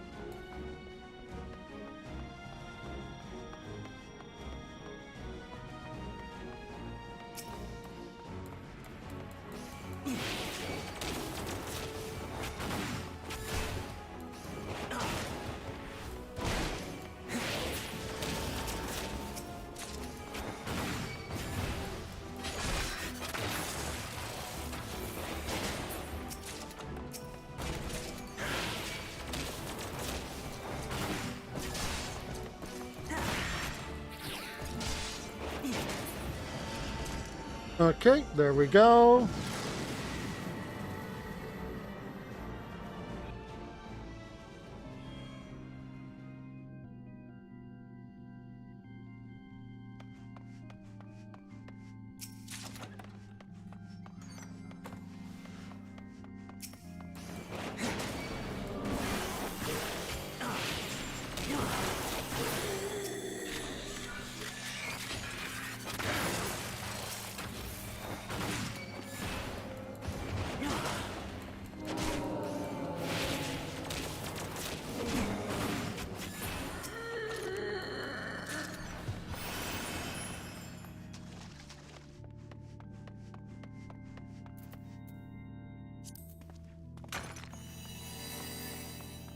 This little icon up here means that there is a piece of the accursed horde somewhere on the floor.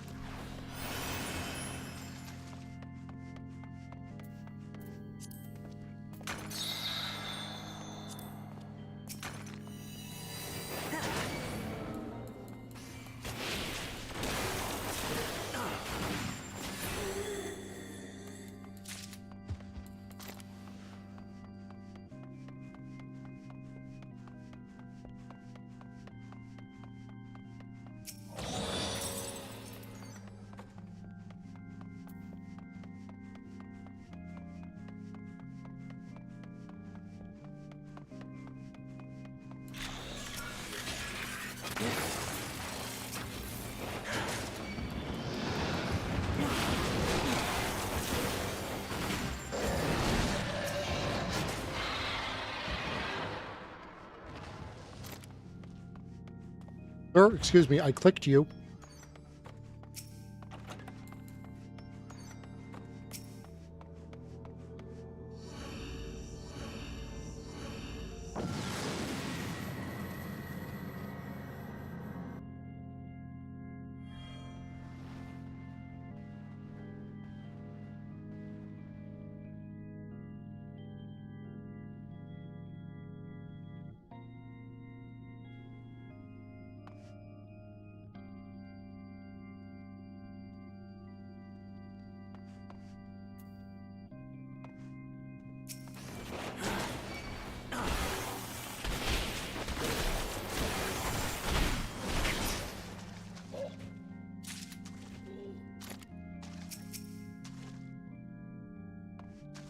Excellent. Now we actually get a chance to demonstrate.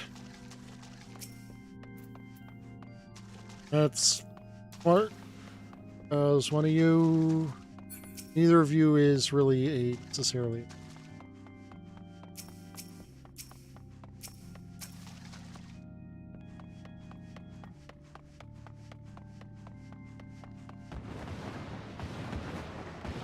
There we go. Here's the dead end.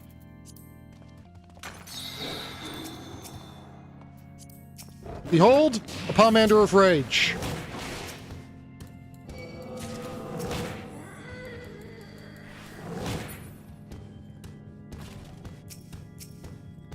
You can see why we want to keep these for a rainy day.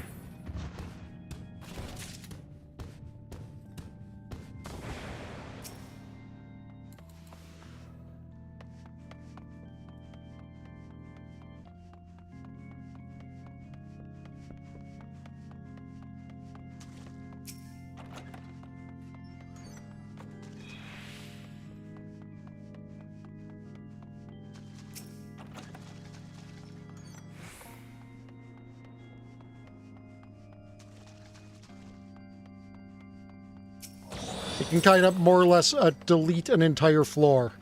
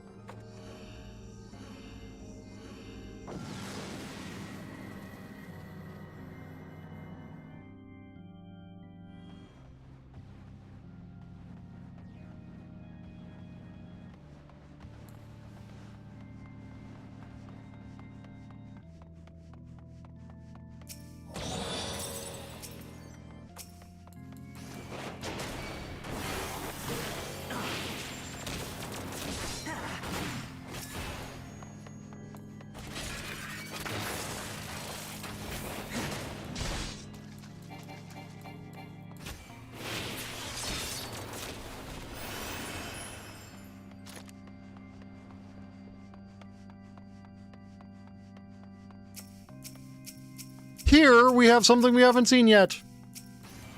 We call this a monster room. Or a treasure room. There are 4 treasure chests. And a bunch more monsters than normal.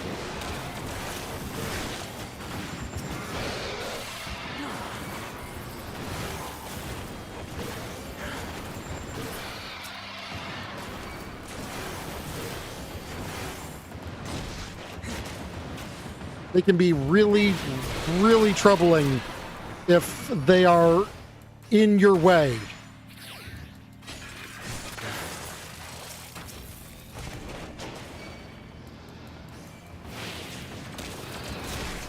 On the later floors where, you know, things actually take a while to kill.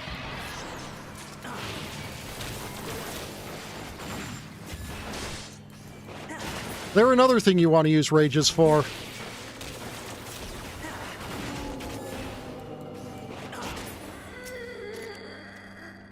I'm upset.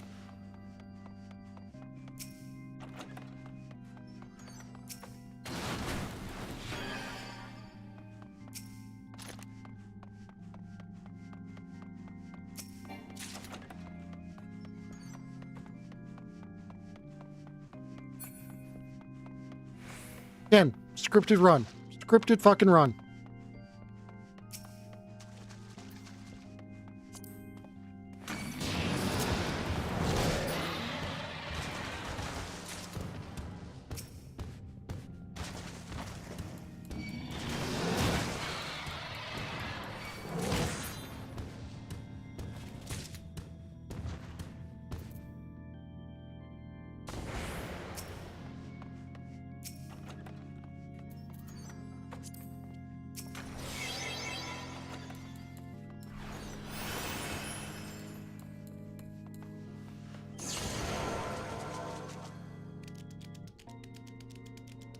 Fine.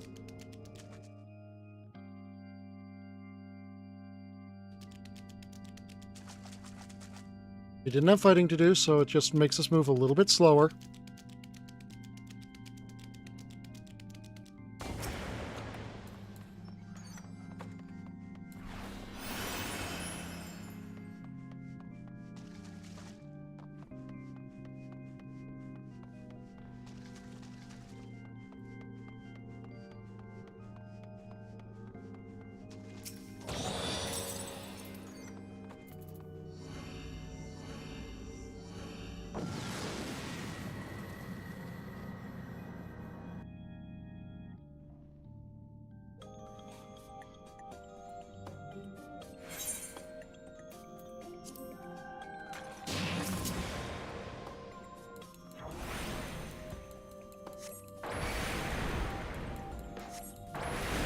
Anyway, this is a woman who went crazy because her fiance died because he ran ahead of the party and ran out of healing range and got killed.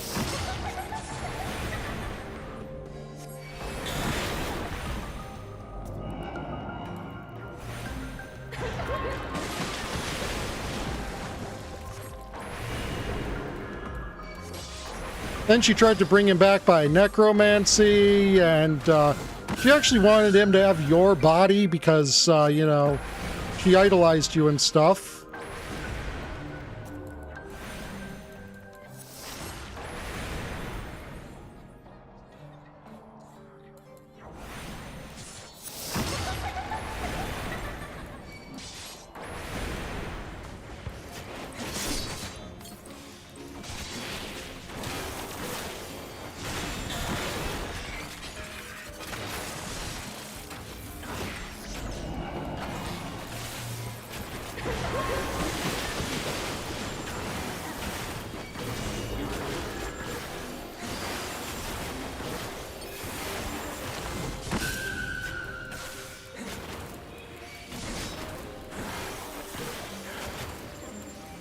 But then she died.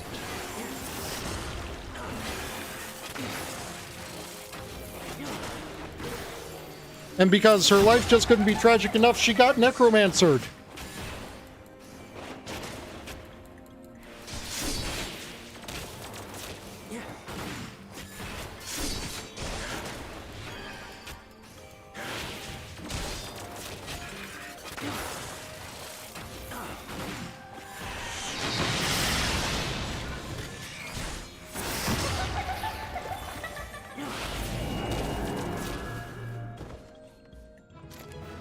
Thankfully, this dungeon actually does end with you killing the necromancer and putting her soul to rest.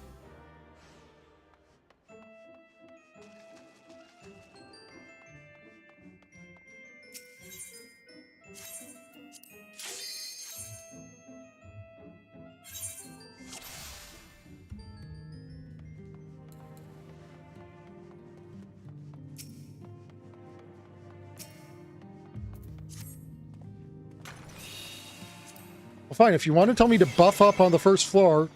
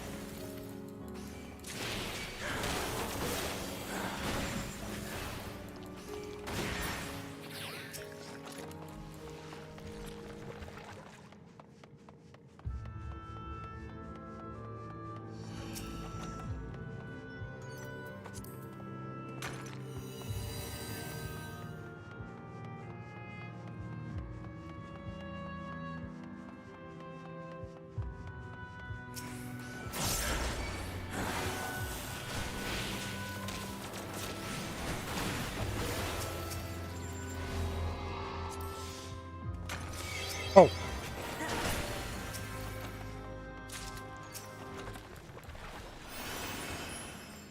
That was me realizing that thing was still alive.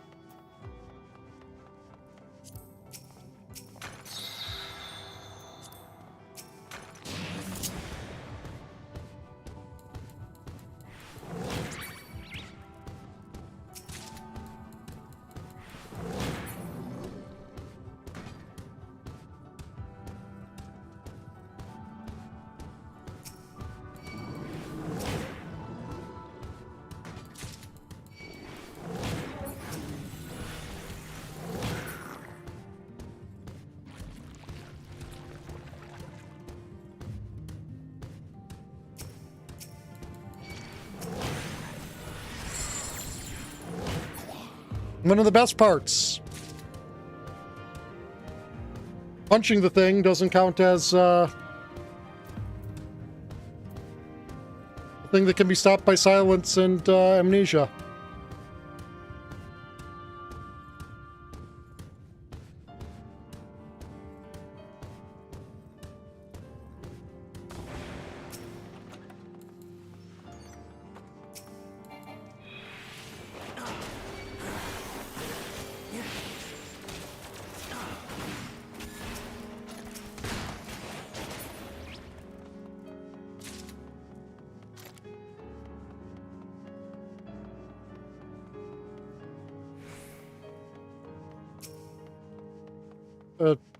Me?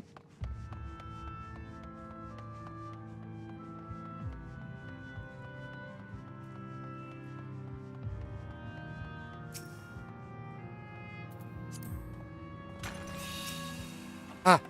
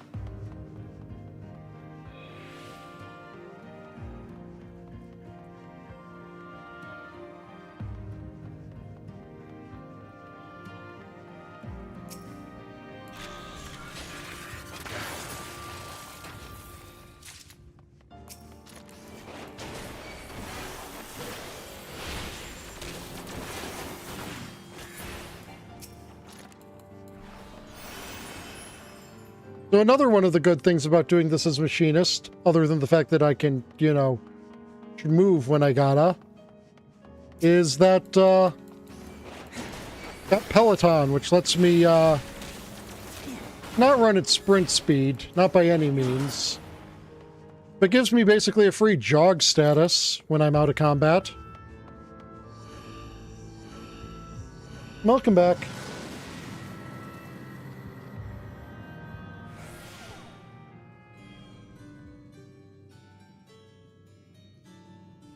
Not. Not.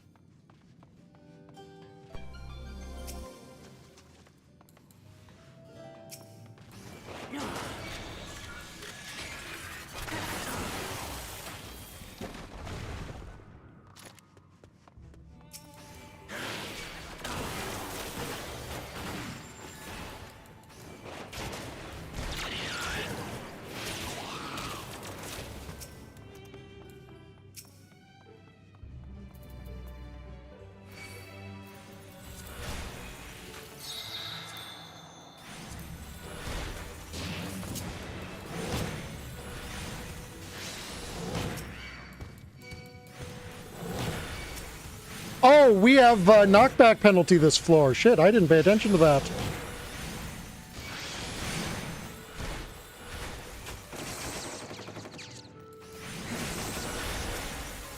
Which is a thing that negates rage.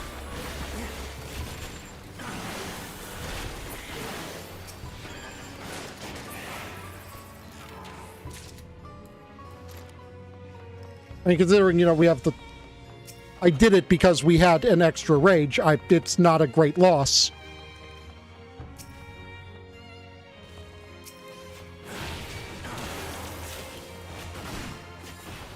But that's, you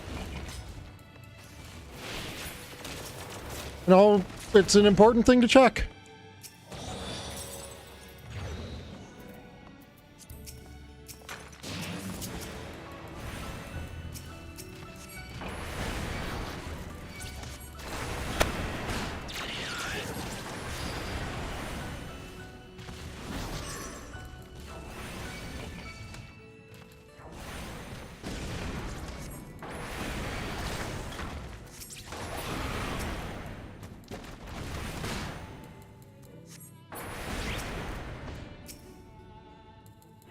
But as you can see, luring traps are already starting to become a bit dangerous.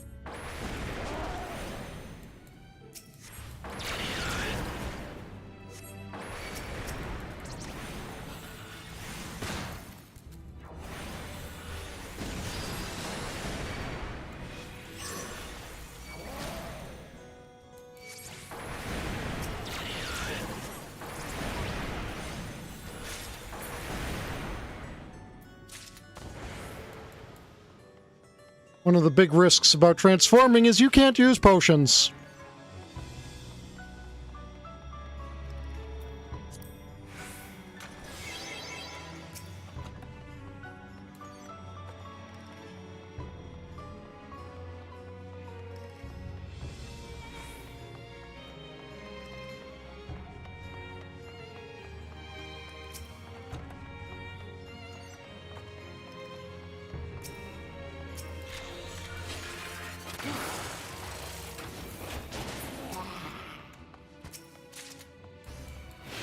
And insult to injury, there's a Serenity there that could have removed the knockback restriction.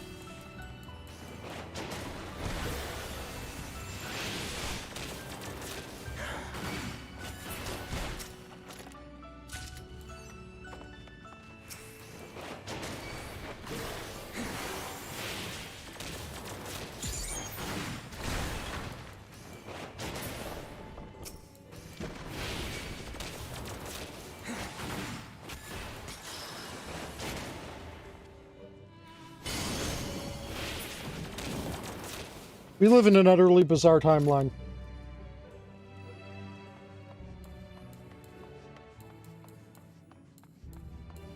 The official White House Twitter account is tweeting about it being the anniversary of Harambe's death.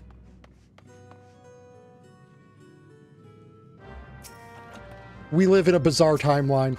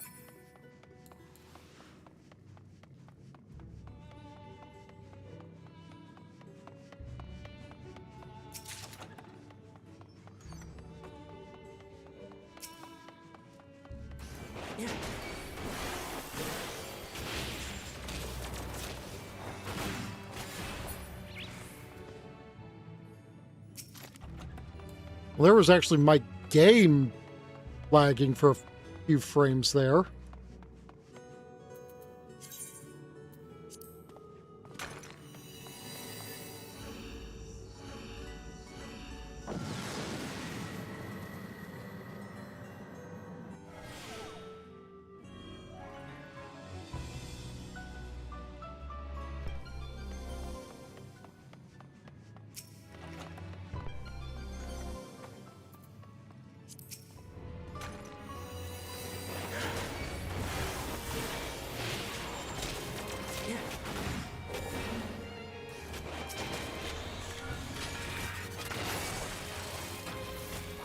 Why is my game starting to have stuttering problems?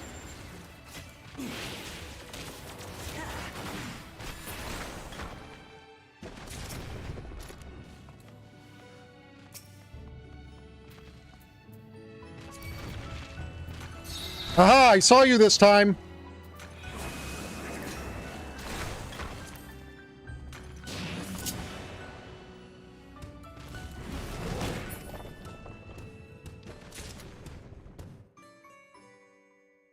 Not gonna get me again with your knockback penalty.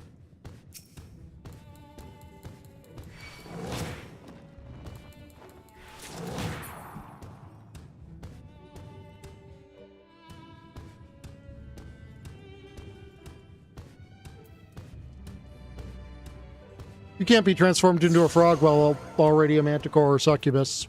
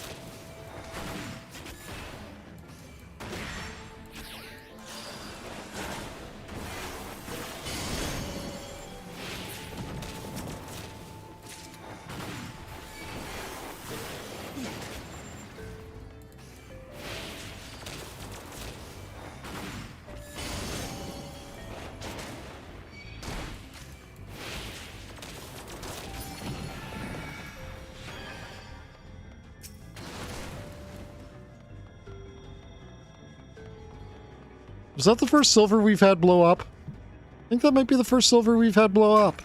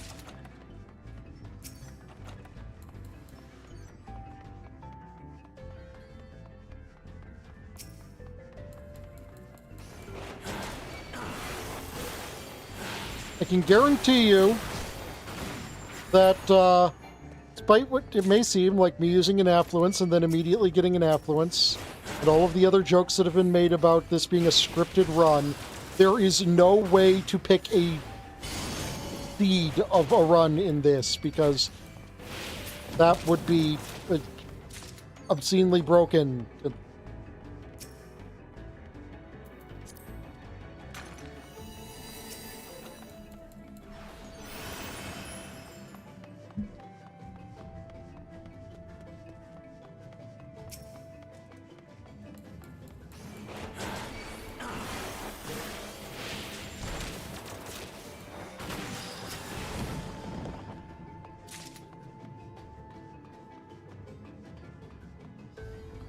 No one has a clue how the RNG in this game works.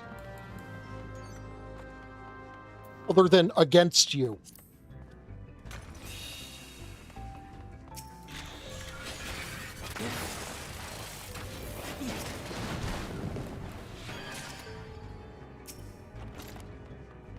This is the enervation trap.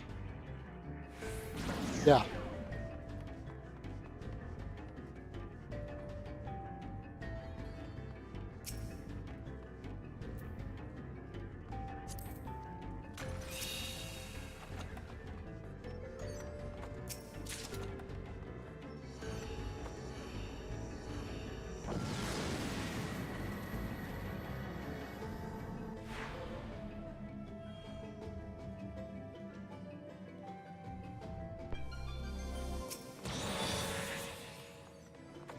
Blind is a very annoying floor status.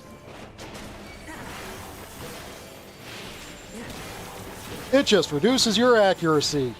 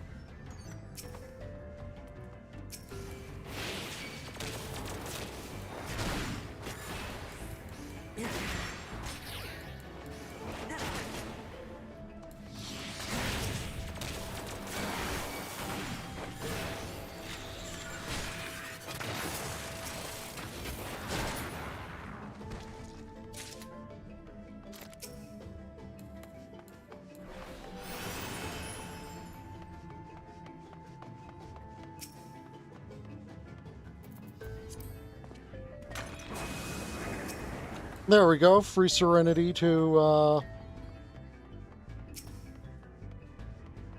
remove that finally.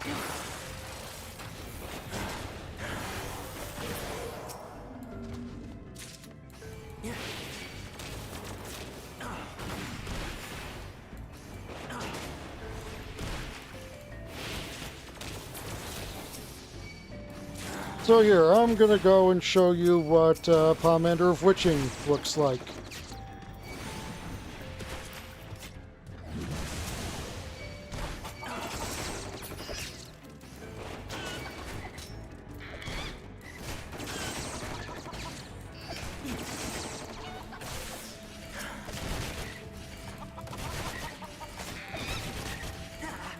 Build their chickens and frogs and kappas.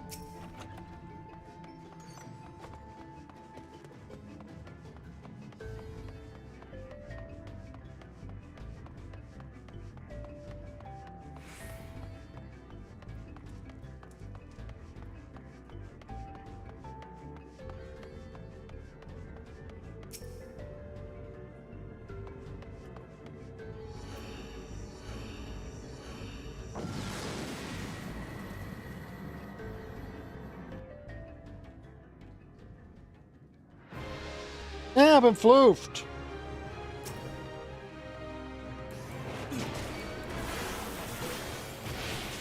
I don't know why I didn't start out with a Pomander of Lust here, but I guess we're starting out without a Pomander of Lust here. We're going to use it now.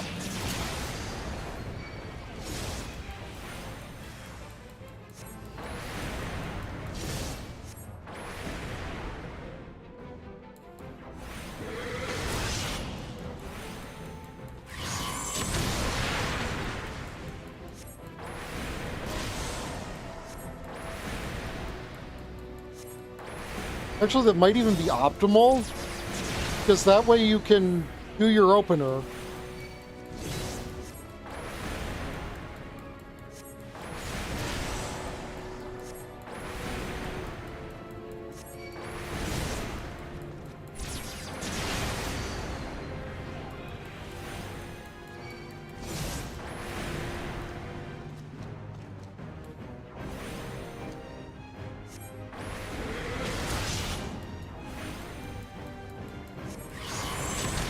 And then apply the Vulns.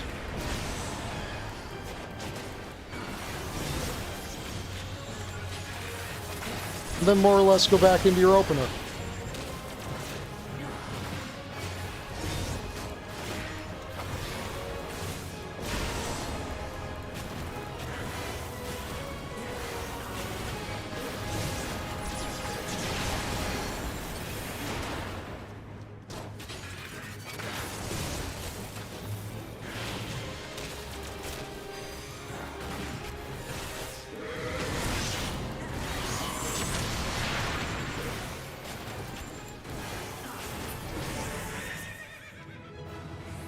Okay, so it's on these floors where it starts guaranteeing you the...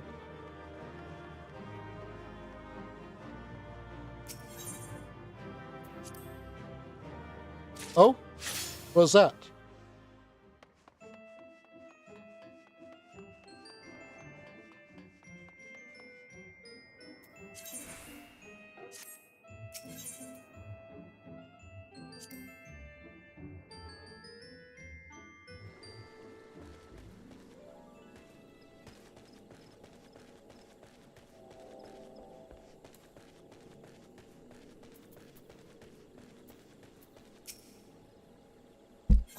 So those accursed horde I've been finding, go out here to appraise them.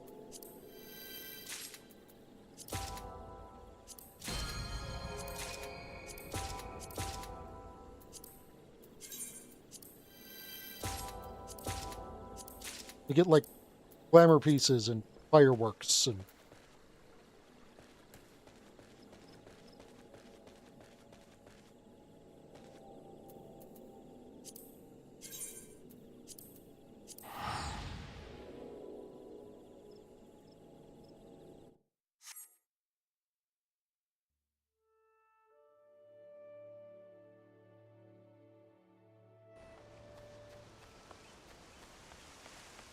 that is a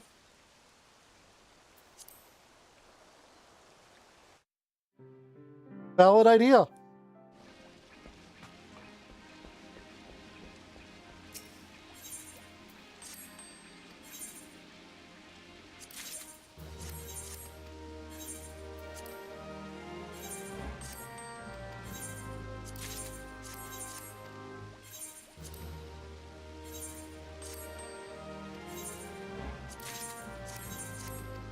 I would also add that if you are, you know, totally into it, don't feel the need to stop.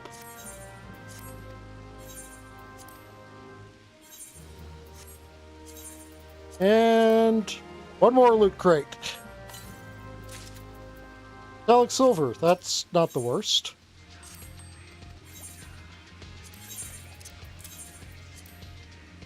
Not at all. Not a jackpot like, say, Jet Black would be. Oh yeah, that never sells. Never mind.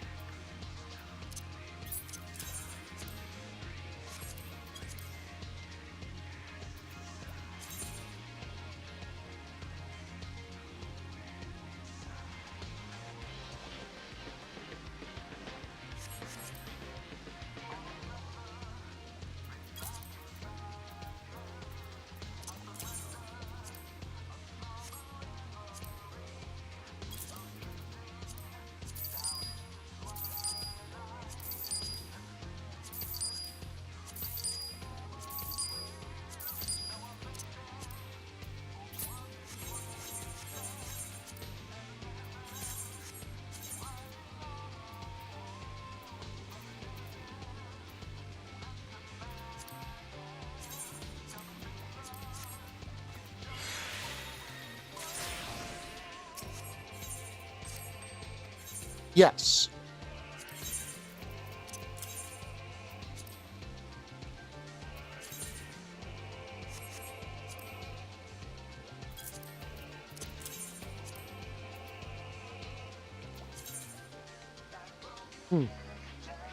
That sells a lot less. Someone was transferring guilt to themselves, I think.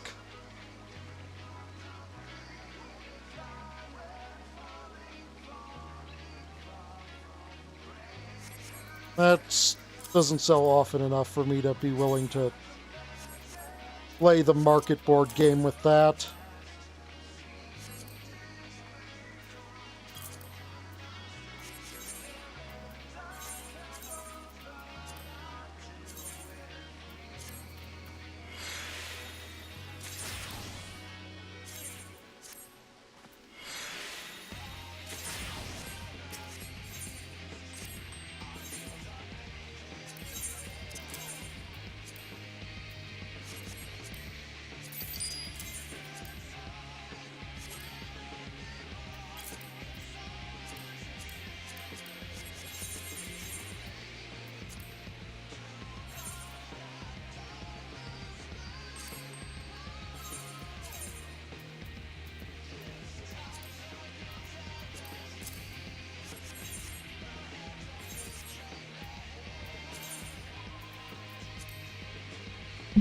So, sorry that today's stream was just kind of a thing I felt like doing in vibes and such.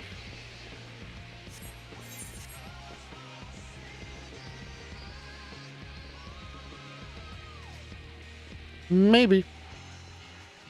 That could be fun. Do it on my birthday, possibly.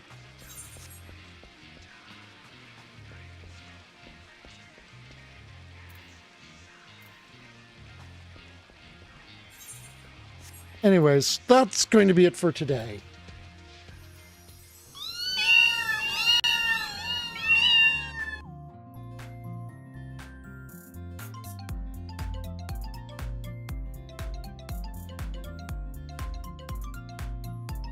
Sure.